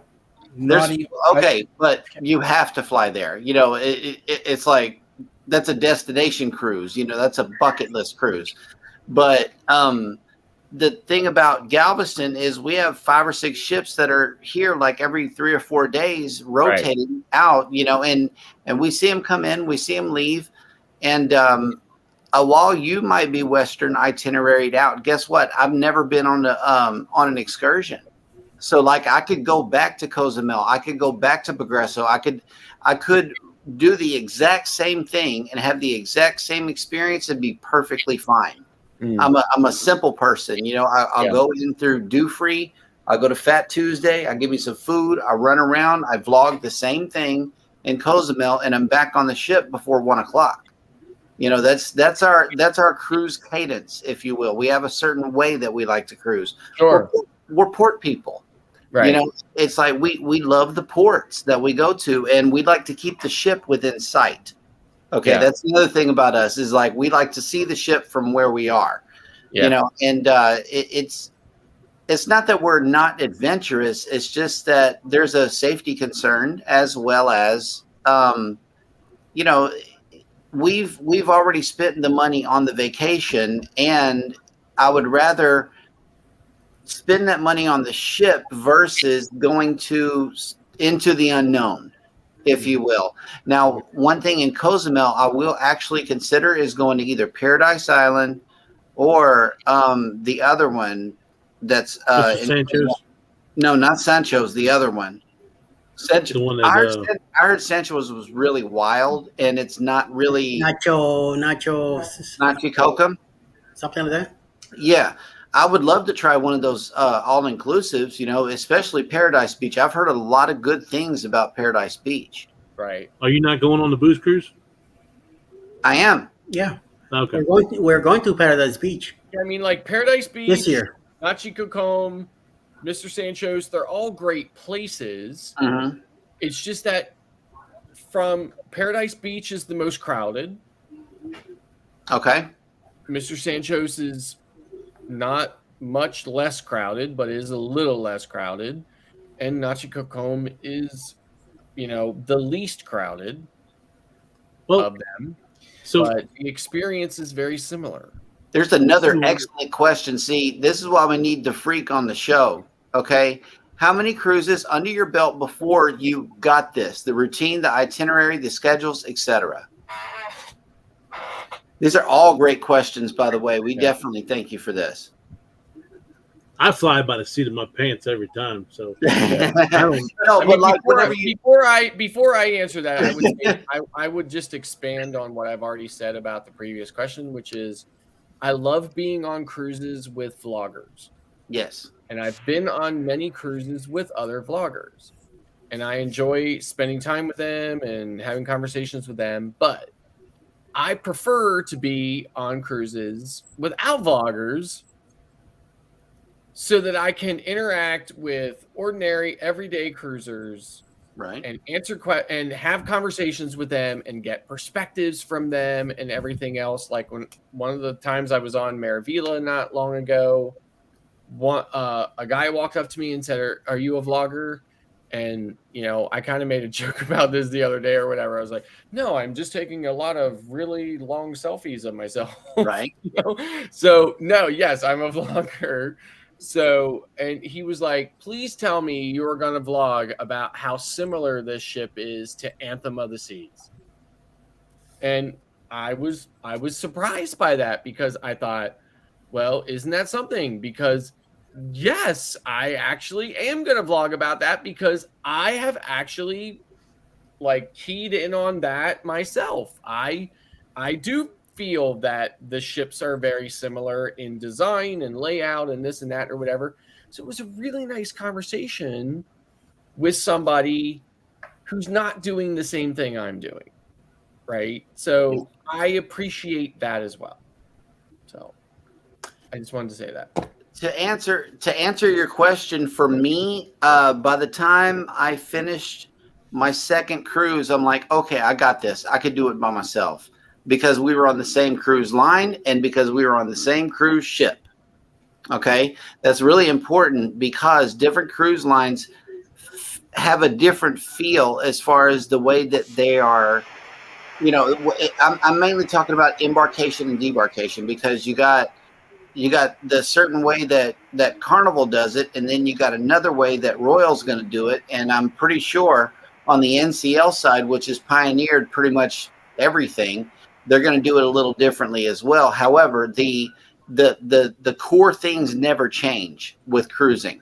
No matter which line you go on, you're going to have a safety briefing. No matter which cruise line you go on, you're going to have rules getting on and off the ship.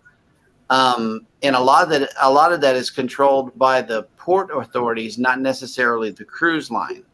So they go based off of the local government's rules as far as what you can and can bring on and off the ship, what you can and cannot do on and off the ship.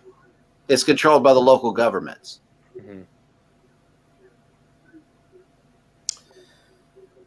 How many cruises did it take you guys to get your sea legs? For me to get my sea legs was two. Because then I knew exactly what I wanted, and for me the ship was the destination. If I went on an excursion, I went on an excursion. If I stayed on board the ship in the port, I stayed on board the ship. Didn't matter to me. At the end of the day, I'm having fun with the people I'm with. Really, to all intents and purposes, that's it for me. First time I went on a cruise, I was definitely terrified that I was going to get seasick. Brought all the normal things along with me. Did not get seasick. Continued to bring them with me for the next couple of cruises. Did not get sick on any of those cruises, so I stopped bringing them.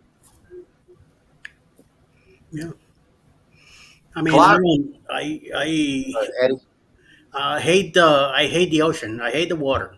I love going cruising with my wife. I just do it, and I never felt afraid or anything being on a cruise ship. So, but don't put me in a little boat and out on the water. No, we'll fight. But a big ship. How many cruises did you take before you were like, okay, I got this. I could do this, with no issues? Right from the first one. Okay. Let's go. I was ready. Yep. Even though I already lived through my bad experience in the ocean by then, but I jumped on it like nothing. So Cool. yeah, I Darian's mean, here. Hey, Darian. The Pride was pretty. Wie geht's, Herr Darian? How are you, Mr. Darian? Nice to speak with you. You missed a very good live stream earlier on. I was in Handorf, but now let me get back to football. That's good. Yeah. Yeah, I've been trying. I've been practicing, and I've been getting it right. But then Darian wasn't there, so what? I don't know what. It's like when hadden. Ayo, urgen men dan. Don't swear at me, please. Mike? So for me, the Pride was a little shaky. That was my first two cruises. The first one we went on was. I wonder why. We were supposed to go down south, and then the hurricane came, so we went north. We did a 7-day cruise to New York City, and after that, a lot of people were like, "And you still went cruising?" They're like, "Yeah," because it's different, and everything's pretty much there that you need to do for the whole week. You can make it. You can do whatever the hell you want to. So we did the second cruise on the Pride, and actually got to go to the islands we were supposed to. For our first anniversary, and then we said, okay, well, let's try a bigger ship because we were still getting a little seasick on Pride. So we tried the Oasis of the Seas was the next one, and that was a game changer because then I put the patch on the first night on the Oasis class, and I did like 2 days, and it washed off in the shower one day. I'm like, well, I haven't felt anything, so let me just try it without it. So pretty much from then on, I've never had to wear a patch. The wife, every once in a while, she does, like when we're taking off from like coming home or going down, you can definitely tell a difference, like that when they're in a hurry to get somewhere. You get a little bit of shakiness sometimes, but on the Oasis, you can barely feel anything on those ships. But even like when I was on Sovereign of the Seas, my first cruise, the captain came on and said, okay, we're going to feel a little bit of chop in the Florida Straits. I'm like, okay, here we go. Never happened. Never got sick. Now, we did Adventure last year, Northern Atlantic cruise, and we were in I think we were on the second or third floor, and we had a porthole window in our room, and it was so choppy the water was coming up and hitting the window, and it was pretty rough, and the wife was freaking out pretty good because she definitely had to put the patches on for that one. Oh my God! Look at Sean's picture. How old is that picture? He looks like he's 12. 12. Apparently, you don't know how old Sean is. Is he 11? One of the Scots, how many cruises did you take before you say, I got this? So I'll answer, I guess, two ways with the seasickness. I guess I cheated a little bit because I kind of grew up on a fishing boat on Long Island, so I was always on a boat every weekend. So when I got on a cruise ship, even when I was younger and when I grew up, I never really had the seasickness. But I would say probably 3 cruises after like 21, I think I pretty much got it, because that's when I started cruising by myself without like my parents. That's good. Muster Scott. I mean, like I said, maybe 2 or 3 cruises, and I didn't get seasick, even though I had stuff with me in case I didn't. I was just like, cool, never did.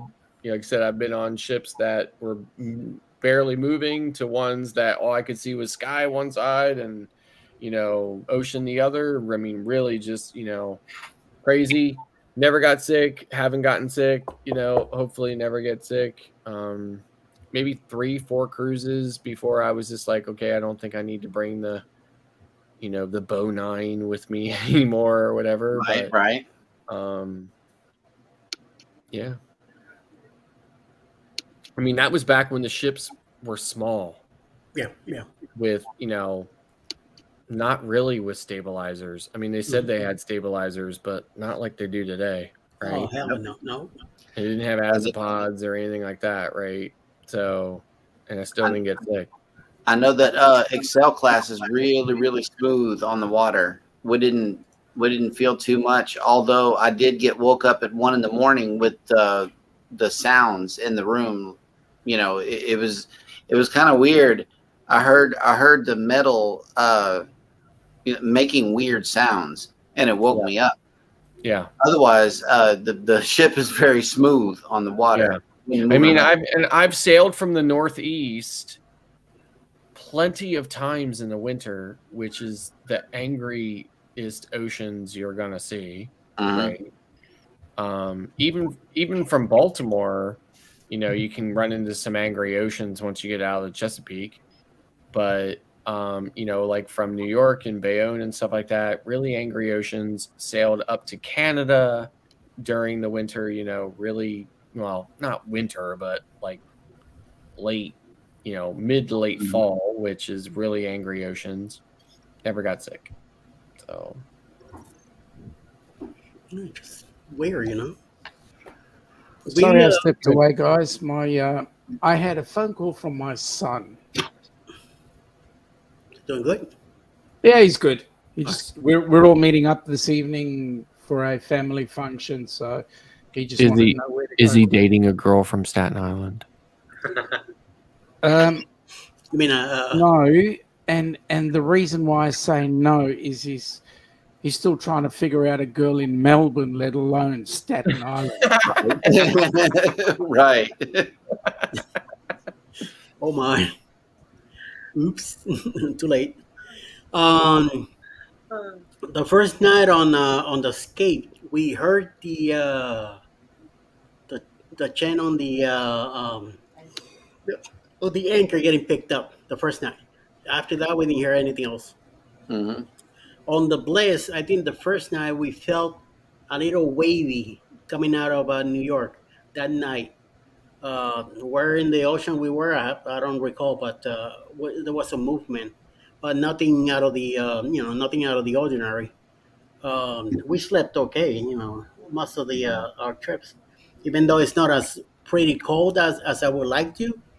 But I did get to bring a fan with me, and I got some little ones now that I'm bringing on the next cruise. So I got one, she has one. So I had to feel that cool air in the dark room, and we'll sleep like nothing. So I mean, we done the Mississippi already, so we're going back to the same thing. So we'll be all right. I don't think anything bad out of the ordinary will feel. But so far, even Alice, she's been good. I've been good. So and we had gaps in between our cruises. So somehow we've been, I guess, we're used to it. Somehow. Yeah. Yeah, I mean, my wife too. I mean, like, she doesn't get seasick ever for any of the cruises we've been on. Never. Yeah. She's been on even more cruises than me.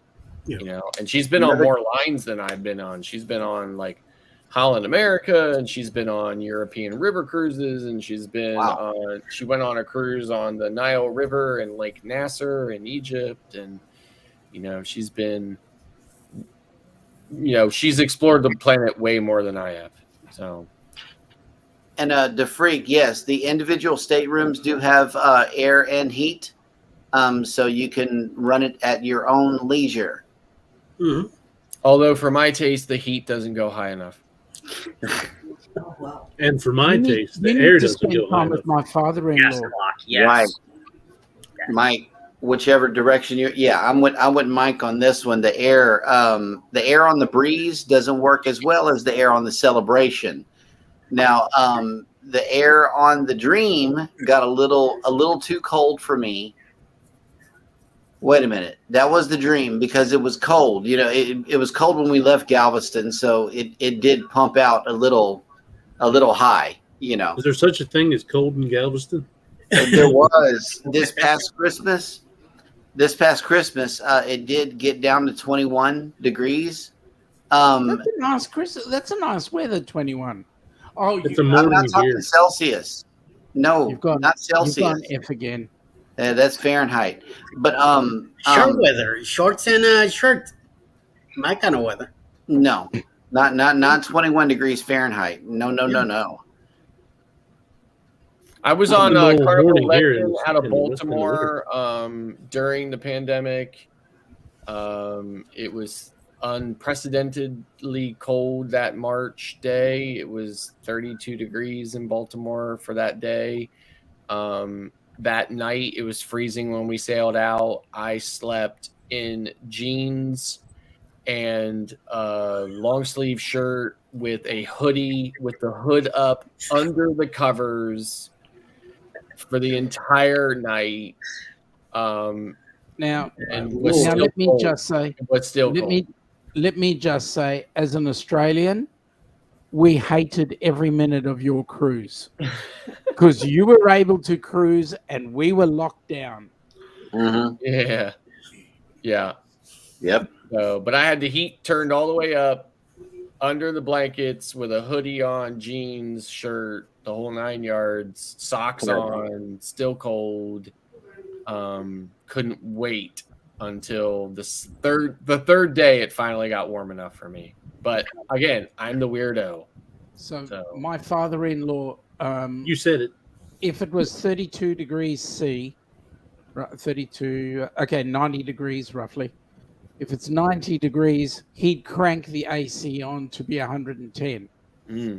Right? So he wanted to warm the place up, and that's because he lived in Fiji for a while. It drives me nuts. Nope. No, Yes, no.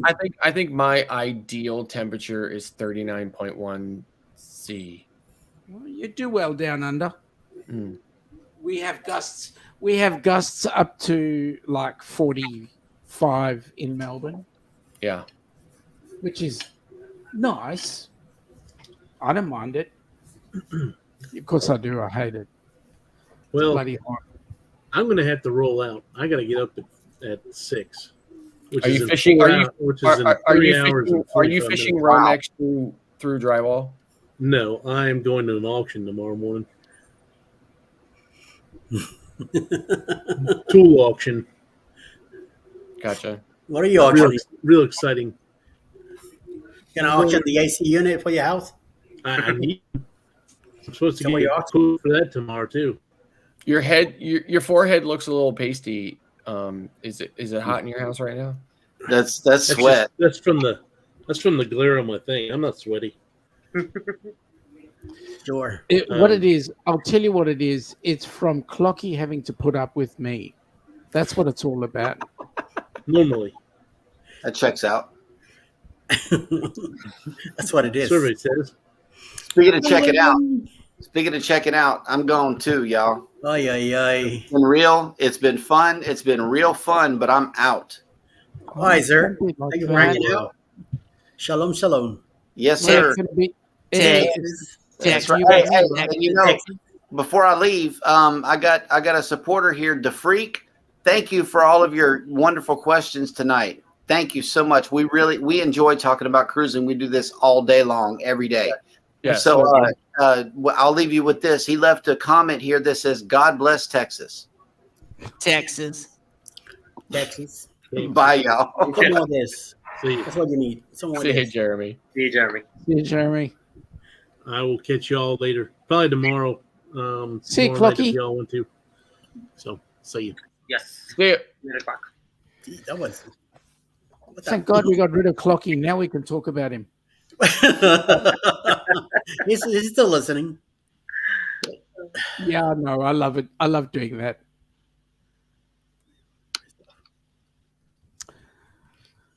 So now they're gone. What are we going to talk about?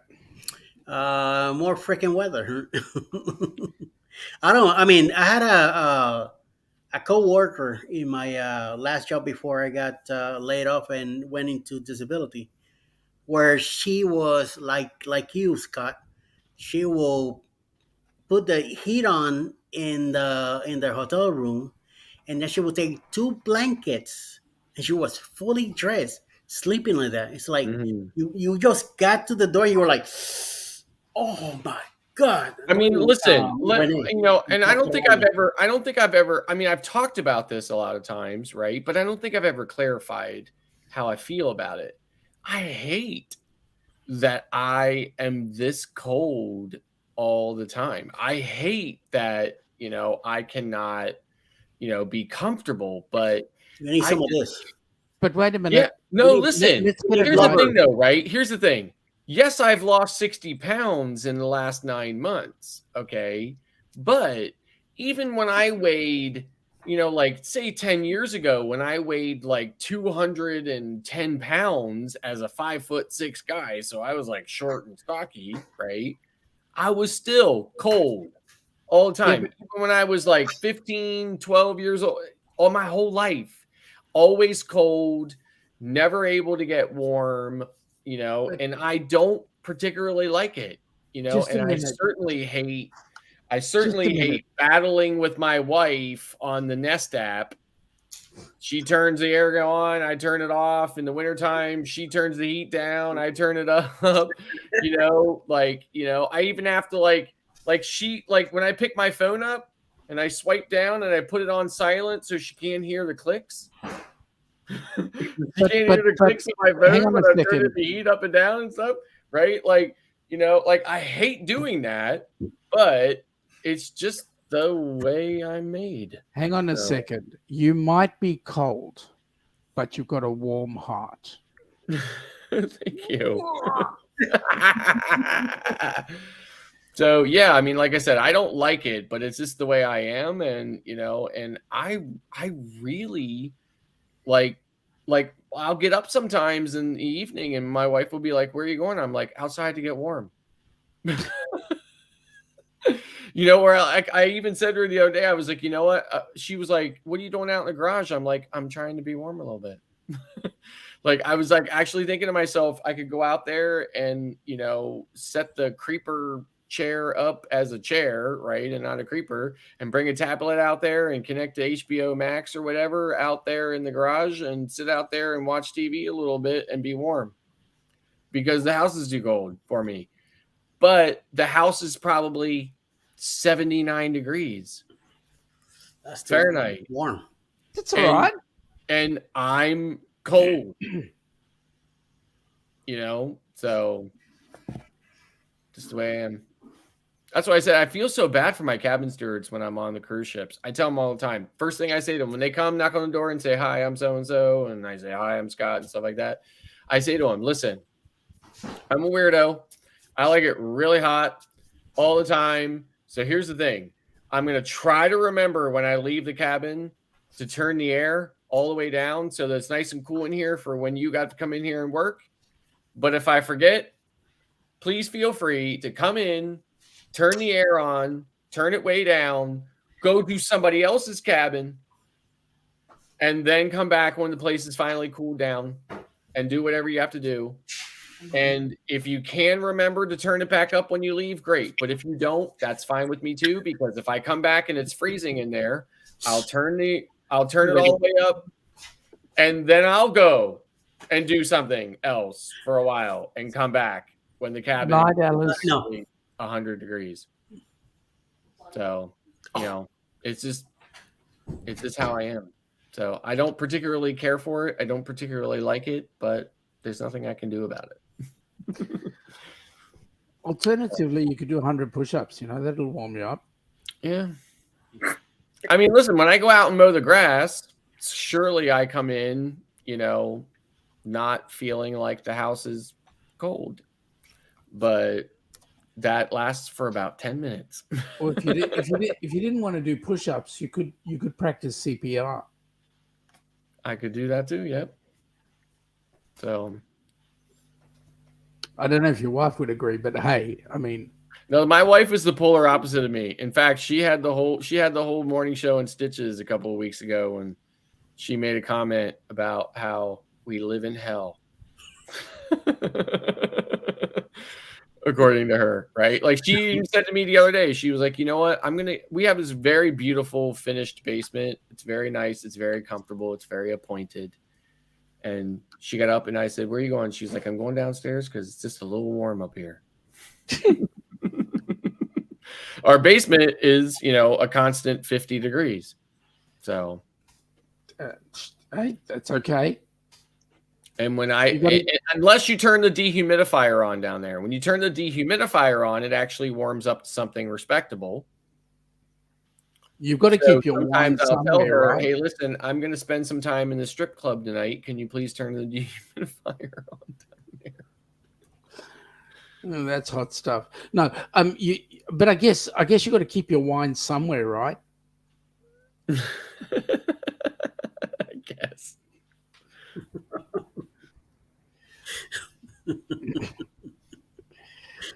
See, I told Sean that if I ever go to Australia, I'm gonna stay with him.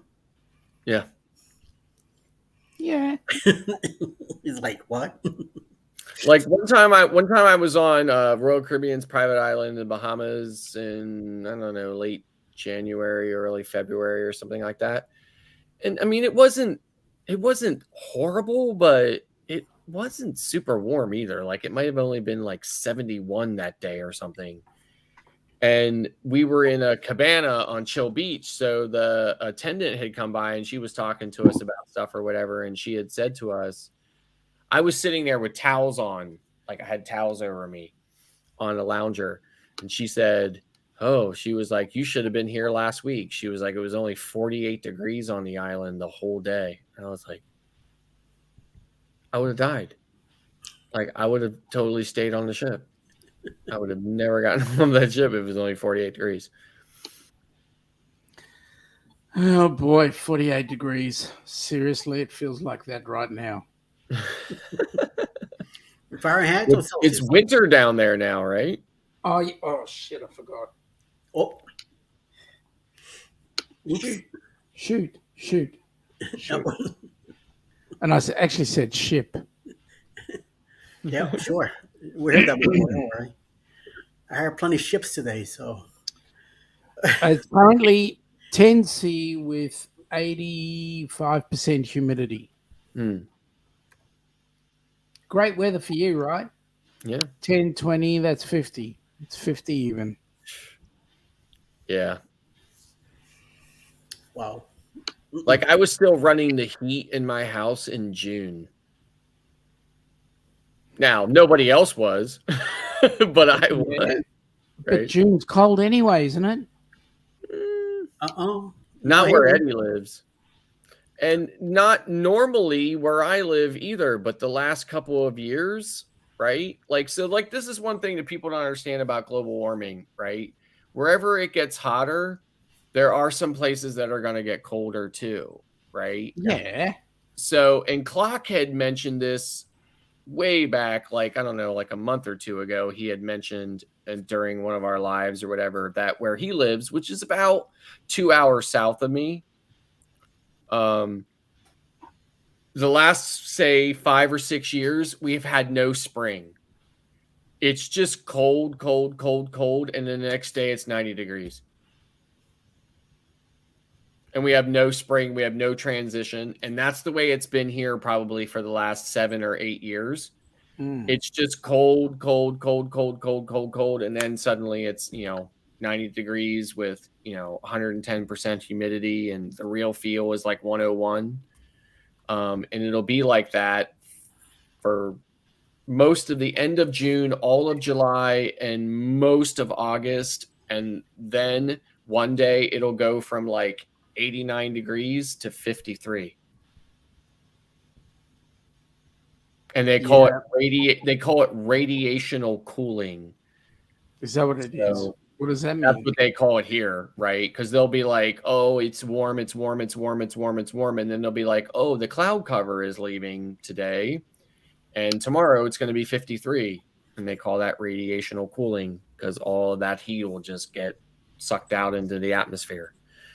So, but that's the way it has been here for the last 6, 7, 8 years or so, and they say it's because of global warming. So, yeah, maybe they should think about global cooling as well. Okay, they came out with the general temperature for the Earth has increased by 1 degree. Mm-hmm. Like Okay. Isn't that normal? I mean, doesn't it go? I don't know, but 1 degree is a lot of. It's a big difference. Is it? Yes. Yeah. Another couple of degrees more, and we could be in a lot of trouble. Yeah. Everybody could be in a lot of trouble. I mean, like we were still having frost warnings on like the 25th of May, and our normal last frost is like at the end of April. But we've been having frost warnings for the last couple of years, almost into June, you know? So it's kind of like, you know, that's how it is for us. But in the South, it's, you know, oppressively hot. So, and Florida, like I know people live in Florida that say they look out the window and start to sweat just looking out the window, you know, like,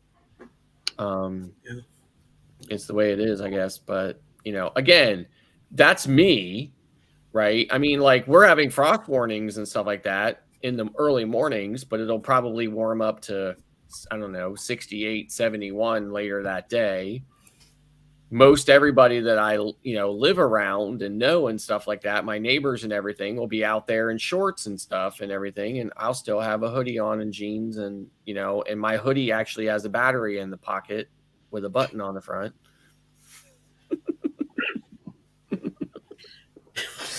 That's just so you can listen to Bachman Turner Overdrive or something like that. Yeah. I don't know, man. It's something they gotta be something wrong with your body, dude. Either your skin's too thin and you're hitting them bones or something. Yeah, I mean, I don't know what it is. Like I said, I don't love pressure. it.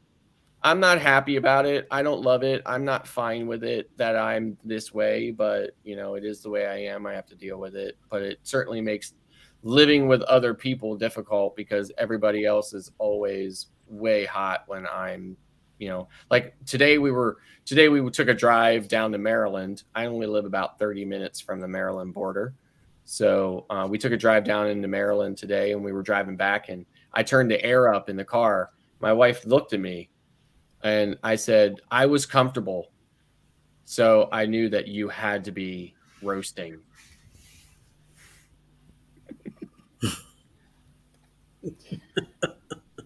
I think you just do things to cause trouble.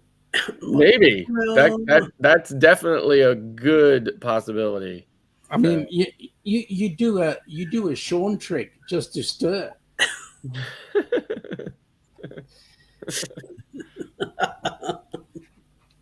Oh my, oh my, oh my. Yeah.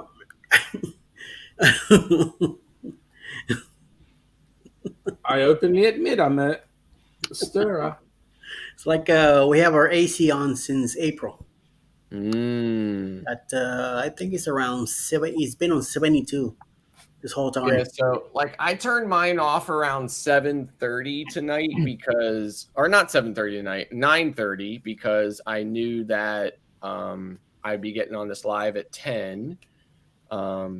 So it's now 79 degrees inside my house, and it's perfectly wonderful. It's, you know, but today, like, so my wife, she works from home since the pandemic. She's worked from home.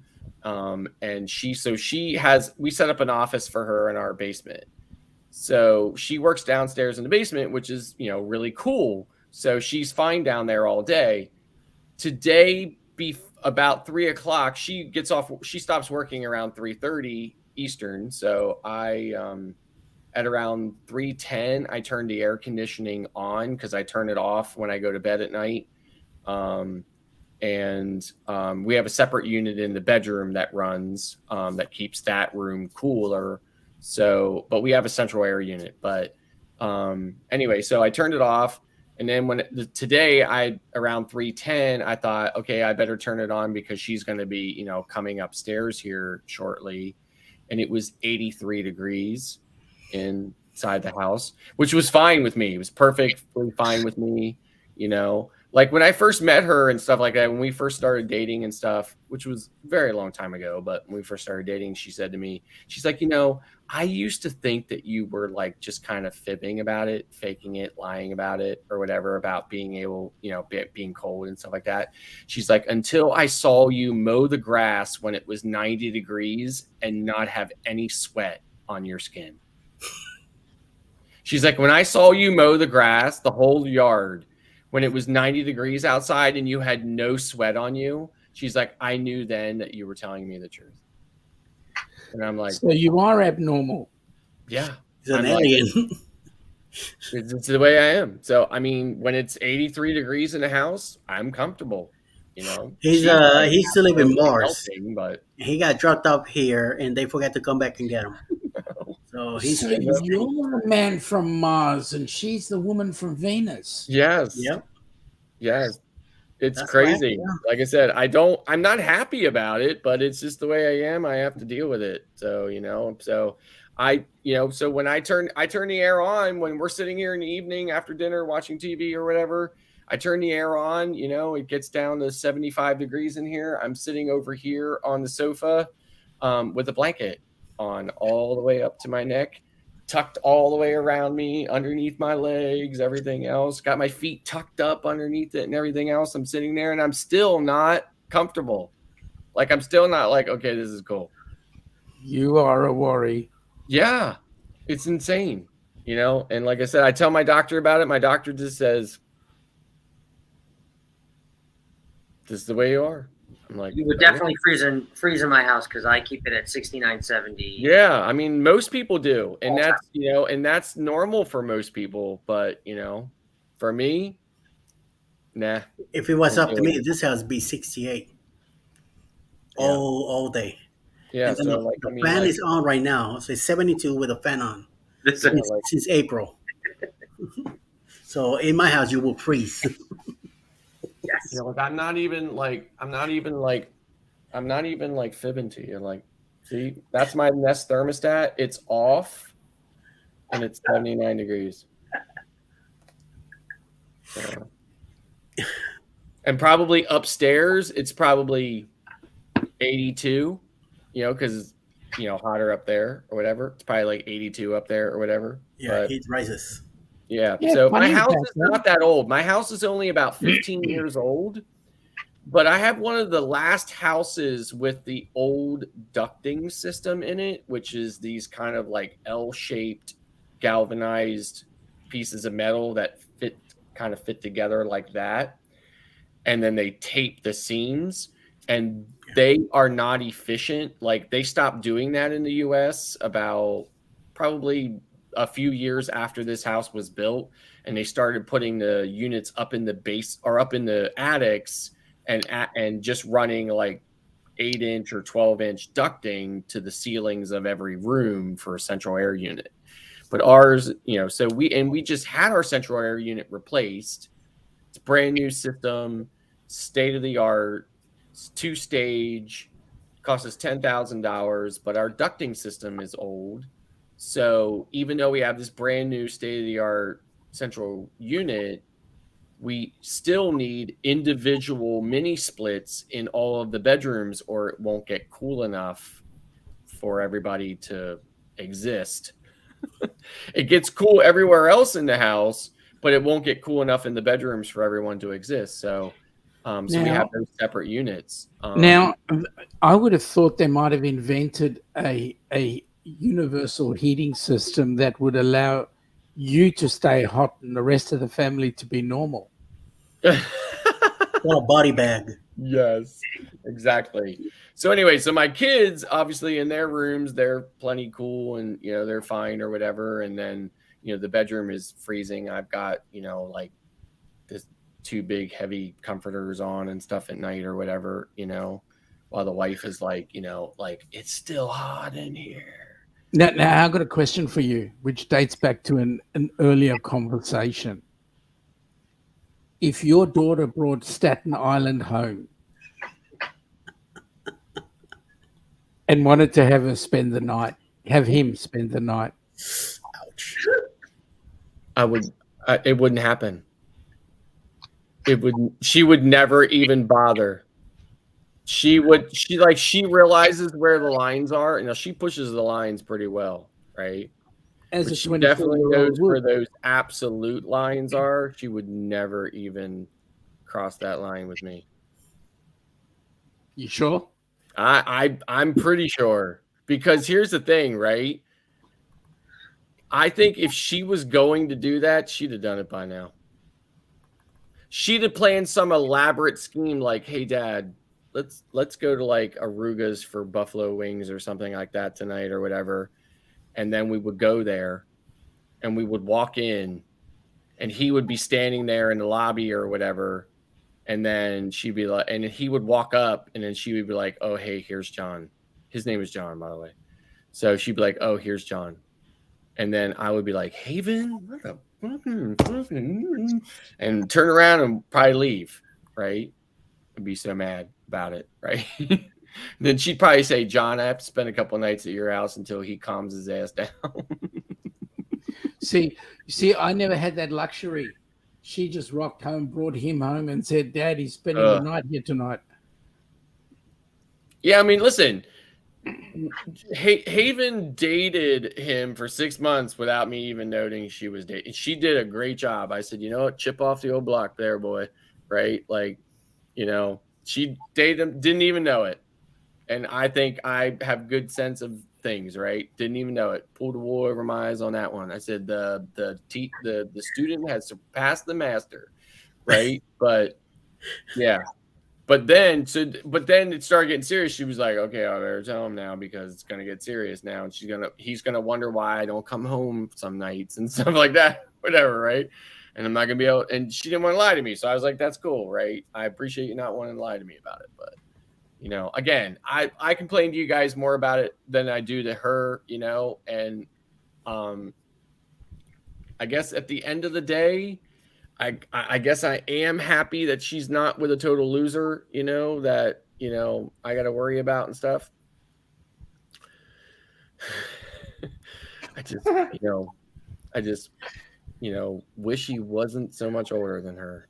So as long as he treats her fine, that's all you should worry about. Yep. Like I said, my wife and I, we're 4 years apart, but we're old, for crying out loud, right? Hell, I'm on a prostate medicine, Information about that one. I wish I was his age, but I'm twice his age, so no biggie. Just let it happen. I mean, my birthday is October 29th. I'll be 53 years old this year. You're still a baby.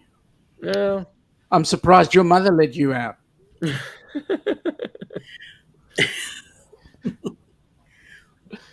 Some people say, "Yeah, you look like you're 53," and other people say to me, "Wow, you're 53," and I'm like, "I will be," like it just depends, I guess what you think, but I mean, like for me, it's different because we're older, but for her, I just I worry sometimes that maybe that she's missing out on certain things because she's with somebody. I mean, he's not that much older, but he kind of is. He's kind of in a slightly different kind of age group. Let me say this for what it's worth.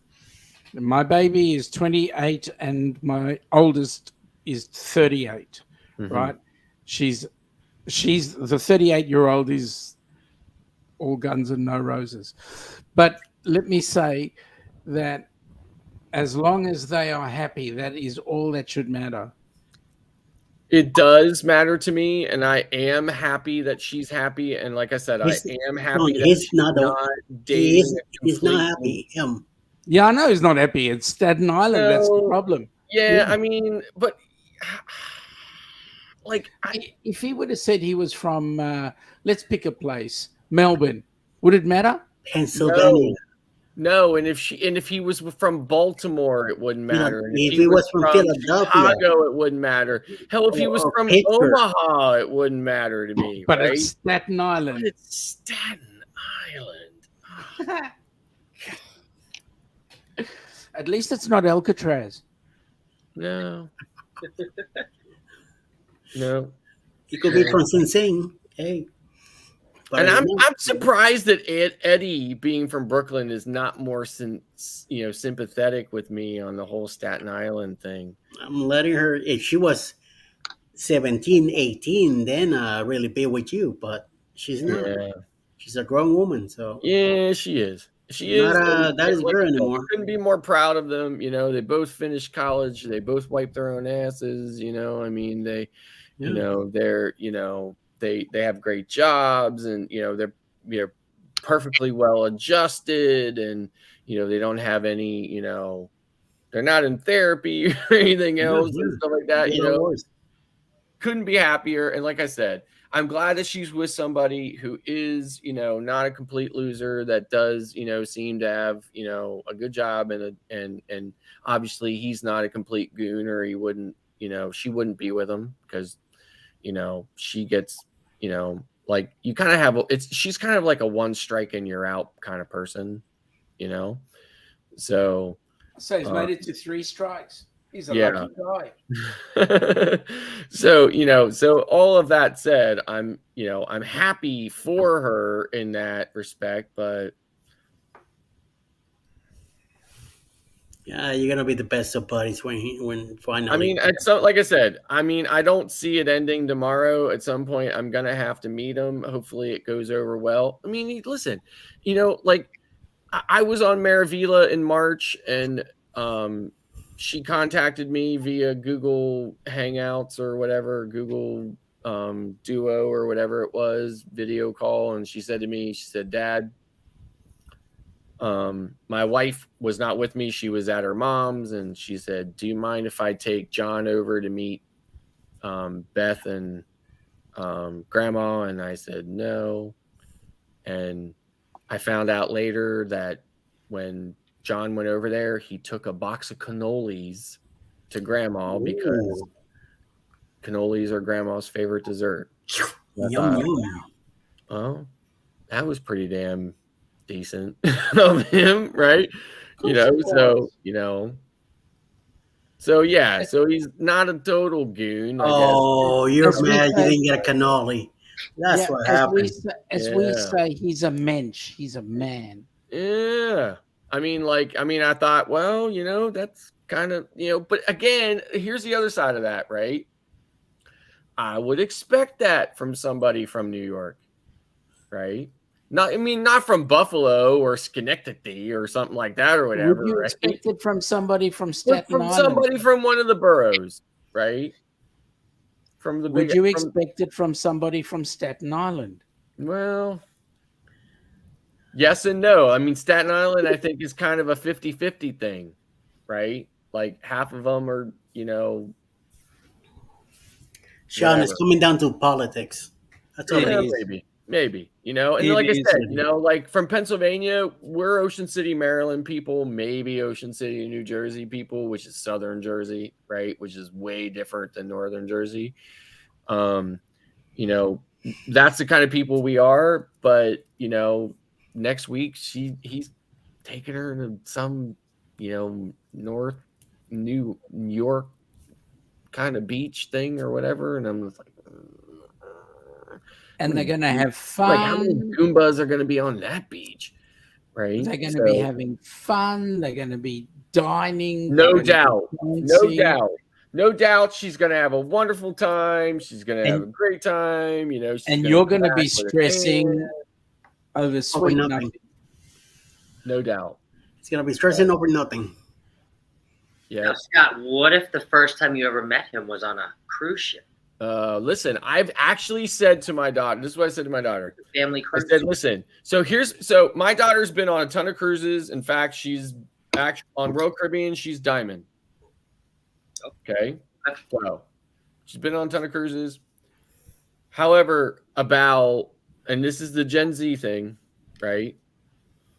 I took on 2018, we went on Carnival Breeze. It was our first only Carnival cruise. Came off of there and she said, Dad, I can't go on any more cruises. I said, why? She said, because they work those poor people to death. They work them 7 days a week. They don't get a day off. She was like, they work long hours and everything else. She was like, and I know that they agree to sign up for that and everything else. She's like, but Dad, I cannot be part of the problem. She's like, and if I go on another cruise, I'm going to be part of the problem because they're there because people like me are there. She was like, so I will not do it anymore. So I said to her not long ago, she was saying to me about, hey, can you look up some stuff for John and I to go to like an all-inclusive or something? And I was like, yes. So, but I said to her, I was like, hey, why don't you bring him on a cruise? I said, and even if it's the same ship I'm on, I'll just pretend like I don't know you.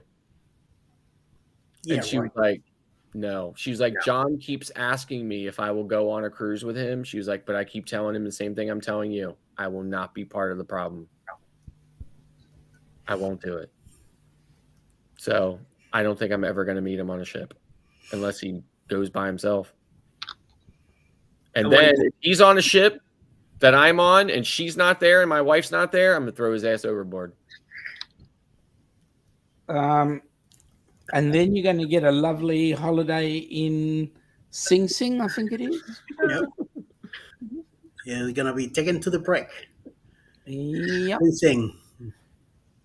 I mean, like, I don't know what happened. He was telling me about how he didn't want to live anymore, about how he couldn't go And on. then they look at the cameras on the ship, and then you are screwed. He was telling me how guilty he felt about dating a much younger woman. No, I don't think he'd be saying that. I think he'd be saying he's feeling guilty about the fact that it comes from Staten Island.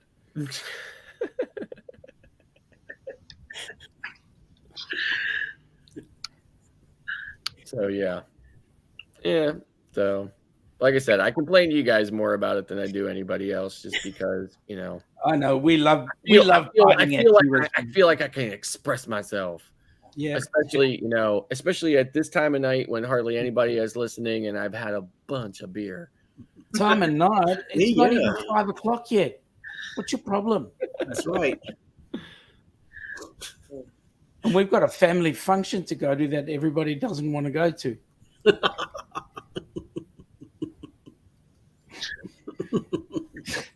Oh.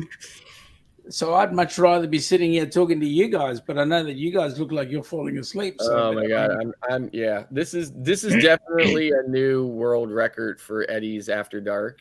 No, I've been here longer. Five and change with drag Sherry on it. Oh, was that the one when you drug Sherry? That was 5 hours, right? Yeah. 5 hours, 60 minutes. Hey, I remember that night we started chatting, and she says, "We're not going to be here till 1 o'clock in the morning." I was actually in the chat at the beginning of that, and I remember hearing her say, "Eddie, you're not going to be on here all night, are you?" No, we're not. We're not. No. Yeah, 5.5 hours later. You guys know Kenneth Oakes, don't you? You know Kenny Oakes, don't you? Yeah. So Kenny is rather renowned for actually falling asleep on one of his lives, which went for 16 hours. What's always funny is when Clock's on there, like he's always like, you can't see it because I got sunglasses on, but he's always like, and I'm like, is Clock frozen or asleep? I called him out a few times, and he just. I told him too. I was like, Clock, just go, just get off, man. Just leave the studio and go to bed. Yeah. And then I'll see him and that'll be at like 2, 3 o'clock in the morning or whatever. And then he'll be on Sherry's live in the morning. And I'm just like, yep. Which I'm catching on the replay because I was asleep. She already sent me the link for the morning now, 9:30 in the morning. Not today. I don't see myself getting up in the morning. Yeah, like seriously, like my wife says to me all the time, she's like, God bless Eddie. She is like, that man does not need any sleep at all.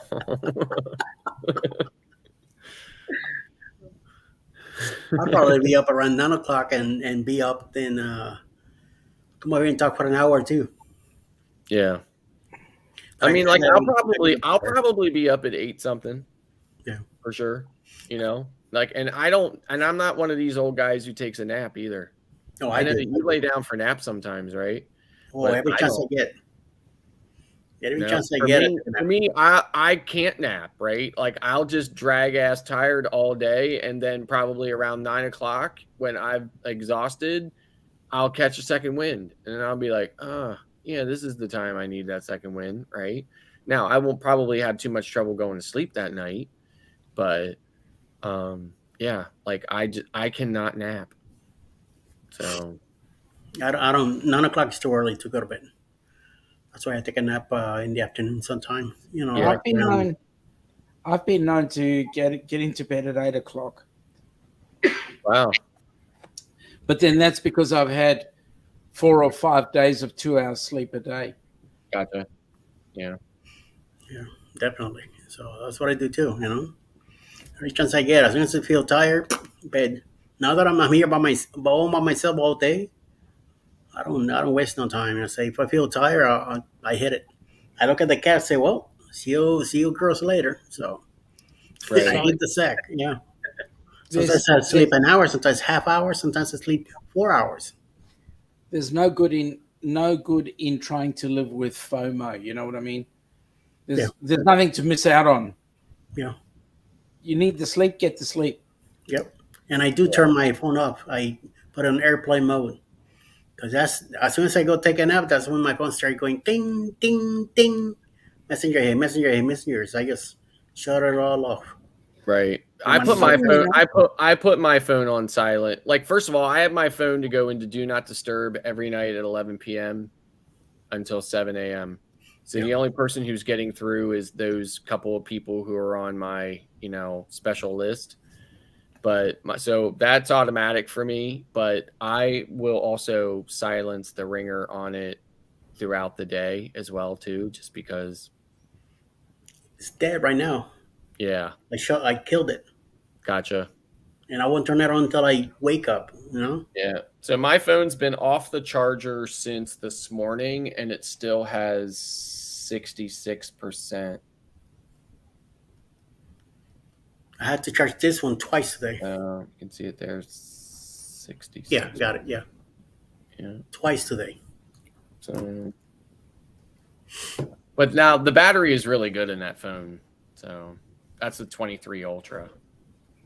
That's a weird picture of the other Scott. It looks like it's a Carnival ship, and based on what it looks like maybe XL, possibly. No, not XL because there's lamps next to the bed. I don't think there's XL on next to the bed. The XLs have those flip out kind of like swivel map lights. So it's definitely a Carnival ship, obviously, because you can see the luggage thing there. I honestly am not that good. I look at a ship and I go, that's a ship. I can tell you whether it's Princess or Carnival, but I can't tell you whether it's what the name of the ship is or anything. I go, that's a ship, I'm on it. Yeah. Like every time I hear them talk about the X class, the this class, the that class, I'm like, okay, they all look the same to me. I know one's bigger, the other one's older. That's it. Yeah, so the only thing, so here's the thing. So Vista class and Dream class are very similar. They have a lot of same design aspects and elements, but they're not entirely similar. However, on Royal Caribbean, Freedom class and Voyager class are identical. The only difference is Freedom is bigger. So it's a larger ship. It's bigger, it's longer, it's wider, but the layout is absolutely identical from stern to bow, and it is identical in every way. So, but for Freedom, there's only three. There's only three Freedom class ships: Freedom, Independence, and Liberty. So, for Voyager, there's Voyager, Mariner, Adventure, Explorer, and I'm missing one. I know it. I can't remember, but yeah. So And then, of course, with Oasis, every version of Oasis they make it just a teeny tiny little bit bigger. And then, so every version of Oasis that comes out, they say it's the largest. Not that Oasis is largest, but whatever the latest Oasis class ship is the largest, because they always make an Oasis just a teeny tiny little bit bigger. Now, I've got an important question to ask about that. When they go about and make that ship just a little bit bigger, is somebody trying to compensate for something? Probably. Exactly. So yeah, so I guess Utopia will be the last one. So What are they going to call the new lot? Well, then now they're going on to Icon class, right? Yeah, but what are they doing different with that now? I mean, nothing Like different. higher now. Nothing. I mean, here's the thing: if you know what a Quantum class ship is and an Oasis class ship is, the best way to describe Icon is if the two of them had a child, right? But even beyond that, it is even just a little bit beyond those two kind of combined. But it is basically at the core, it is Quantum and Oasis combined plus. So, but it's specifically being geared towards families. There's lots and lots and lots of not only family, but child centric and focused, design and aspects and venues and things like that. I don't hate children by any stretch at all. And I don't mind being on ships full of families and children. I'm just minding it a little more than I used to, but certainly not minding it. Yeah, I know what you mean. Yeah. So I don't know how much I will sail Icon, just because of that. I'm already thinking I'm already kind of putting I have a month, exactly 29 days before I get on Oasis, and which is going to be just overflowing with families, and probably some of them from Staten Island. So I sure hope so. Are you stepping on my floor? Do you come from Staten Island? Get off! So I'm already trying to prepare myself for it and to put myself into a Zen place, to be on that ship full of. Do you know how many of those people would be coming on your ship from Staten Island with the name John? Better be zero. So, Scott, anyway. I do have a real Royal Caribbean question for you, though. Since I'm going on that Utopia this season, I usually sail Carnival. If I'm going on that ship and I haven't sailed Royal Caribbean probably in, 20 years, and I probably don't really remember it because I was really young, do you think that is going to set the expectation and the bar for Royal for me almost too high, because now I really can't sail on anything else other than an Icon, like a Utopia of the Seas class ship, without being okay. I mean, listen, I always tell that to first time cruisers, right? When you pick the top ship for first time cruise, there's only, there's nowhere to go but down. Right. It just depends what your perspective is on cruising. Like if you're a real diehard love cruising, which I assume you are, right? So, you'll still be able to kind of connect with, I'm still on a cruise. I'm on a ship, I'm doing this, I'm doing that, right?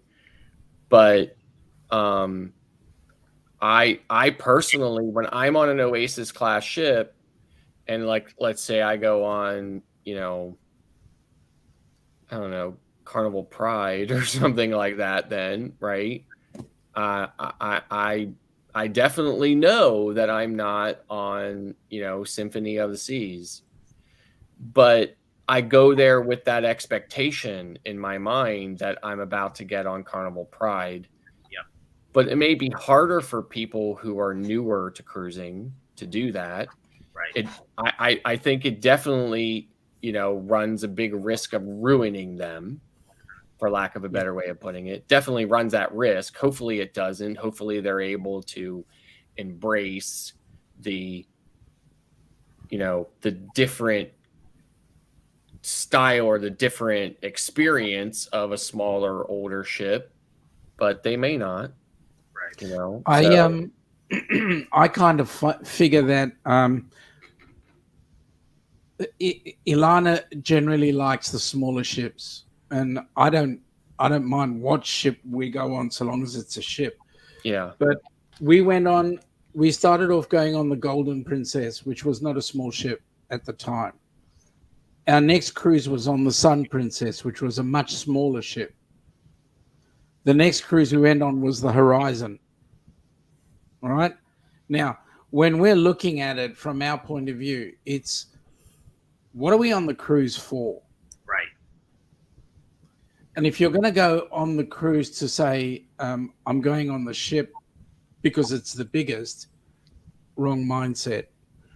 But if you go on the ship to say, I'm here to have fun, and what can this offer me, that's a better mindset. Yeah. Right.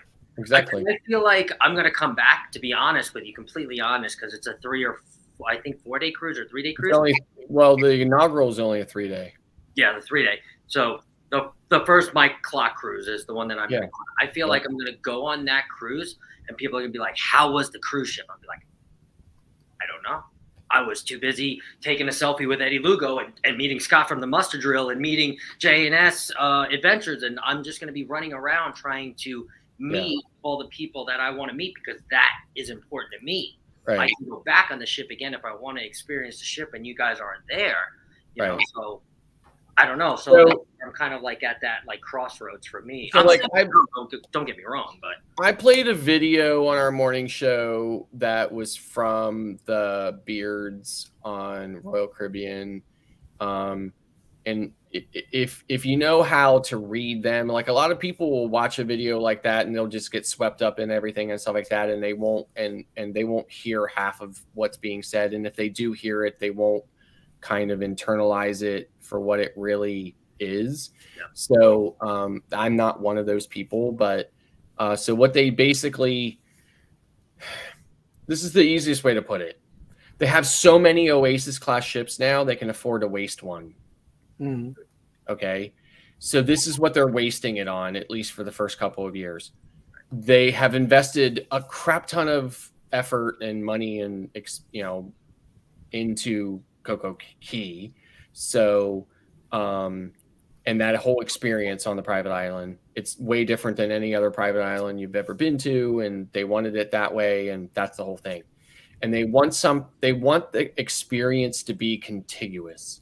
So they want you to get on a ship that's big and bad and amazing and awesome. And it's got all this pump and hype and everything else. And they want you to be like up here. And then you get off of the ship and onto the island, you're still up here. Then you get back on the ship, you're still up here. And then you get off in Florida and you're like, shit, it's over. It's only in 3 days, right? So that's what they want. But they want that specifically because it's only 3 days. So then they're like, oh, you have to come back. You're going to book again. Yep. You have to come back. You have to come back and do it again and again and again, or you have to do it back to back, right? So that you're on the ship longer. So I have this term in which I privately refer to the cruise lines as money whores. Every corporation is entitled to making money. I don't begrudge any corporation, including the cruise lines, of making money. I make money off of cruises, right? As a travel agent that specializes in cruising. So I don't have a problem with it at all. However, I think that the pursuit of that profit from a cruise line perspective is a step above all other corporations, no matter what it is they're selling. And that's why I refer to them as the money whores, because they will do anything for not a little bit of money, but an obscene amount of money. So that's the whole gear of it.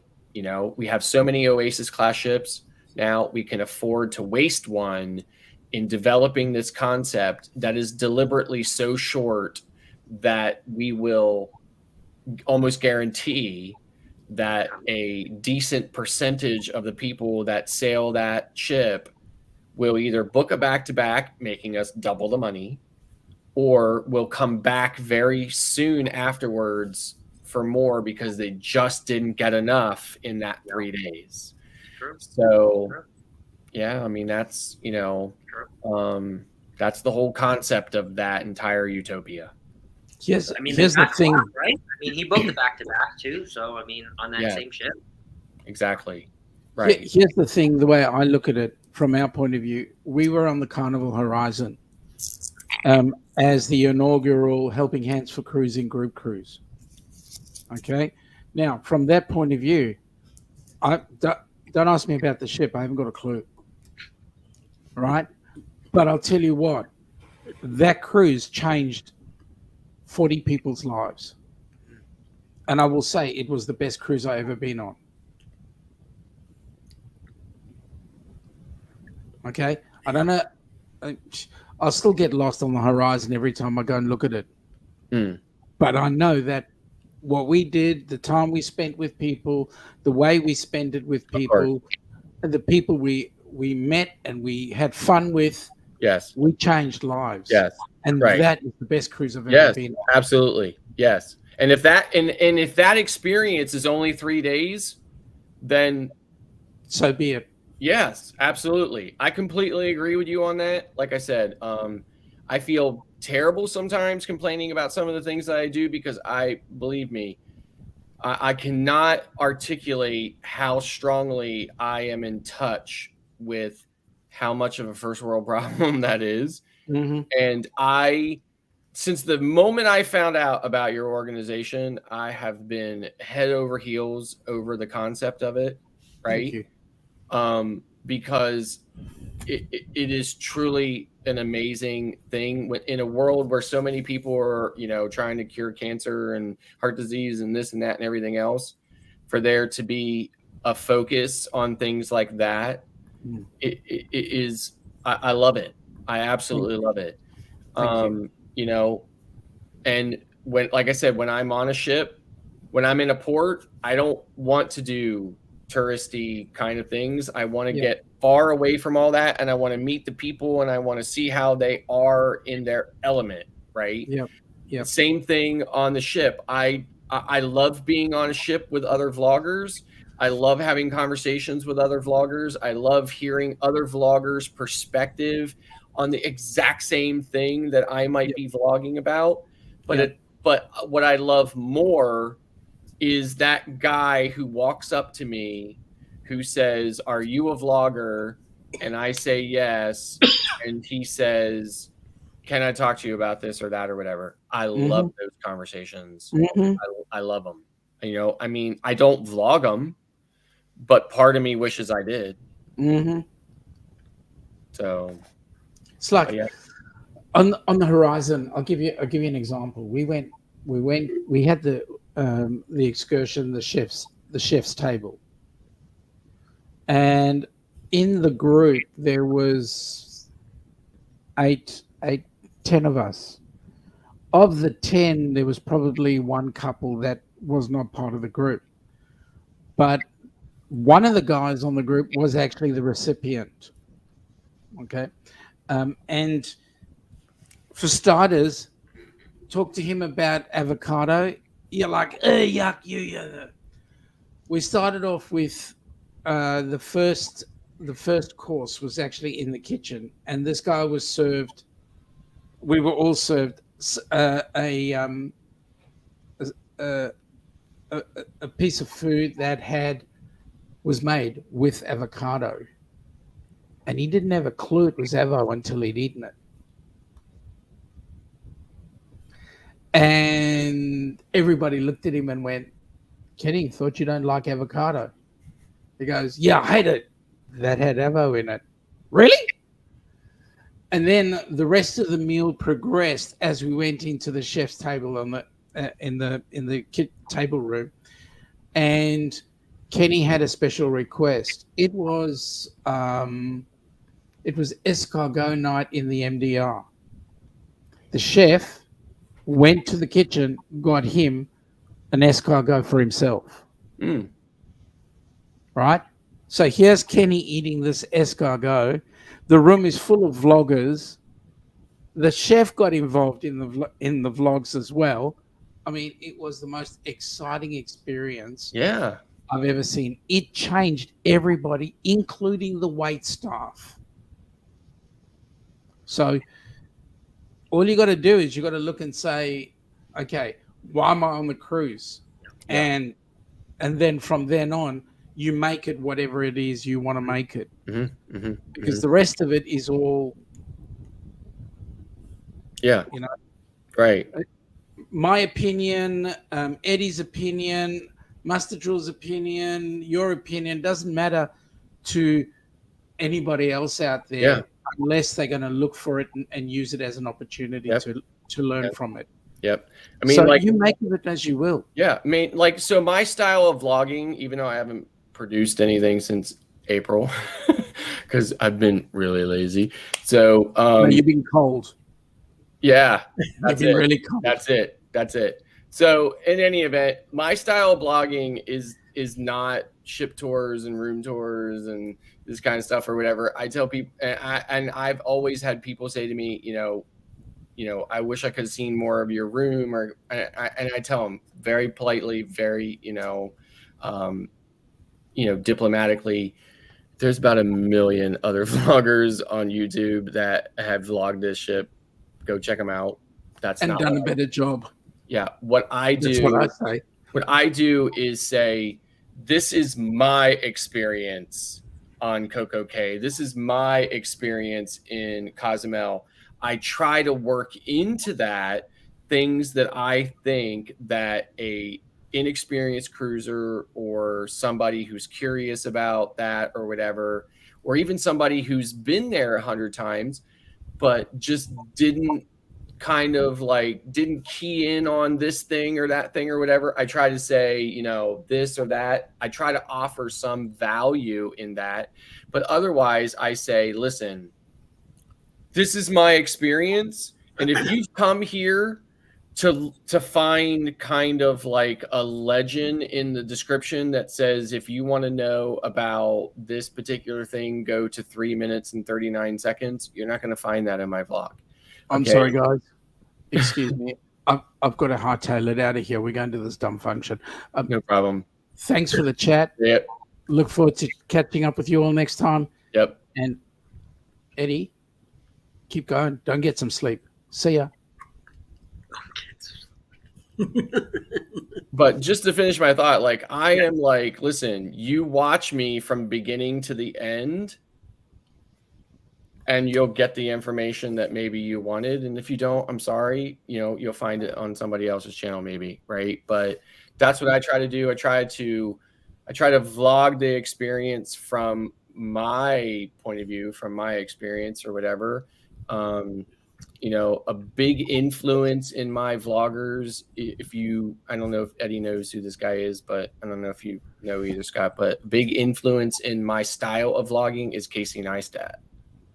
Oh, yeah, I know who it is. Yeah, so that's a big influence in mine, but at the same time, I'm a travel agent. I've been on a gazillion cruises. I feel like I think I know what people want to know and see and experience. So I try to talk about that or whatever, but I also just try to say, like, hey, listen, this is what I saw when I was on this island. This is where I went. This is what I saw. This is what my experience was. Watch it. If you enjoyed it, if you, said, hey, you know what, that gives me some ideas for this and that or whatever. I got to see some of the island. I got to see this or that or whatever. It's one of the reasons why I use my phone specifically to vlog in this director's view, which is, which is me. me see here.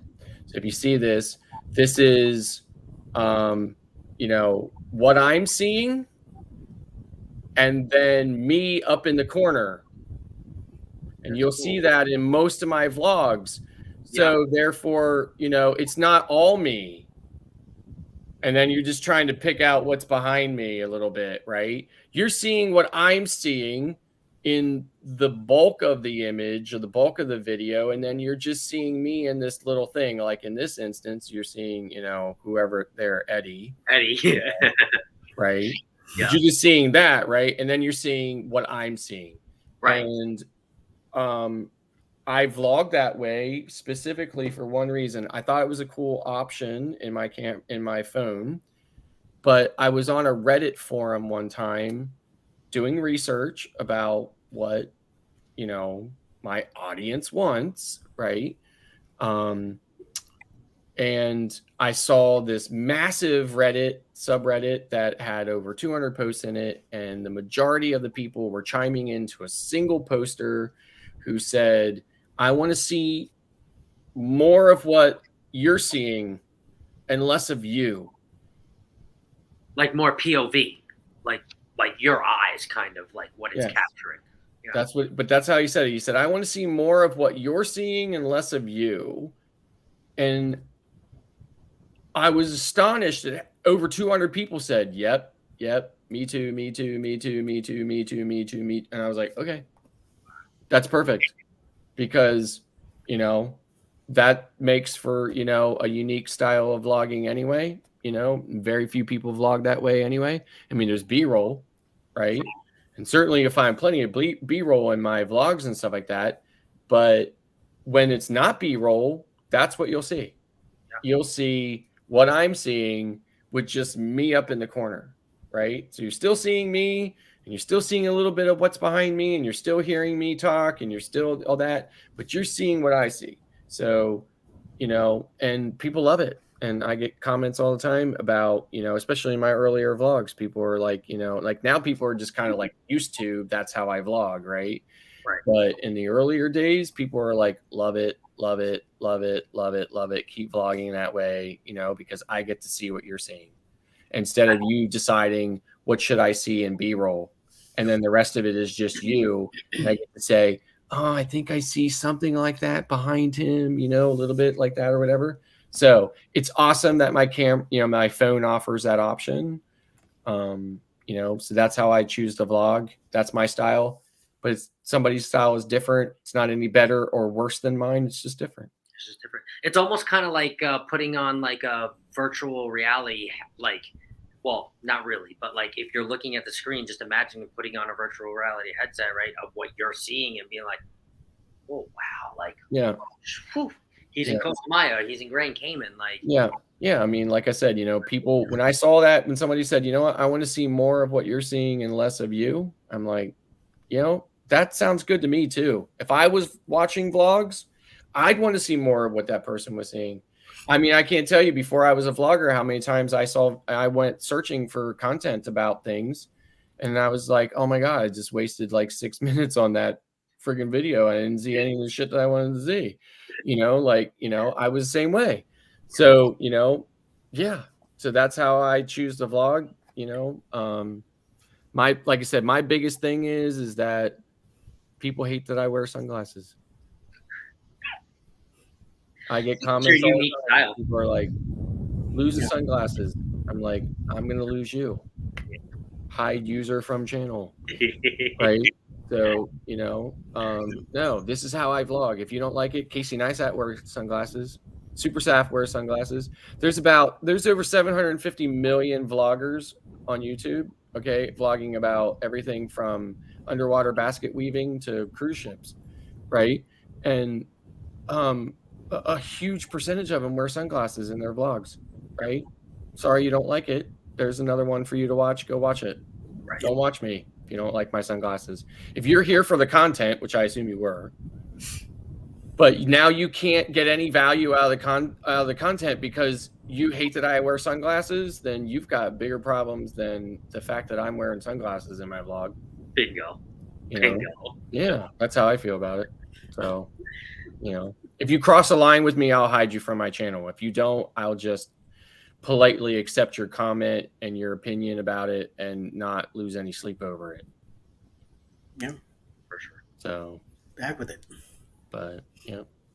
So, I mean, like even that, it wasn't even that long ago. I was in one of Eddie's late night vlogs here or something like that, and somebody was like, I can't watch because they're like, they started out like, why do you wear sunglasses? And I think I told them why. And their prescription too, on top of that. Oh yes, you've said that before. Yes. Yeah, their prescription too, right? So I think I told them that or whatever. But then like after a minute or two, they chatted in the chat. They were like, okay, I can't stay anymore. I have to leave. I'm like, yeah. See ya. See ya. Do you vlog on cruises too, Eddie, as well, or are you just more like put the phone down, let me enjoy whatever? No. I completely block all I can. Everywhere I go, my phone is the first thing I hook up in the car. I make sure that it's charged 100%, and I'm filming. I'm always filming. Then I get home. If I'm not gonna use it, delete it right there. And I've just recently started vlogging about things uncruise related. Just recently, and it's really kind of discriminating. Like it has to be like something really interesting that's not cruise related. Otherwise, my channel is just about cruise. Now, if I went to an all-inclusive, I would vlog about that because I feel it's very similar.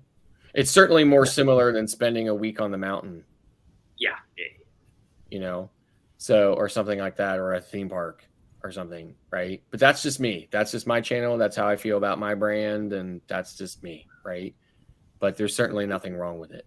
But I've just, you know, like when I rebranded in January, well, I didn't rebrand, but like I relogoed and everything else and stuff.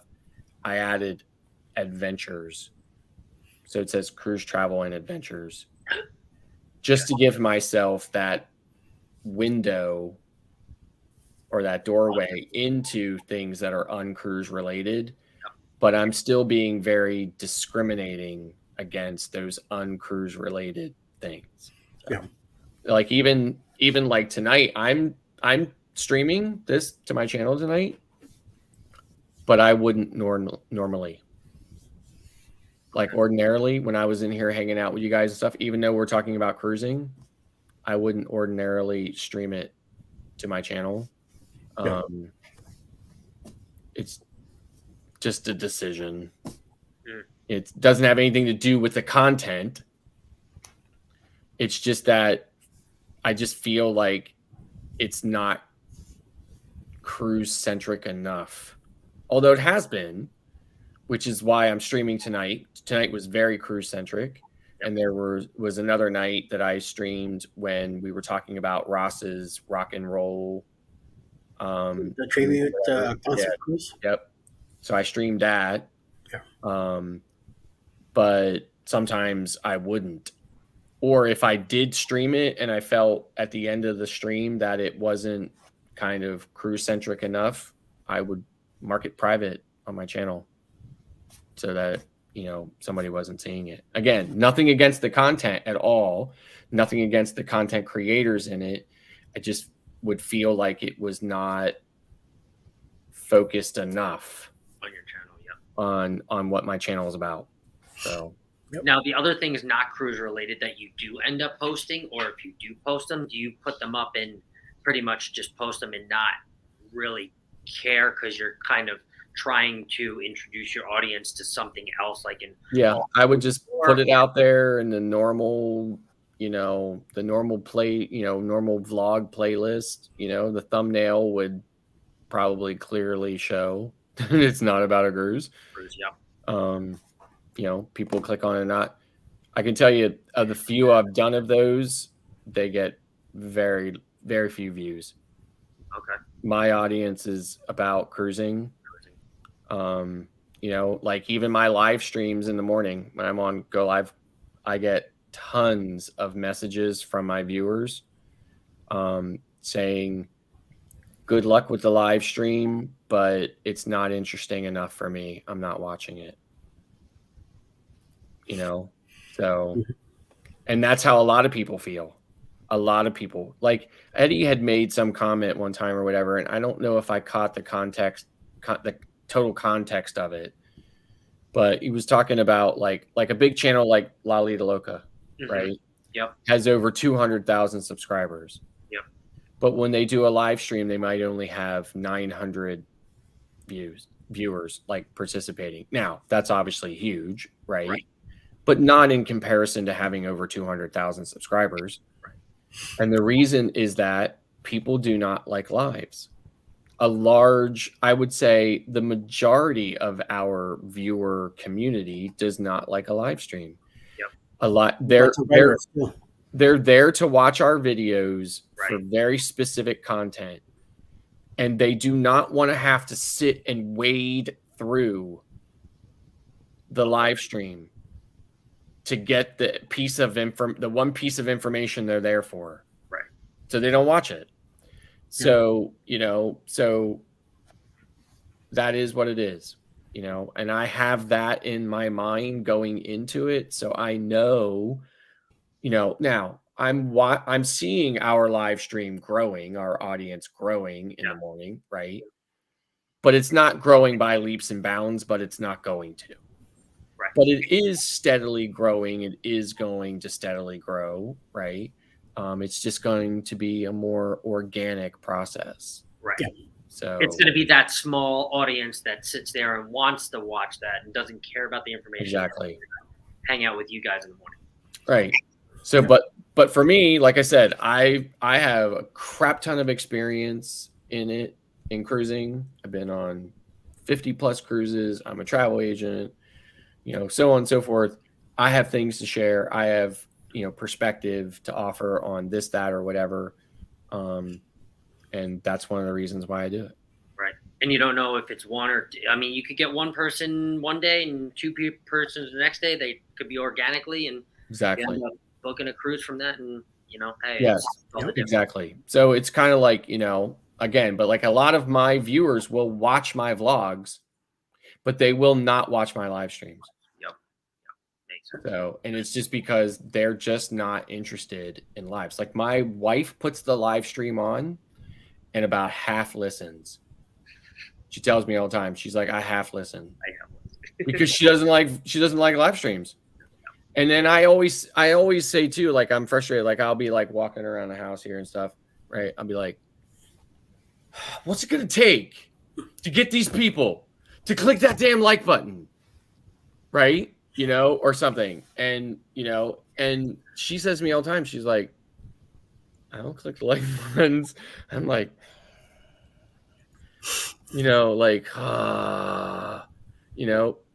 people just will not click that damn like, even if they like it.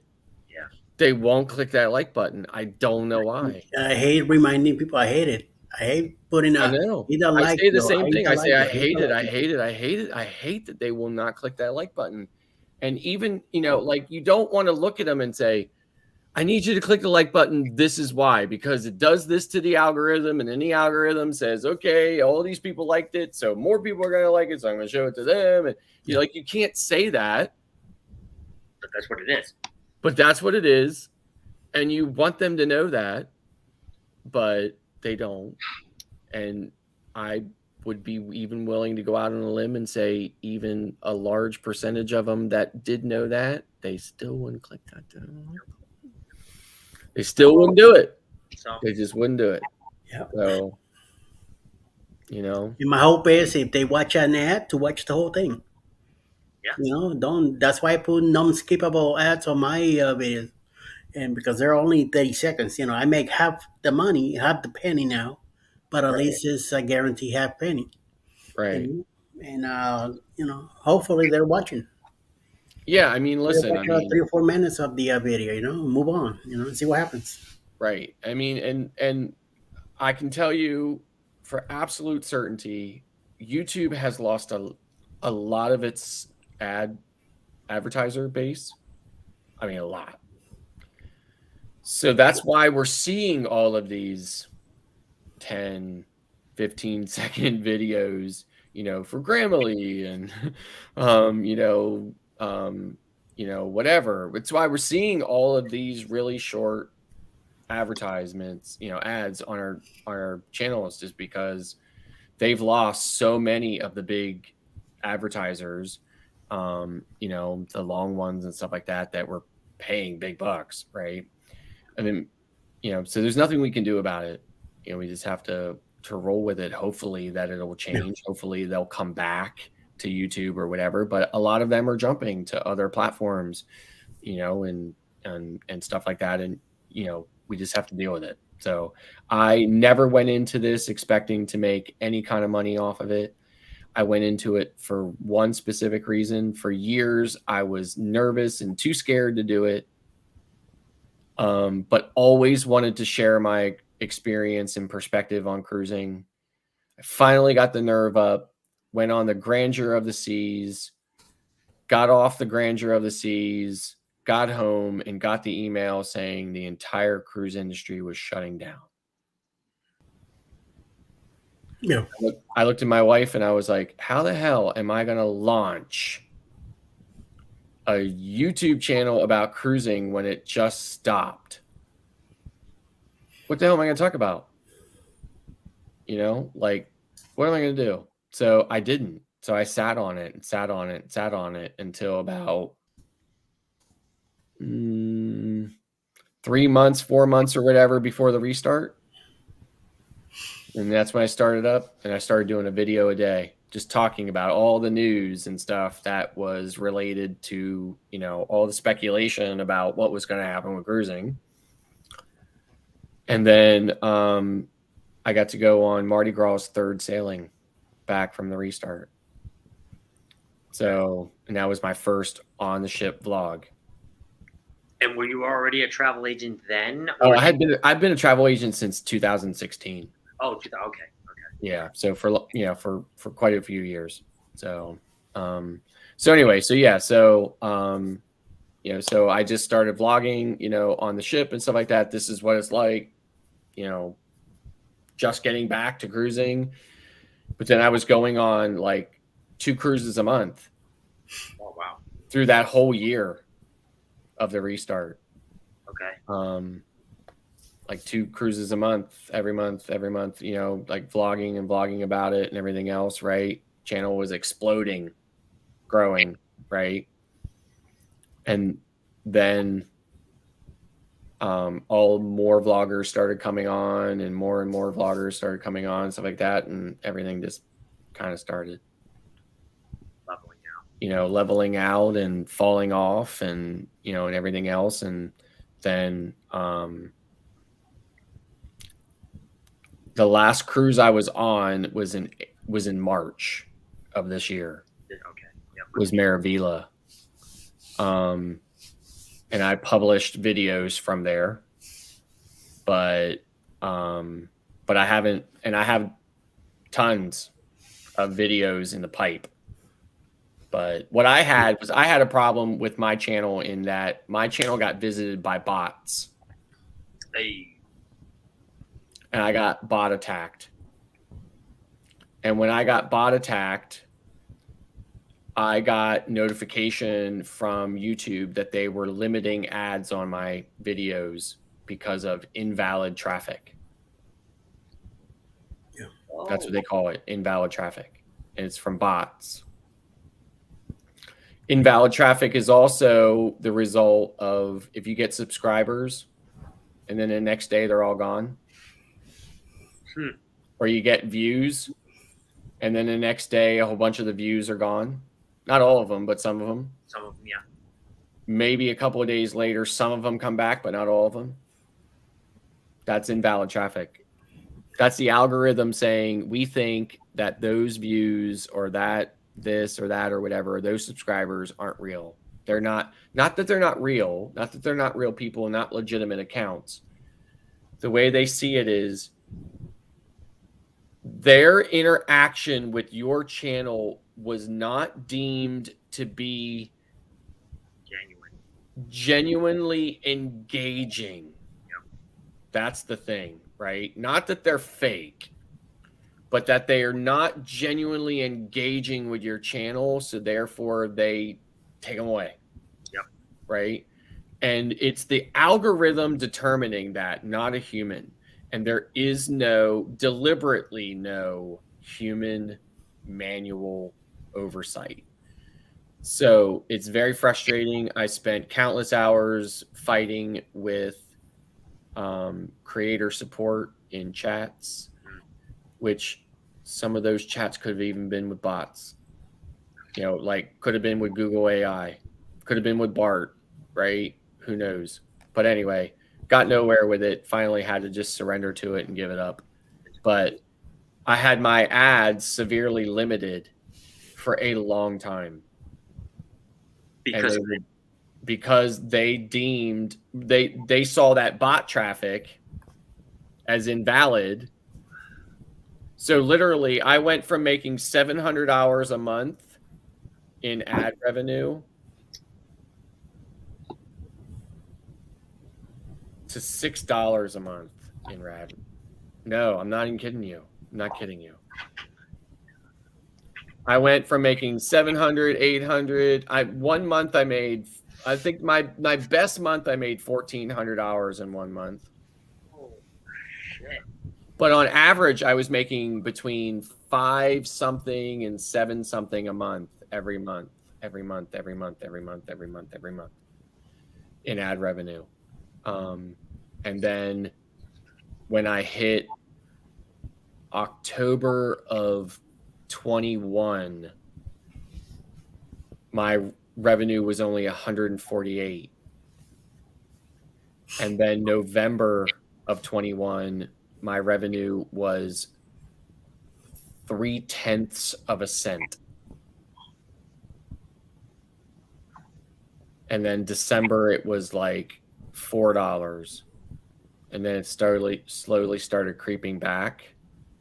And then at some point it got hit again and went back down again, and more arguing and fighting with them and getting nowhere. And then finally I was just like, okay, fine. I'm not going to publish regular videos. I'm going to put 1 video out a month.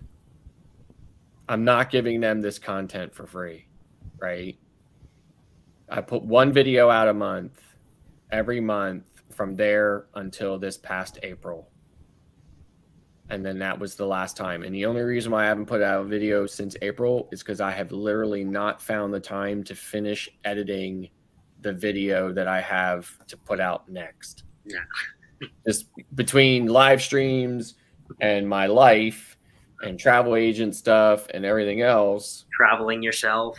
Yes. I just have not had the time to do it, nor am I tripping over myself to do it so that I can get, 100 views and make 56 cents on it. Yeah. That's just kind of been my attitude. It's a piss poor attitude because I really do enjoy content creating. Yeah. Right. And it's a bad attitude. And I know that it's a bad attitude and I shouldn't have it. And, and I don't like that that's my attitude, but that's my attitude. Right. So anyway, so that's my attitude about it. But you can put your time and energy into, helping other people book cruises and right. Because listen, I'm not doing it for the money. I'm honestly not. I don't need the money from that. I mean, like everybody would like money, right? Like, don't get me wrong. When I'm making $700 a month and stuff like that, I was loving it. Right. For money. But I'm not doing it because I need the money to like live or something like that. Right. So I'm not doing it for the money. I was never doing it for the money. And I never realized that my channel would take off as fast as it did. It just happened to be one of the few vloggers that were vlogging about cruising during the restart, and everybody wanted to know about the restart. So, they flocked to my channel over it. So, but in any event, it's just how I kind of feel about it now at this point. So I keep every day I get up and I do the live stream and then I say, okay, I'm going to go to hell down there and freeze my ass off in the basement and finish editing that video. And then I don't. I can feel that. So, but I need to, I really do. But here's the thing. As I'm traveling, I was just in the mountains in Virginia. I vlogged it. I'm still vlogging. I still am vlogging just like, every day, like it was any other day. When I go on Oasis next month, I'm going to vlog the shit out of it, right? Yep. But you probably won't see the damn thing till 2027. Yeah.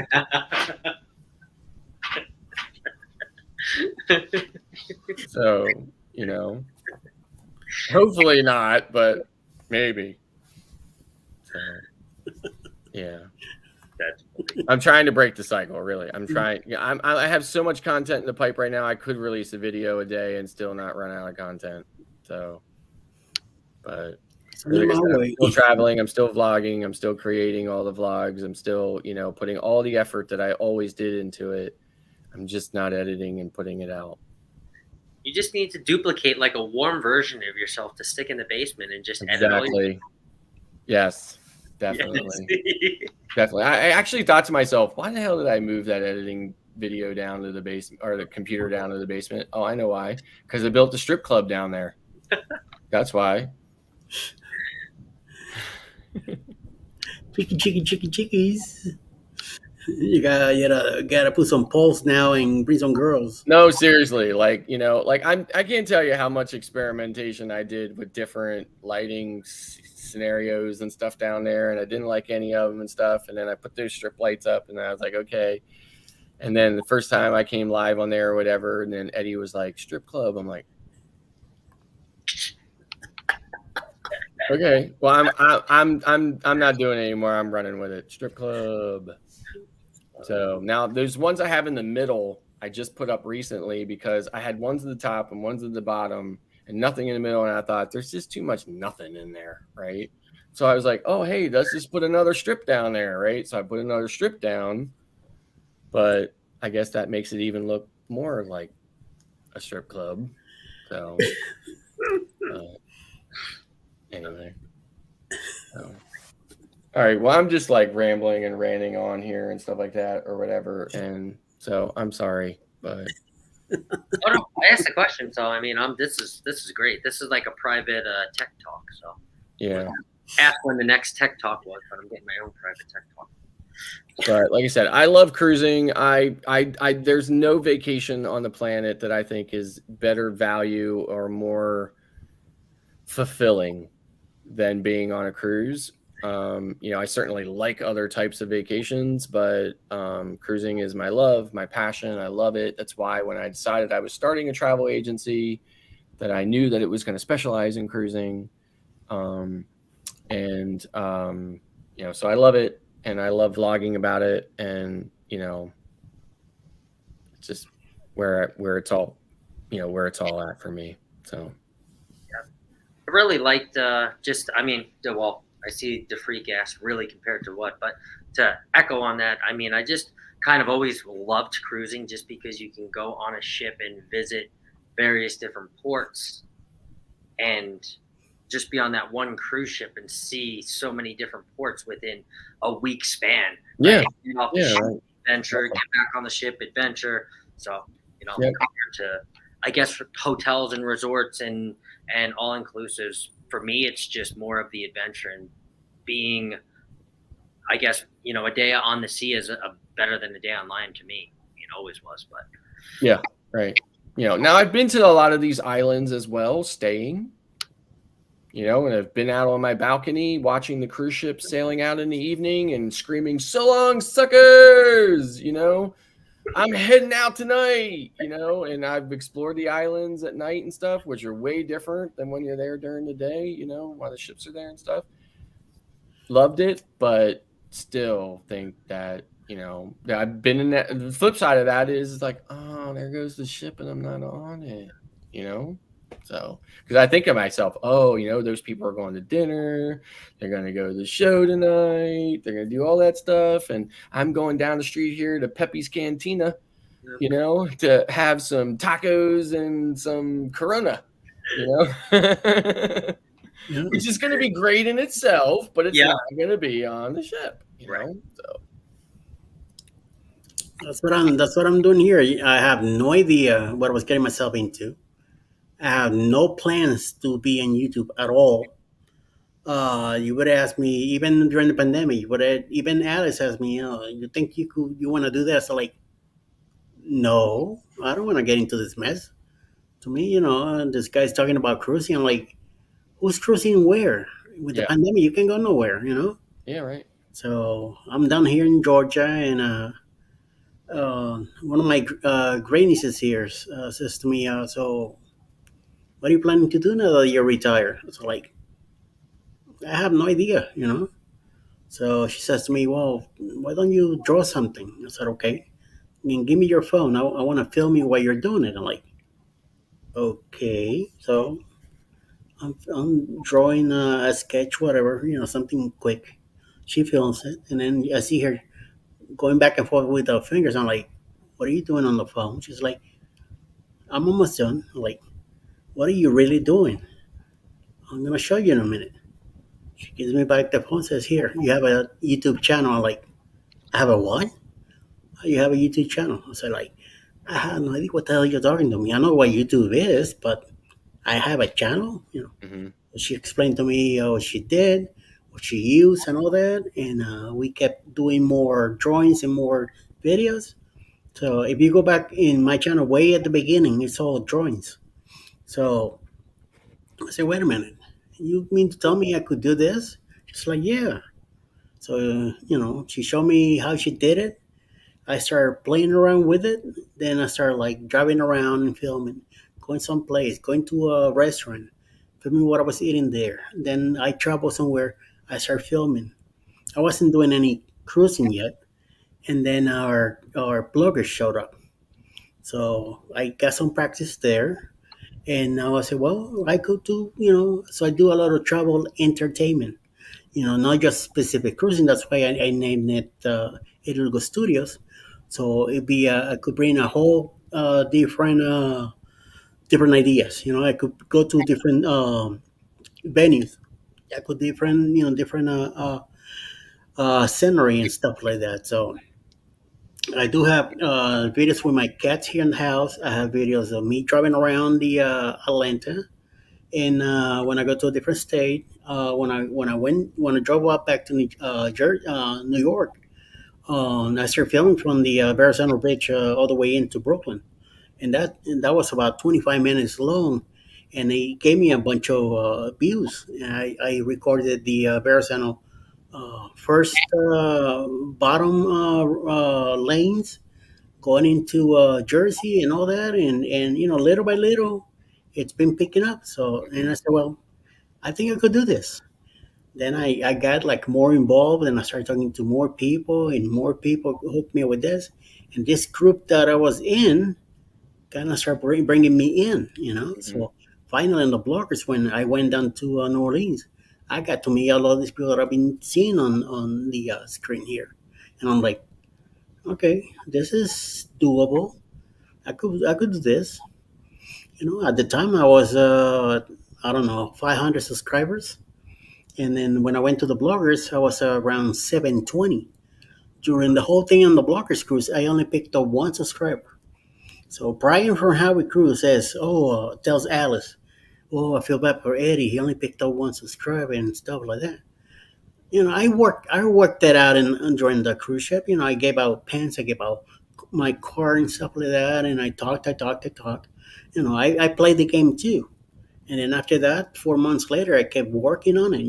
Going out to the Asian markets, going to the Indian markets, getting involved with anybody as much as I can.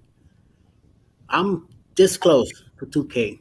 Yeah. Well, I just been working it. Working the stuff I out of tell it. people all the time, YouTube is the extreme long game. Yeah. Okay. If you see these channels like Lalita Loca and stuff like that, seemingly, like not literally, but seemingly exploded overnight, they are not the norm. Yeah. They are the extreme exception. Yep. Most channels take years and years.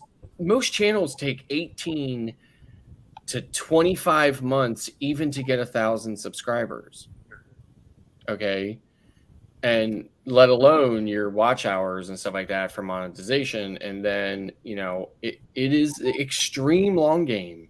And I tell people all the time that are so impatient about it or want to give up, and I'm like, well, it's your decision, but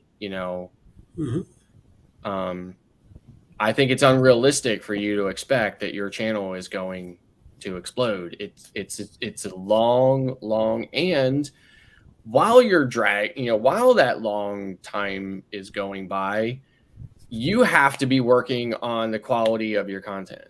You have to be doing things. You don't have to do massive things, but you have to constantly try to make things better. You have to try to do things better. I bought equipment and Stream Deck, and nobody's tuning into our live stream because I have a sound effect that says Texas. Nobody's watching our live stream for that. But what it does do is it adds just that element, teeny little bit of production value, right? And that it just grows from there. So it's not perfect.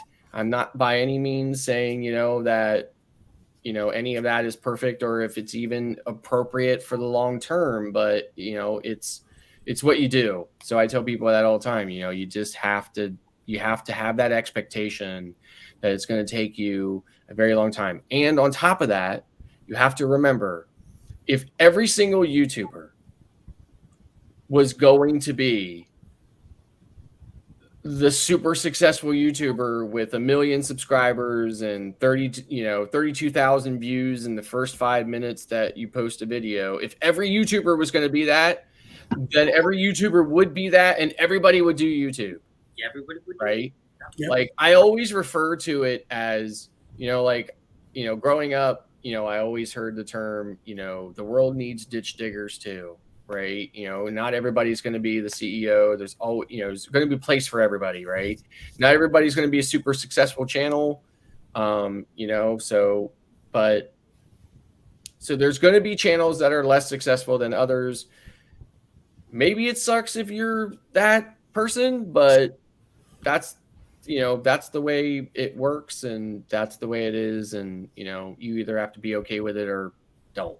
But you still serve a purpose, and you still have some sort of reach, even if it's not, Of course. as much reach as Tony Yeah. Loco. But Absolutely. have an impact on somebody. Yep. And there's not a single time, there's not a single video that I ever put out that somebody didn't come on and say thank you.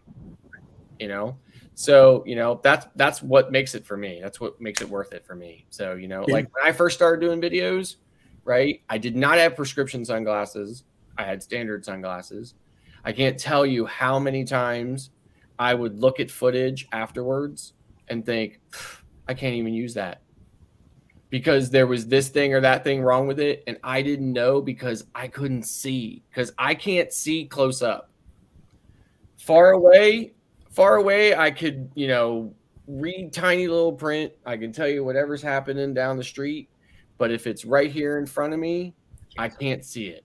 Right. I can see it, but I can't tell you what it is. Right. So if I take my sunglasses off, none of this, writing on the screens, I can't make any of it out. I can't tell you what it says. Yeah. So I was like, okay, you know what, Scott, you're going to have prescription sunglasses so you can see what it is that's on the screen while you're vlogging. So you make sure that your shot is right, that it's framed right, that you're getting what you need, so that you can go back later and sit in the room or do whatever you're going to do and actually have workable footage, right? To make a really, to make a good video. So I did that. But in the beginning, I sat here in my living room with a green screen behind me, with this hat on, sunglasses, and a damn life jacket. If you go back and look at some of my old videos, I have life jacket on, right? First time the first video I ever did, it wasn't even from this angle here. It was this angle here. My computer was like here and my camera was here. It was all this back here, this way. So it was like going back that way rather than here. And my wife came she was downstairs working, and she came upstairs I sent everybody a text message that said, I'm about to record my first video. Don't come down. Right? Don't come up. Right? She came up out of there. She was like, I got to use the bathroom real quick. I'm like, okay. She came up out of there and she said, is that what you're going to wear in your videos? I'm like, yeah. She's like, really? You're going to sit in the living room with a life jacket on? I'm like, yeah. She's like, okay. I'm like, I'm doing it. Right? I got to get noticed.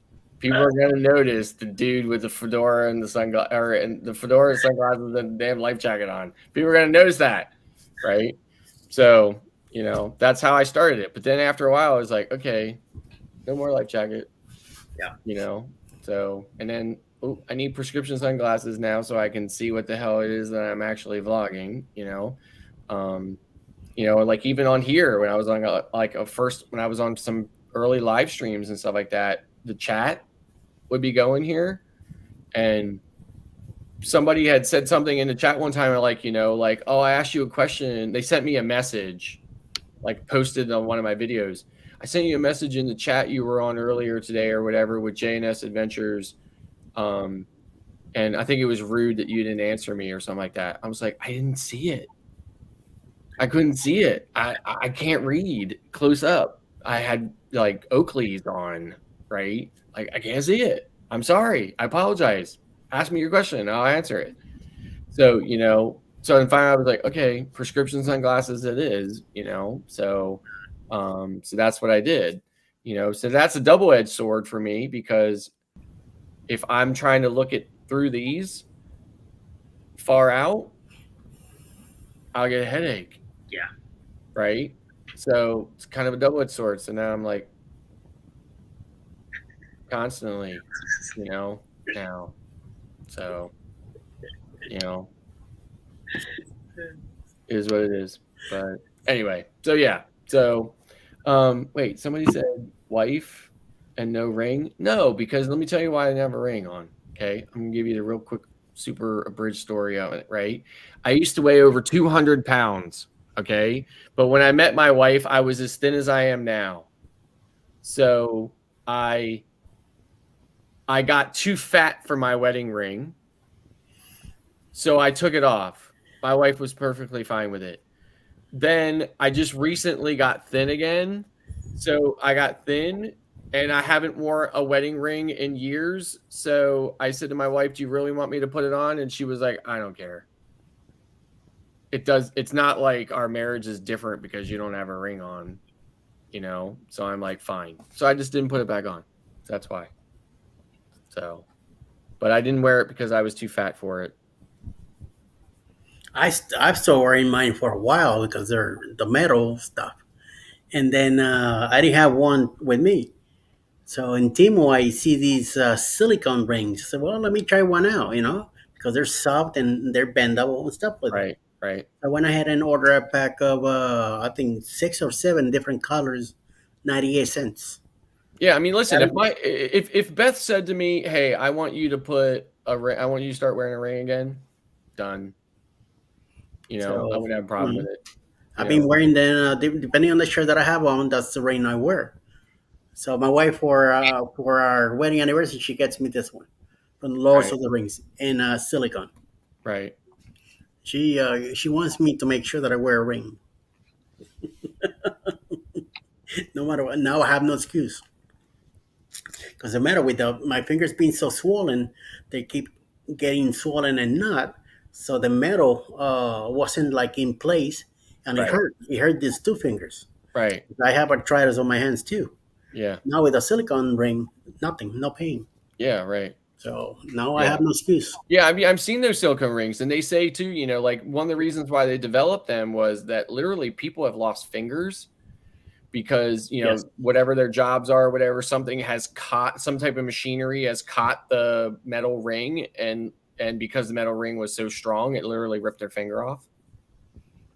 So they developed those silicone rings so that they would just kind of rip off and not rip people's fingers off and stuff. They're, and they're definitely very popular. Yeah, they're very popular. I would wear one, I would wear one, no problem. But, like when my wife and I got married, I spent a lot of money on her rings and stuff like that.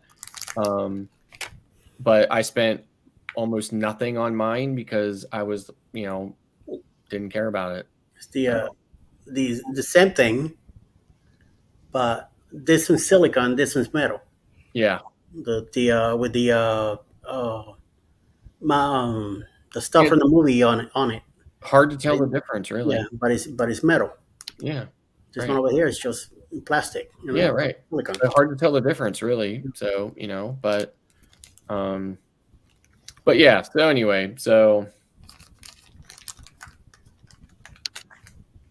I think we're about to eclipse a record here and coming up on 6 Oh hours. my God. It's crazy. Oh my God. This is a new record for me. It was 5:09. Insane. The longest. This is it's about to hit 6 hours. That's insane. The only person we have in the chat is the troll. Yeah, and Darren still comes back in. There's still 12 people watching us. Oh, is there? Yeah. Oh, it's nobody's chatting. Yeah. Darian and the Freak are the only two. Nayuma came in and say hello. Cruising Kusis came back in, says that he was just hitting everybody now and moved on. But it shows 12 people. So I think a lot of my friends from the Philippines are here too, watching. But they're just watching, So. Well, this person, DeFreak or whatever, had said that he was the best troll ever. So that's why I said that.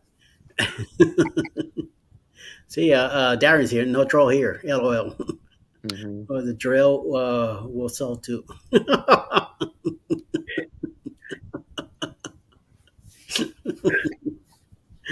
Just But I mean, I wanted to tell you guys today too. I wanted to apologize for being a little off on the show this morning.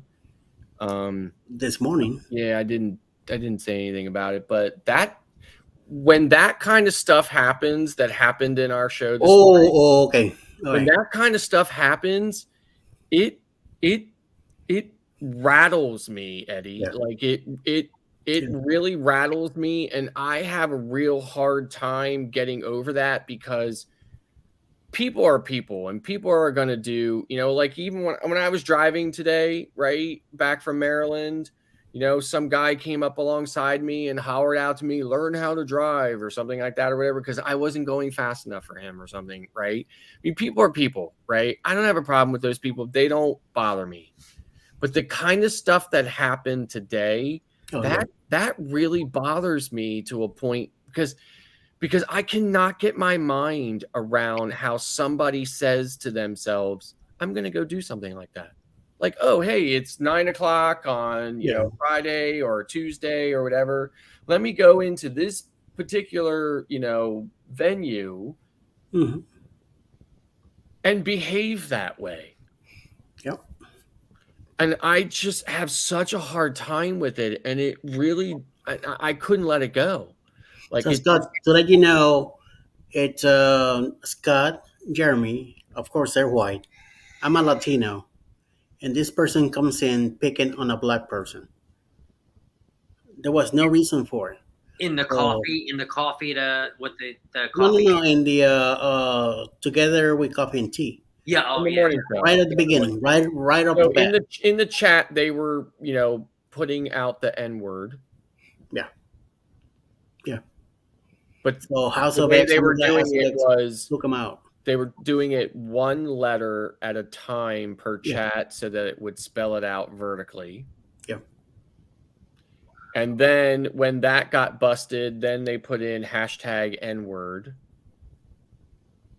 And like that stuff just like I said, people are people. I deal with difficult people all the time. I don't have a problem with that. I can easily deal with that. Right. My problem is that is across the line for me. Yeah. And I can't get my mind around, I can't fathom what kind of mind, what kind of existence, what kind of personality says, out of all the gazillion things I could be doing right now, that's the thing that I'm deliberately gonna go and make myself do. Yep. Right. and it's just so hateful and so rotten, and I can't just dismiss it because it's so crossed a line for me. It's not something that I can just be like, oh, okay, that's no big deal, and move on from it. Like I can, but I can't do it right away. Right. So it really just bothered me so badly today, like, And, I mean, we haven't had to deal with it in a while. Yeah. I mean, we've had to deal with it in the past, but we hadn't had to deal with it in a while, and it really just flustered me so badly today. So, but so I was slow on everything, and I was not really speaking that much, and and I was trying to do my best to just kind of put on a face about it, but it really did bother me so badly today. So it bothered me too, for sure. yeah, I just don't get it. I mean, in this day and age, just something stupid, to tell you the truth, something definitely stupid. So, Scott, check your hours today, and in 2 days, check your hours again. Yeah. The hours you collected tonight is gonna take 2 days. Yeah, I'm sure you know that, but everything on YouTube is 2 days behind. Yeah. Yeah. So. And let's see how much of a difference it does make. So just let me know, okay? When you check out and see what you find out this way. We'll be back next Friday night again. I was really surprised at Jeremy's hours. Yeah, I'm very surprised that he's so low. I know. Like, what is going on with that? Yeah. He said, "What? How many did he have?" He said almost just under 500. No. Like around 14, 1500. Yeah, 13 or 1400. Yeah. But that doesn't look good. I'm like, Z has like over 2,000 hours, right? Yeah. And I'm like, Jeremy's on almost as much. I mean, maybe not as absolutely as much, but like between lives and other videos and small clips and shorts and things like that, I just thought he would have way more hours than that. Yeah. So, because now that he's over 1,000 subscribers, but he's still so far away on watch hours, I'm like, ugh. Yeah. And I keep telling him, keep doing this, what you're doing, and do more lives. If you want to get back into it, he better start jumping on it. Yeah, right. So for sure. I don't know, unless they spend they do a lot of co-work on both channels. So maybe it's more into the Cruising Fun Anytime. But I mean, it seems like they have been focusing on Cruising is Fun Anytime more than JNS. Yeah. It seems that's what they've been doing. Like in the mornings, that's what he uses. Cruising is Fun Anytime. He's not using his channel. So yeah, I didn't know that. So so that's why more hours is going to her channel than his. Right. So yeah, and I don't think he's told us how many hours that channel has. So yeah. So now, would either one of you go for the shorts views instead of the watch hours? Because ironically enough, I get a decent amount of views on my shorts for being so little. Yeah. Channel. Right. So I mean, I do shorts, like, so this is what how I do shorts is I actually do TikToks. Mm-hmm. And then I use the TikTok video for a short. But I don't focus on shorts too much because when I do the TikTok, I get a lot of views on the TikTok. Mm-hmm. But typically the music I put on the TikTok, I can't use on YouTube because of copyright. Yeah. So I don't want to go through the hassle of it. But sometimes that's not the case. So I just take the TikTok video with the TikTok watermark and I put it on as a short. I'm just using CapCut and I'm just doing memes. That's all I'm doing. I'm just filtering memes from an emotion and saying, okay, this is the way I feel. I feel like Tom and Jerry. Okay, POV me booking a cruise, or POV all my friends on a cruise and me sitting at home, or whatever. And I'm just posting that. And I figured when I first posted, okay, cool, I'll get 30 views, 40 views. But my shorts are getting anywhere in between like 1K and 5K, and between like my top one has like 7. So I'm like, should I be more focusing on like uploading 5 to 10 shorts a day rather than doing a live where I'm doing 6-hour lives a week because I'm getting that reach on the shorts. But you need 10 million views on shorts. Yeah, that's the problem with shorts. You need so many more views, right? My shorts are doing for fun. Yeah, I'm doing them like, I'm on the ship, I'm up overlooking the pool deck on Sailaway. I'm like, done. Short, TikTok, Instagram reel, done. I don't do any of that. All I do. I don't do that. I don't do that religiously, and I don't. Like I said, I'm more focused on producing an actual, genuine vlog for YouTube. Yeah. That's where I'm at. I will post a picture on Instagram. I think I don't focus on those other things. So the only reason why anything even ends up on the Mustard Drills Facebook page is because Instagram gives me the option of when I post it there, it goes there automatically. Otherwise, I probably wouldn't bother, right? I have a Twitter account for Mustard Drill. I can't even remember last time I tweeted from it, right? I just don't. Yeah. I have a little over 1,100 followers on Instagram because I don't do much on it, so, but yeah. All I have is YouTube. That's it. I don't want nothing else. Okay. Nothing else. And like I said, if not for the lives, like someday, hopefully, I'm going to start doing lives myself, like a separate live. Eddie's like, yeah, right, sure, I'll believe it. I'll believe it when I see the notification. The Mustard Drill just went live. Because I'm cutting down. October comes around. No more party after the rape parade. I'm giving up on that one. That's the afternoon, evening live. Unless they don't get anybody, then I'm gonna be stuck with it for a little longer. Saturday, I don't do Saturday nights anymore.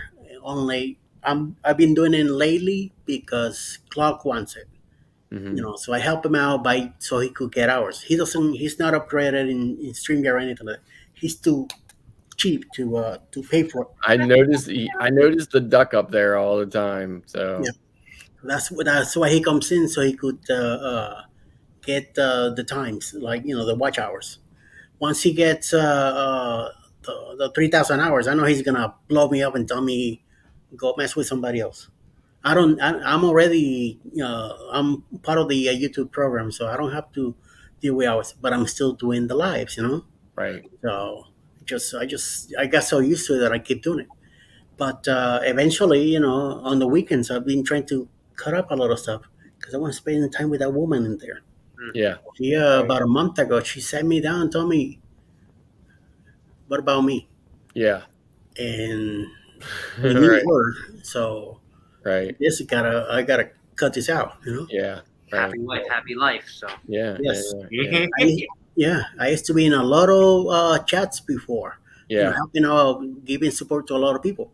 Now, if I'm a moderator for you, I'll be there. But if I'm not, don't I'll show up if I have time. But if I don't, if she's here and she wants attention from me, I'm giving her attention. Yeah, that's the same way I do it too. Like I'm here if I have the time, but otherwise I'm catching replays when I have time and stuff like that or whatever. I just can't be there. Like for me, I'm doing the morning show because that's perfect time for me. I wouldn't be doing anything anyway during that time, and my travel agency doesn't officially open for business until 10 a.m. I started doing the morning show out of luck too. So I started waking up early in the morning when Ali's going to work, And I always noticed that there were people chatting back and forth between before Sea Lake Journeys came in at 8. Once I saw that, I said, wait a minute, I could gain a half hour by being there with them, just chatting back and forth. So I got into it. Then it became to 45 minutes. Sometimes I'm there an hour. Sometimes I'm ready by 7 o'clock in the morning, and I go in. There's already people waiting, so I jump in, and then see the Genesis decide we're not doing the 8 o'clock in the morning show anymore. So I'm like, what the hell am I gonna do now? I'm gonna lose these people because they're not gonna wait around. So Right. CME went ahead and move forward to 8 o'clock from 8:30. So that kept the chat going. So I said, okay, let me stay around and see what happens, and it just stayed the same. Right. People kept coming back, coming back, coming back. I don't have any plans. I just turn the thing on. I start reading what they're saying, and we back and forth. Sometimes we talk about crap. Sometimes we talk about nothing. But there's no topic or anything like that. We just Right. chat out. Everybody saying, "Oh, I'm drinking coffee, whatever. How's your morning going?" It's a morning thing. And then 8 o'clock comes around, CME. Then we hop into CME, and then we go from there. Yeah, like a lot of times I put CME on, but I'm sitting here doing like getting prepared for our morning show. Yeah. So I have them on this monitor, but then I'm over here on this monitor doing, all the stuff that I need to do to get ready for, our morning show. Or 9 o'clock, yeah. Stories and everything else and stuff. Yeah. So. And I got into the morning show with Jeremy and Cheryl by luck. They had Z with them, and then they say, "Oh, we need the fourth person," and I just happened to get picked. And I went, "Oh, okay, I could deal with it." And a problem happened where C got kind of went on his own, and I stayed. And then Jeremy decided to bring Scott in. And then they picked me because I talk too much. Yeah. Because I can't Yeah. shut up. Because Yeah. I don't shut up because I talk too much. Because I have the gift of gab. He used to say to me, "Oh, I'm sorry, I talk too much in your life." genuinely Like, sorry. who gives a shit? I don't care. Like even right now, I know that I am largely I have the lion's share of the responsibility for us still being on the air at 4:18 a.m. Yes. Yeah. Seriously, like I know it because I can't shut up because I've got a sickness. Well, I'll tell you, I definitely found both of you in the morning because it fit into my schedule, and I found you guys by accident because I was the one searching, cruise vlogs while I was drinking my coffee, and you guys came up, and then it just became like a habitual thing. I would do the morning and coffee, and like you said, I would put it on the background while I'm making my coffee and making my breakfast and getting ready for work, and then it just became kind of like okay, I'm gonna watch this every day. Then Eddie started his morning quickie, and I'm like, okay, well, let me just see what happens if I wake up for that. And then everything everybody kind of in the group, oddly enough, kind of just fell into my schedule with where their lives are. And Yeah. I'm sure there's tons of people that are live when I'm at work and I don't Right. Yeah. but Right. the group that are here, they all just kind of fit into my schedule, and it's kind of nice. So Right. I mean, I catch lives when I can. Sometimes I can catch them more than others. Otherwise, I just catch the replays on them. I try to support people as much as I can. That's right. Yeah. Through that or whatever. I try. I watch their lives. I genuinely engage with their content. I like their videos. I comment on them.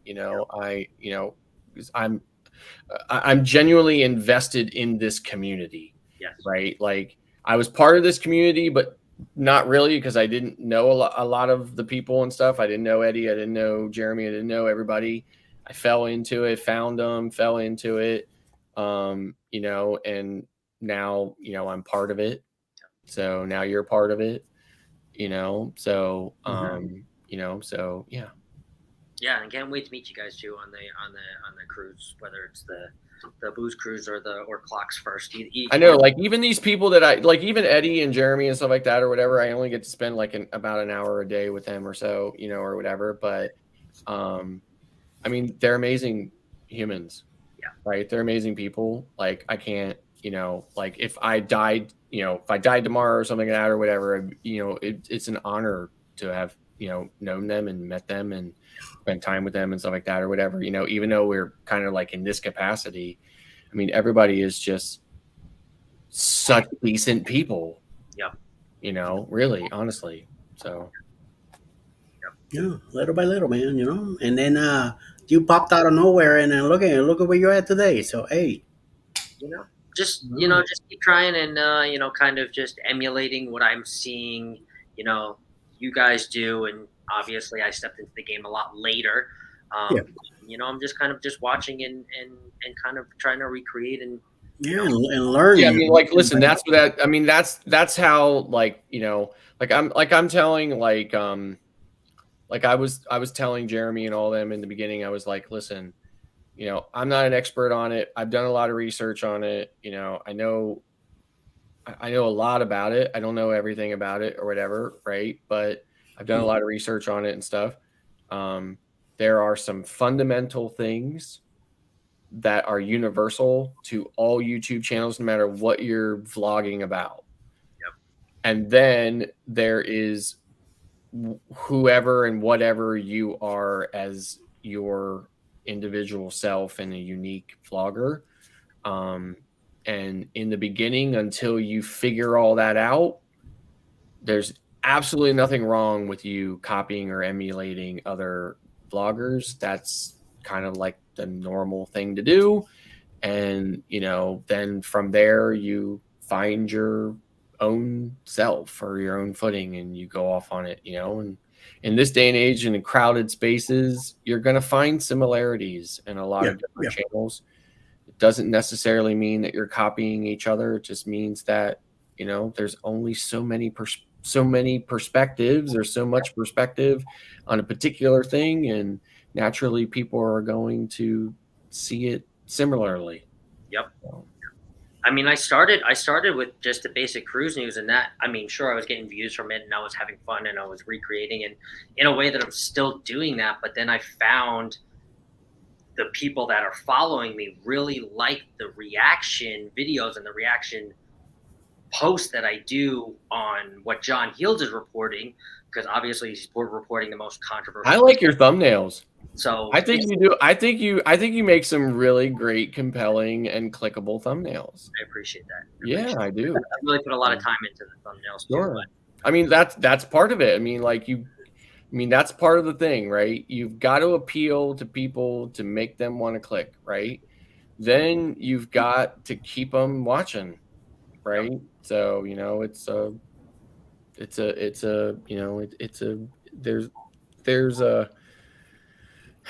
there's a structure to it and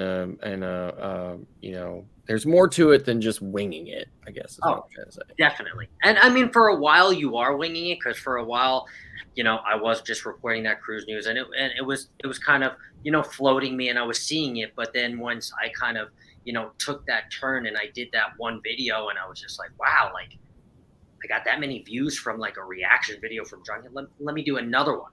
Right. Oh shit. Okay. Well, that got more views than just reporting the cruise news. Let me do it again. Okay. Well, now I'm seeing a trend. Like maybe they don't want me to just spit out repetitive, non-important cruise news. Maybe it's more just like home. Right. And the moment that is the truth, the moment that's the case, it could switch and probably will switch on you. Because I say this all the time. There are no humans on the planet more fickle than our audience. It's true. Really. They are the most fickle human beings in the world. They're here today, gone tomorrow. What they loved today, they'll hate tomorrow. So you just have to keep going and evolving with it and stuff. So, And they always say your first, 2 videos or your first video you look back on, years later or videos later, 100 videos later, and you go, oh God, like, ugh, I can't even watch that. Oh my God, I can't even believe I put that out.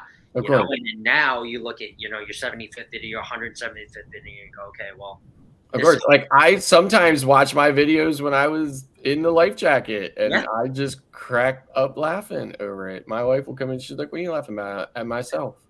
I'm laughing at myself. So, I just crack up over it. And I watched my very first video where I just like you know, because I did all this research and stuff on it, you know, and everybody's like, you just got to hit record. Just got to hit record. Just start recording. And you just, so here's my first video. Okay, so here's our first video. And we're supposed to just hit record. And we're supposed to just say whatever. And we're supposed to know that our video is going to not be that great. And it's not going to be the best video in the world. But we're going to keep doing it. We're going to, yeah, that was kind of what I was saying in my very first video. Right. Yep. So, you know, yeah. 110%. Yeah. Just you gotta take it one day at a time. No, but seriously, you like watch Eddie. You watch Eddie in his morning show, right? Yep. I envy him, right? Because for me, when I'm on this live here or whatever, talk. When I am doing a vlog, I'm like, okay, so we're here at Coco K and we're here at Coco K take 127. You know, like that's how I vlog. But here's the thing. When I saw Nick Nimmin, if you know who that is, he's a big channel about how to be a channel. Okay. It's got almost 1 million subscribers, right? When I saw him do a video one day, and it wasn't the one 100 years ago, it was a recent one.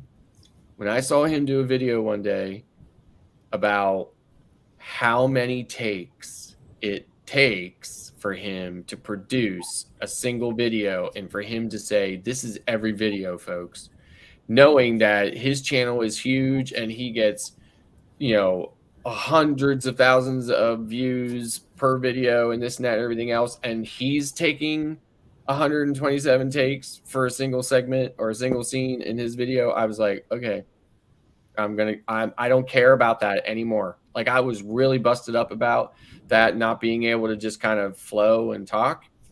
And I used to look at camera and say, I swear to God, people, English really is my first language.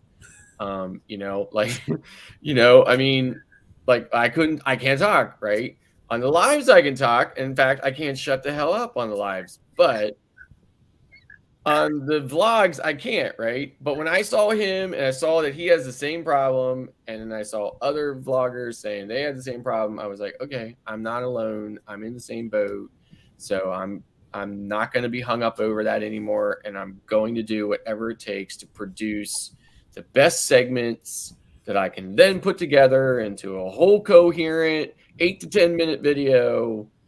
You know, now my thumbnails, I change my thumbnails out frequently because I am not good at the thumbnail, and the thumbnail is one of the most crucial parts of it. Yep. If you do not have a compelling thumbnail, people are not going to click on it. So I switch my thumbnails out frequently to try to re-engage and get people to click. Yeah. So I've been changing my stuff a lot. You know, every week I do something that I say, oh, I like that better. Let me do that now for a couple of weeks and see what happens. Oh, a month later I see something different. I'm like, okay, I like that better now. Let me go that way. Boom, boom, boom. Keep going. You know, it's always something renovating, something new. Don't just stick to do one thing the one way. You know, always you have to evolve and and look for other things and learn new words that you use on your thumbnails, on your titles. Right. Colors are very important too. Oh yeah. You use colors. Yep. Yeah, so I use I tend to use, now I used to use Spark, Adobe Spark, but I've been using Canva over the last year or so. But I still try to use, like, I use blues and reds mostly, right? Because those seem to be the colors that resonate with people. But yellow, like a bright yellow and stuff, it really just depends on what your background is. So my background, I typically try to make like if I'm the Carnival Magic, I try to make my background as the Carnival Magic. If I'm at St. Martin, I try to make it an image I snapped in St. Martin, or whatever. So, so depending on what that background image is going to depend on how well those colors do. in the in the titling and stuff. So, and then it's usually just me down in the corner with my sunglasses on. Yeah, like red and yellow, it's hunger. Purple and beige, it's tranquility. It all depends how you mix the colors and what you're using them for. It's all psychologically. Yeah. So sometimes you gotta wait a minute. That might not work. This might work. I mean, listen, there's definitely a universe. Like I say this all the time. There's a universe component to this whole thing, right? Some people are going to be, appealing to the masses, and some aren't. And those who are obviously are going to take off and be super successful, and the others are going to be less successful. And I highly doubt that those people even realize on a conscious level that, they're groupies. Yeah. Like, I don't think they do. I think they just, are like click, click, click, click, click, click, click, right? Like, a lot of those people will be like I had somebody comment on my video, one of my early videos, which was Cruise News. Just didn't watch my video, commented on my video. I saw your video. So it was about whatever my thumbnail said about what the news story I was going to talk about. They said they literally came into my video, didn't watch it, clicked on the comments and said, "I saw your video, but I want to hear this from Tony and not you." I'm like, "Oh, well, thanks for sharing that with me then," right? Like, fine, from so okay, that's fine. I don't have a problem with that.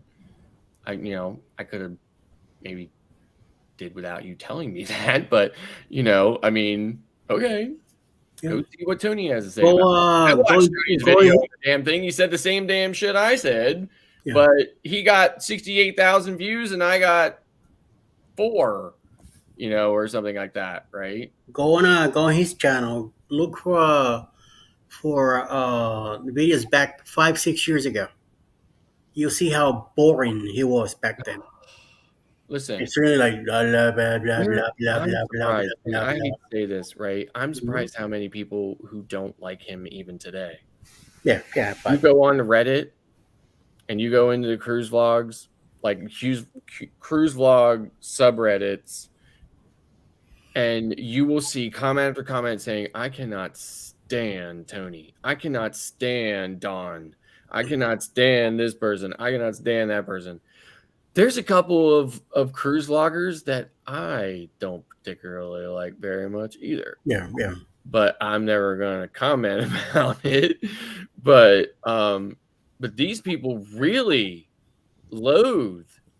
They do not like these guys. So, yeah. But you're right, Tony. I mean, you're right, Eddie. I agree about Tony's older videos. I was just man, he just like what the hell? Yeah. Alice was watching the stuff. I wasn't. Yeah. And Don was the same thing. Don was like I call him the professor, like a college professor, with his white shirt and his green screen of like the ocean behind him and stuff like that. And those two got together. Johnny and Don became buddies. Boom. Yeah, so I saw the video from Tony, like when he came right out, he was like, "Okay, my channel was kind of stuck. It was kind of like stagnant. It wasn't going anywhere." He's like, and I reached out to Don and I said, "Hey, listen, if you would please look at my stuff, and if you like what I'm doing or whatever, if you'd be willing to mention me on one of your videos, I would appreciate it. Thank you very much, Tony." Right? And Don did it. And that was the end of it. So the first time I've met Tony many times. I've met Tony probably about 9 times. Okay. I've had crap tons of conversations with him. In fact, on one ship, he and Jay and I sat in Serenity for hours and just shot the shit about stuff. Right. So I've talked to him a lot of times, right? He knows me when he sees me, Anyway, so I was talking to him one time when I first met him, the very first time I met him, and I said, I saw your video about, your channel with Don and everything else. I was like, are you like, do you do that? Because I watched his videos at the time because I wasn't a vlogger before and stuff. And I was like, so do you do that for other channels? He said, no, I have a consulting business. And if a YouTuber wants me to look at their channel and offer suggestions on how they can improve it, I have a contract I send them, and then they pay me, and then I do that, and I give them my feedback. He was like, because it's a business for me. He's like, it's absolutely 1,000% a business all the way. And I was like, no. That's his decision. It's his decision to make. I don't begrudge him of it, but I just think to myself, wow, what if Don had that same attitude towards you? Right? Then maybe you wouldn't be where you are today, running your consulting business, charging, small channels to get your opinion, and that's not him saying on his channel, hey, watch this channel. That's not even him doing that, like Don did for him, which is what got all these people to come over and watch him, right? Is what it is. Again, it's his decision, it's his business. I don't begrudge him of it, but it's certainly not paying it forward. No, should have helped. And I did when I hit the YouTube program, I reached out to Tony. So if there's any advice you need, I could hear from you. I know. Because it's a business for him. Yep. I know. Straight line. Nothing. Yep. That's one of the reasons why I love this community, because we are here for each other. We are talking to each other. We are sharing our experiences with each other. We are helping each other. We are answering questions for each other. Those guys aren't. We all want to see each other win. Yeah, that's right. Absolutely. We want to see each other win. No, it's not. And they want to stay on top, which is, again, fine. But again, it's not paying it forward. Right. Well, and eventually somebody will kick you up the top, Who's it going to be? You never know. Right. Right. I mean, I had a conversation with Jay on Celebration, and then he and I left Celebration and went over to Margaritaville at Sea. And we were talking again on Embarkation Day on Margaritaville at Sea. And I had said to him, I was talking to him about it and stuff like that, because he was leaving then Margaritaville at Sea, and he was going up to Port Canaveral for the press event for Wonder. And he had been invited there by the cruise lines and stuff like that or whatever, right? All expenses paid.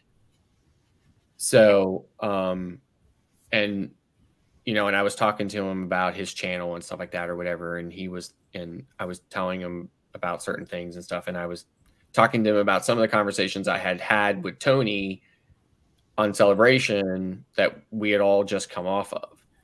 And he had said to me, he said, well, Don helped Tony. And I said, I actually do know that. I said, because I saw Tony's video where Tony said that's what happened. And he was like, but nobody helped me. He was like, and those guys had been in it for a long time. He was like, but look at me. He was like, I went from 1,000 subscribers to 130 some thousand subscribers in a year and a half. And I'm like, yeah. And he was like, but I honestly don't know how I did it. Yeah.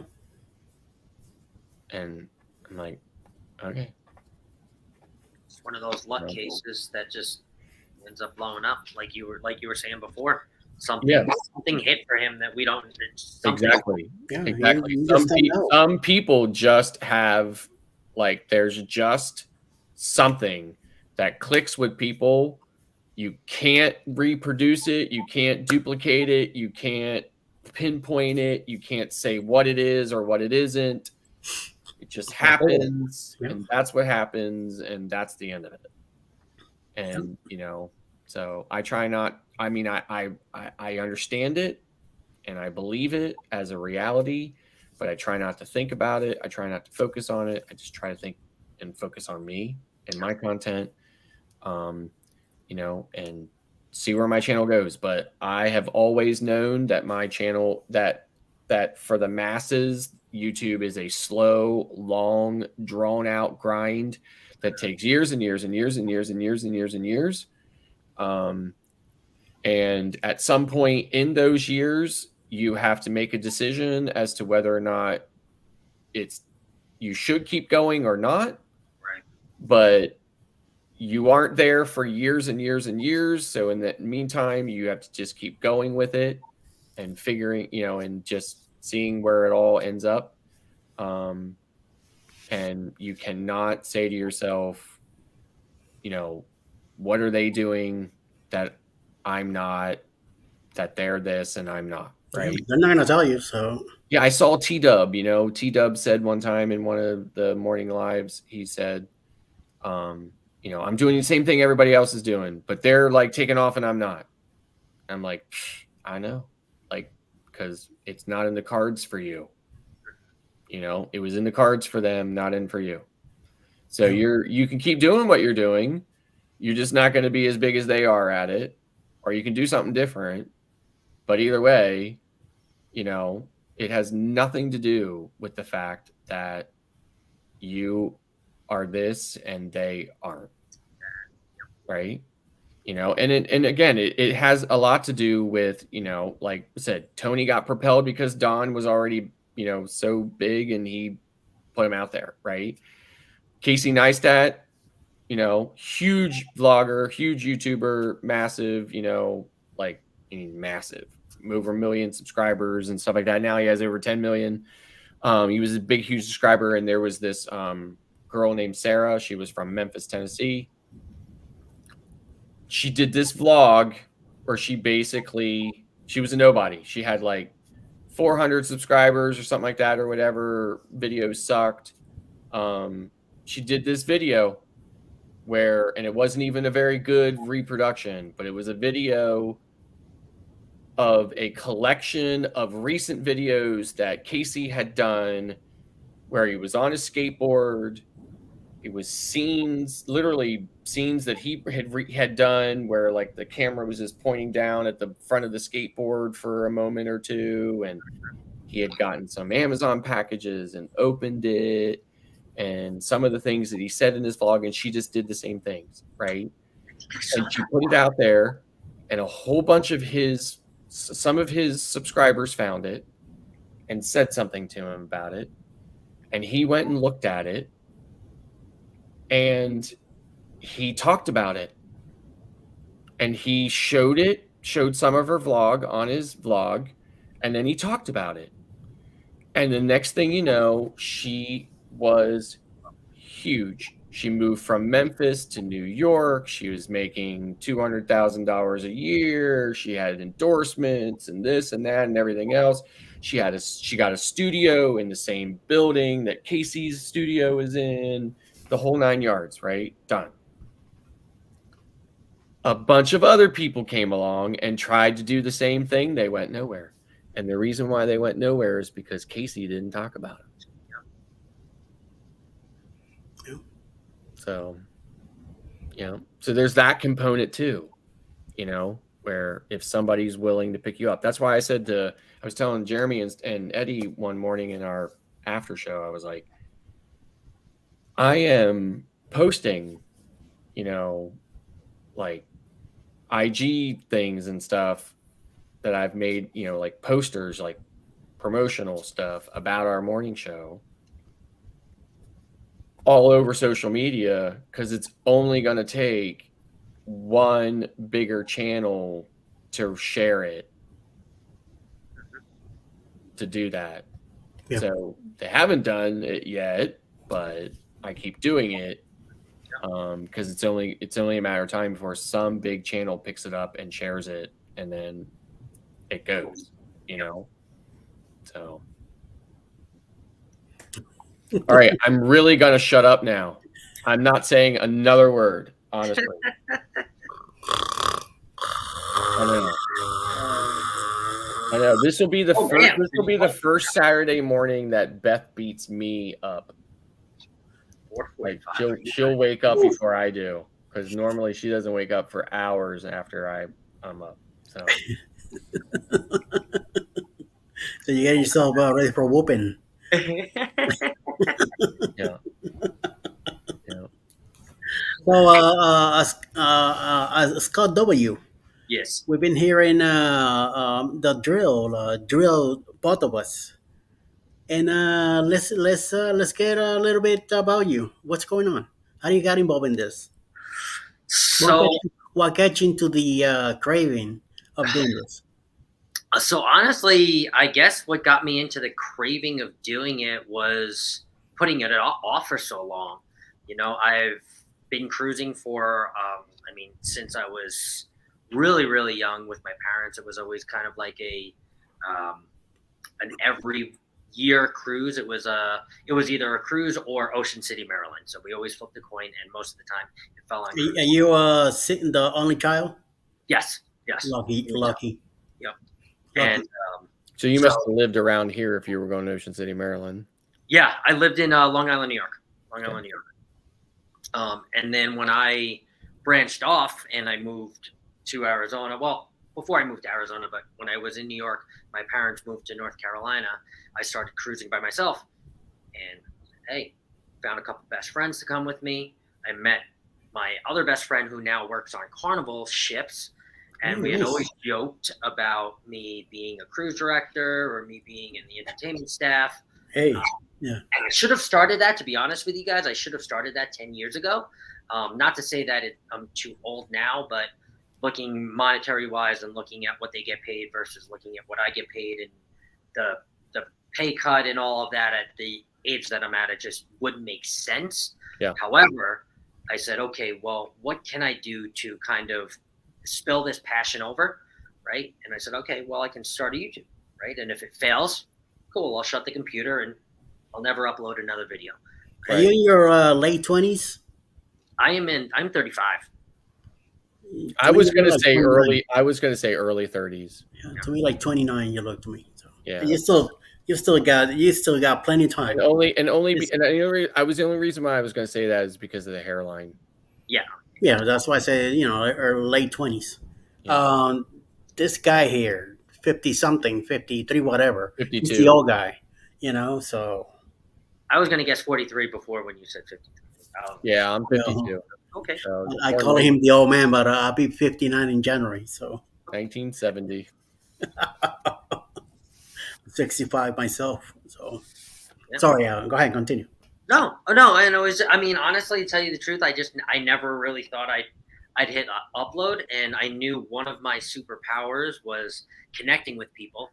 So I said, even if my content sucks and I'm not getting views, I'm still going to go into the cruising community, and I'm going to engage the right way in the cruising community, because that's one of my superpowers. Yeah. Before the job that I have now, I worked for a social media influencer, a fitness influencer here in Scottsdale, which is I don't want to say what brought me to Arizona, but it was one of the factors of why I decided to move from Long Island to Scottsdale, Arizona. And I was following him around a lot, filming him lifting weights in the gym, doing all kinds of nutrition, workout materials, eating videos, recipe videos. And then I said, once I started this, I said, well, why don't I just translate everything that I've learned there? Because I basically got paid 3 years to learn a crash course in social media. Why don't I take what I learned there and apply it to cruise vlogging and travel vlogging and throw it at the wall and your own craft, see if it sticks. And to be honest with you, I couldn't stand Jay in the very beginning. Now I watch all of his videos, but in the very beginning, I could not stand watching him. Yeah. So I watched Tony a lot. And one of the very first things he ever said was, take 100 videos, throw them at the wall. Like, it doesn't even matter if you're just gibbering and jabbering, just throw 100 videos at the wall, see what the data says, and then go from there. Right. Either shut the computer or then hone down and say, okay, what does my audience really want? What can I deliver? And how can I make better content? And do I want to do that? Right. You know? Yeah. So, I mean, listen, easy for the guy to say, you know, that could literally just make a video staring at the camera for 8 minutes and 10 seconds and get 68,000 views in 4 days. I get it. I mean, I've heard him say that too, right? For me, I don't watch those guys at all anymore. I do not watch them at all. I do not watch their video. And if occasionally one of them sneaks into my suggested, I click on it and say I'm not interested so that the algorithm stops suggesting them to me. Not because I hate them, not because I'm jealous of them, not because of anything, just because I do not have time for their content. I need to focus on mine. Yep. So that's just my opinion. So. And I believe at a point in time, it will definitely come to that, because I feel like now, even though I'm still super small, I'm feeling myself kind of prioritizing their videos to like the back end of my days, you know, now, whereas it was like, I get home from work, I'm like, oh, I got to watch Tony, you know? Yeah. Now I'm not doing it. And I'm like, okay, cool. I'll put them on later, or sure, when I'm making dinner, right? Yep. But now I'm getting home and I'm engaging in these lives, right? I'm seeing, okay, who else is live from, you know, our group, the Destination Fun, is Eddie Lugo live, is the Buster Drill live? I'm more focusing on those things, right? And for me, and where my channel is, it's those things are important to me and my channel, right? Because those are the people that are around me supporting me. Those are the people that I'm around supporting the most, right? And those are the people that I see face to face. I guess you could say the most personable as far as the internet would go, you know? So, you know, that's really for me. And I don't necessarily, I mean, I have 175 subscribers. I don't necessarily know if it's really working for me, but for now, I'm having a lot of fun with it. I'm learning a lot, and, get to meet some really cool people. So if nothing else, being around this group, you'll start picking up. You know, get involved with the Ray Parade or the Saturday Stroll. If you could do that, do it. It's a great incentive way to promote yourself. You have 183 subscribers. See, so little by little, you start. It will grow. So I mean, there are many people in this community that you could name off right now that were at that many subscribers literally like 6 months ago, and now they're knocking on 1,000. So just it's probably going to happen for you. So. Or decided to give up. Some of them probably are still sitting at 183 and decided to shut the Absolutely. I mean, that does happen for sure, right? Like, absolutely. They don't help themselves, Right. You expect to do something and expect everybody to come. And listen, and it's like anything else. You're going to have days when you're just so discouraged and you're just like, but, just push through it. Right. Push through it. Keep going with it, because it's going to get better. Right. So. There's days that you're like, do I really want to do this? You know? There are days when I'm just like, how much better it would be if I didn't have this on my plate with everything else. But, and some mornings I'm just like, oh my God, I can't, I just don't feel like doing it today or whatever, but I do it. And I ended up being happy that I did do it, especially those days when it's like 20 minutes to showtime. And I'm like, I still don't know what today's question is going to be. I'm like, Beth, what's today's question going to be? And she's like, I don't know. I'm like, I don't know. Question mark. Or she'll say something. She'll say to me, I was like, no, I already did that like 2 weeks ago. So give me another one. She'd be like, She's like, I have like a multi-billion-dollar audit I have to review right now. I'm like, okay. And you're asking me for a cruise question. Yeah. So, but I mean, I just, I keep going with it and it happens and then it's over and, we're on to the next day and the next day and the next day, so yeah. Sure. So my biggest things is that now I'm going to start cruising again more often because I don't typically cruise much in the summer anyway, but I just never did. But now we're going to start getting to the end of the summer, I'm going to start cruising more. My biggest thing is, am I going to be able to do lives from the ship? Because the internet's always a hit or miss, no matter what. Yeah. So that's my big thing now. I regret not getting the Wi-Fi on the bloggers. I would have done a lot more.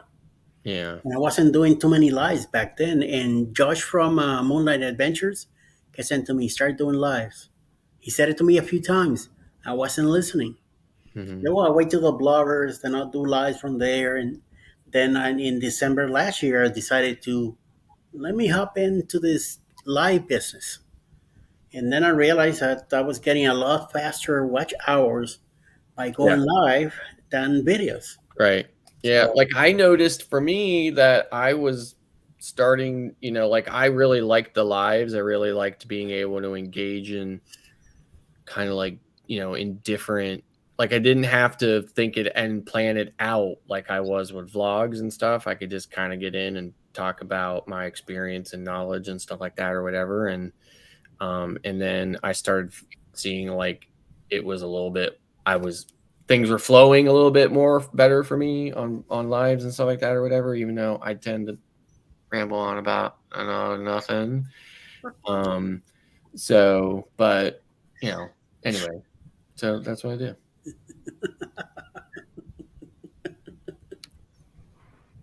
I shut down my voice mod, or I would like play some sound effects right now.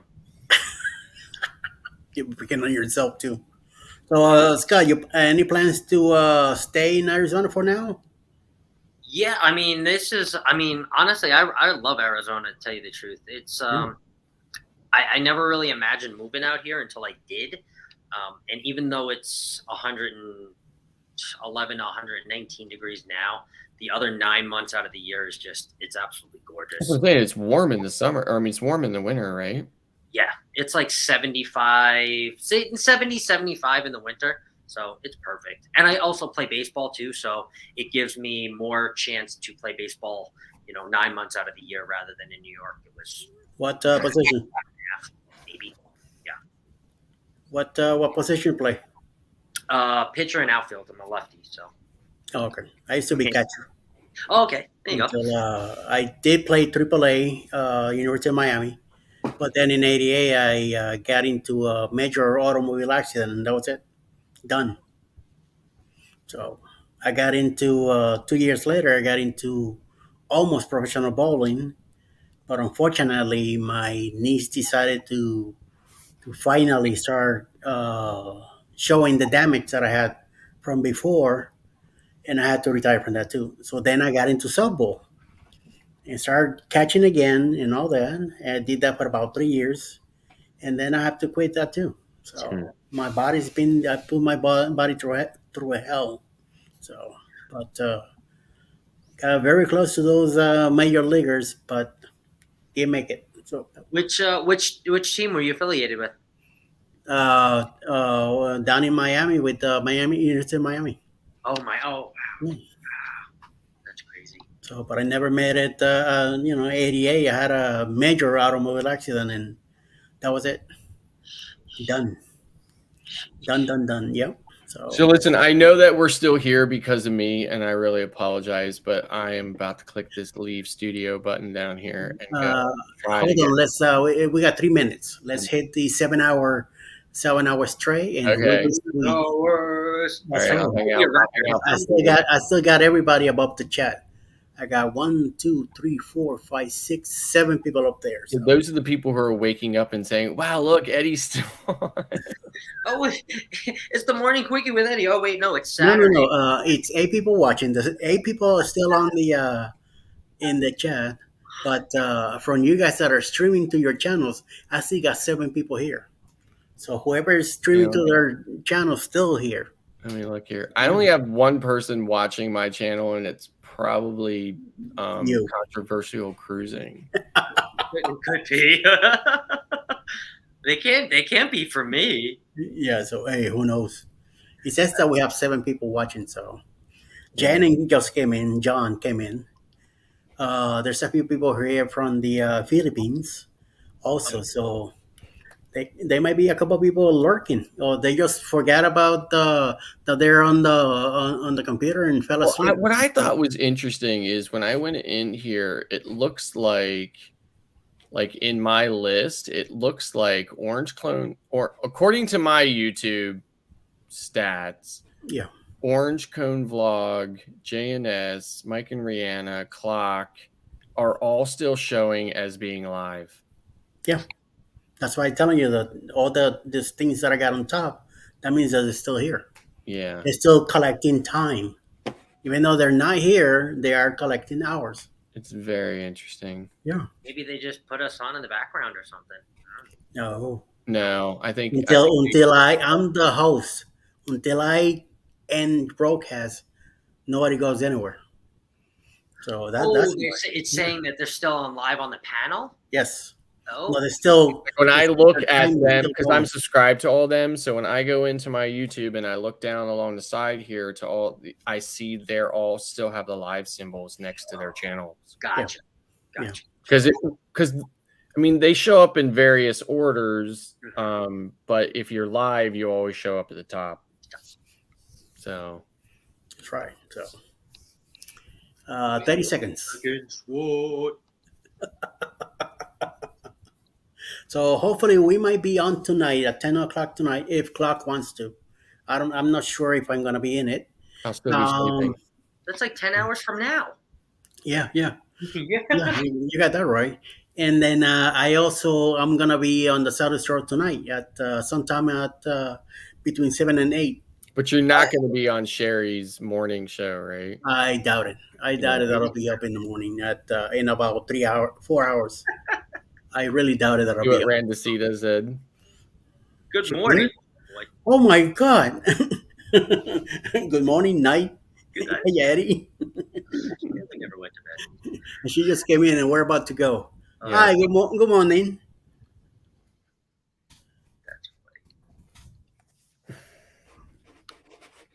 All right. Well, listen, it's been really great hanging out with you guys tonight. So 100%.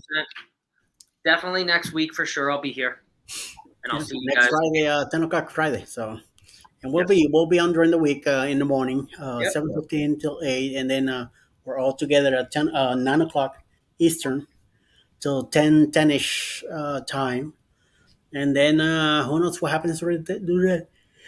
Yeah. Oh my God. I know I keep blanking my camera out so nobody sees me yawning. All right, guys. I just have to smack myself.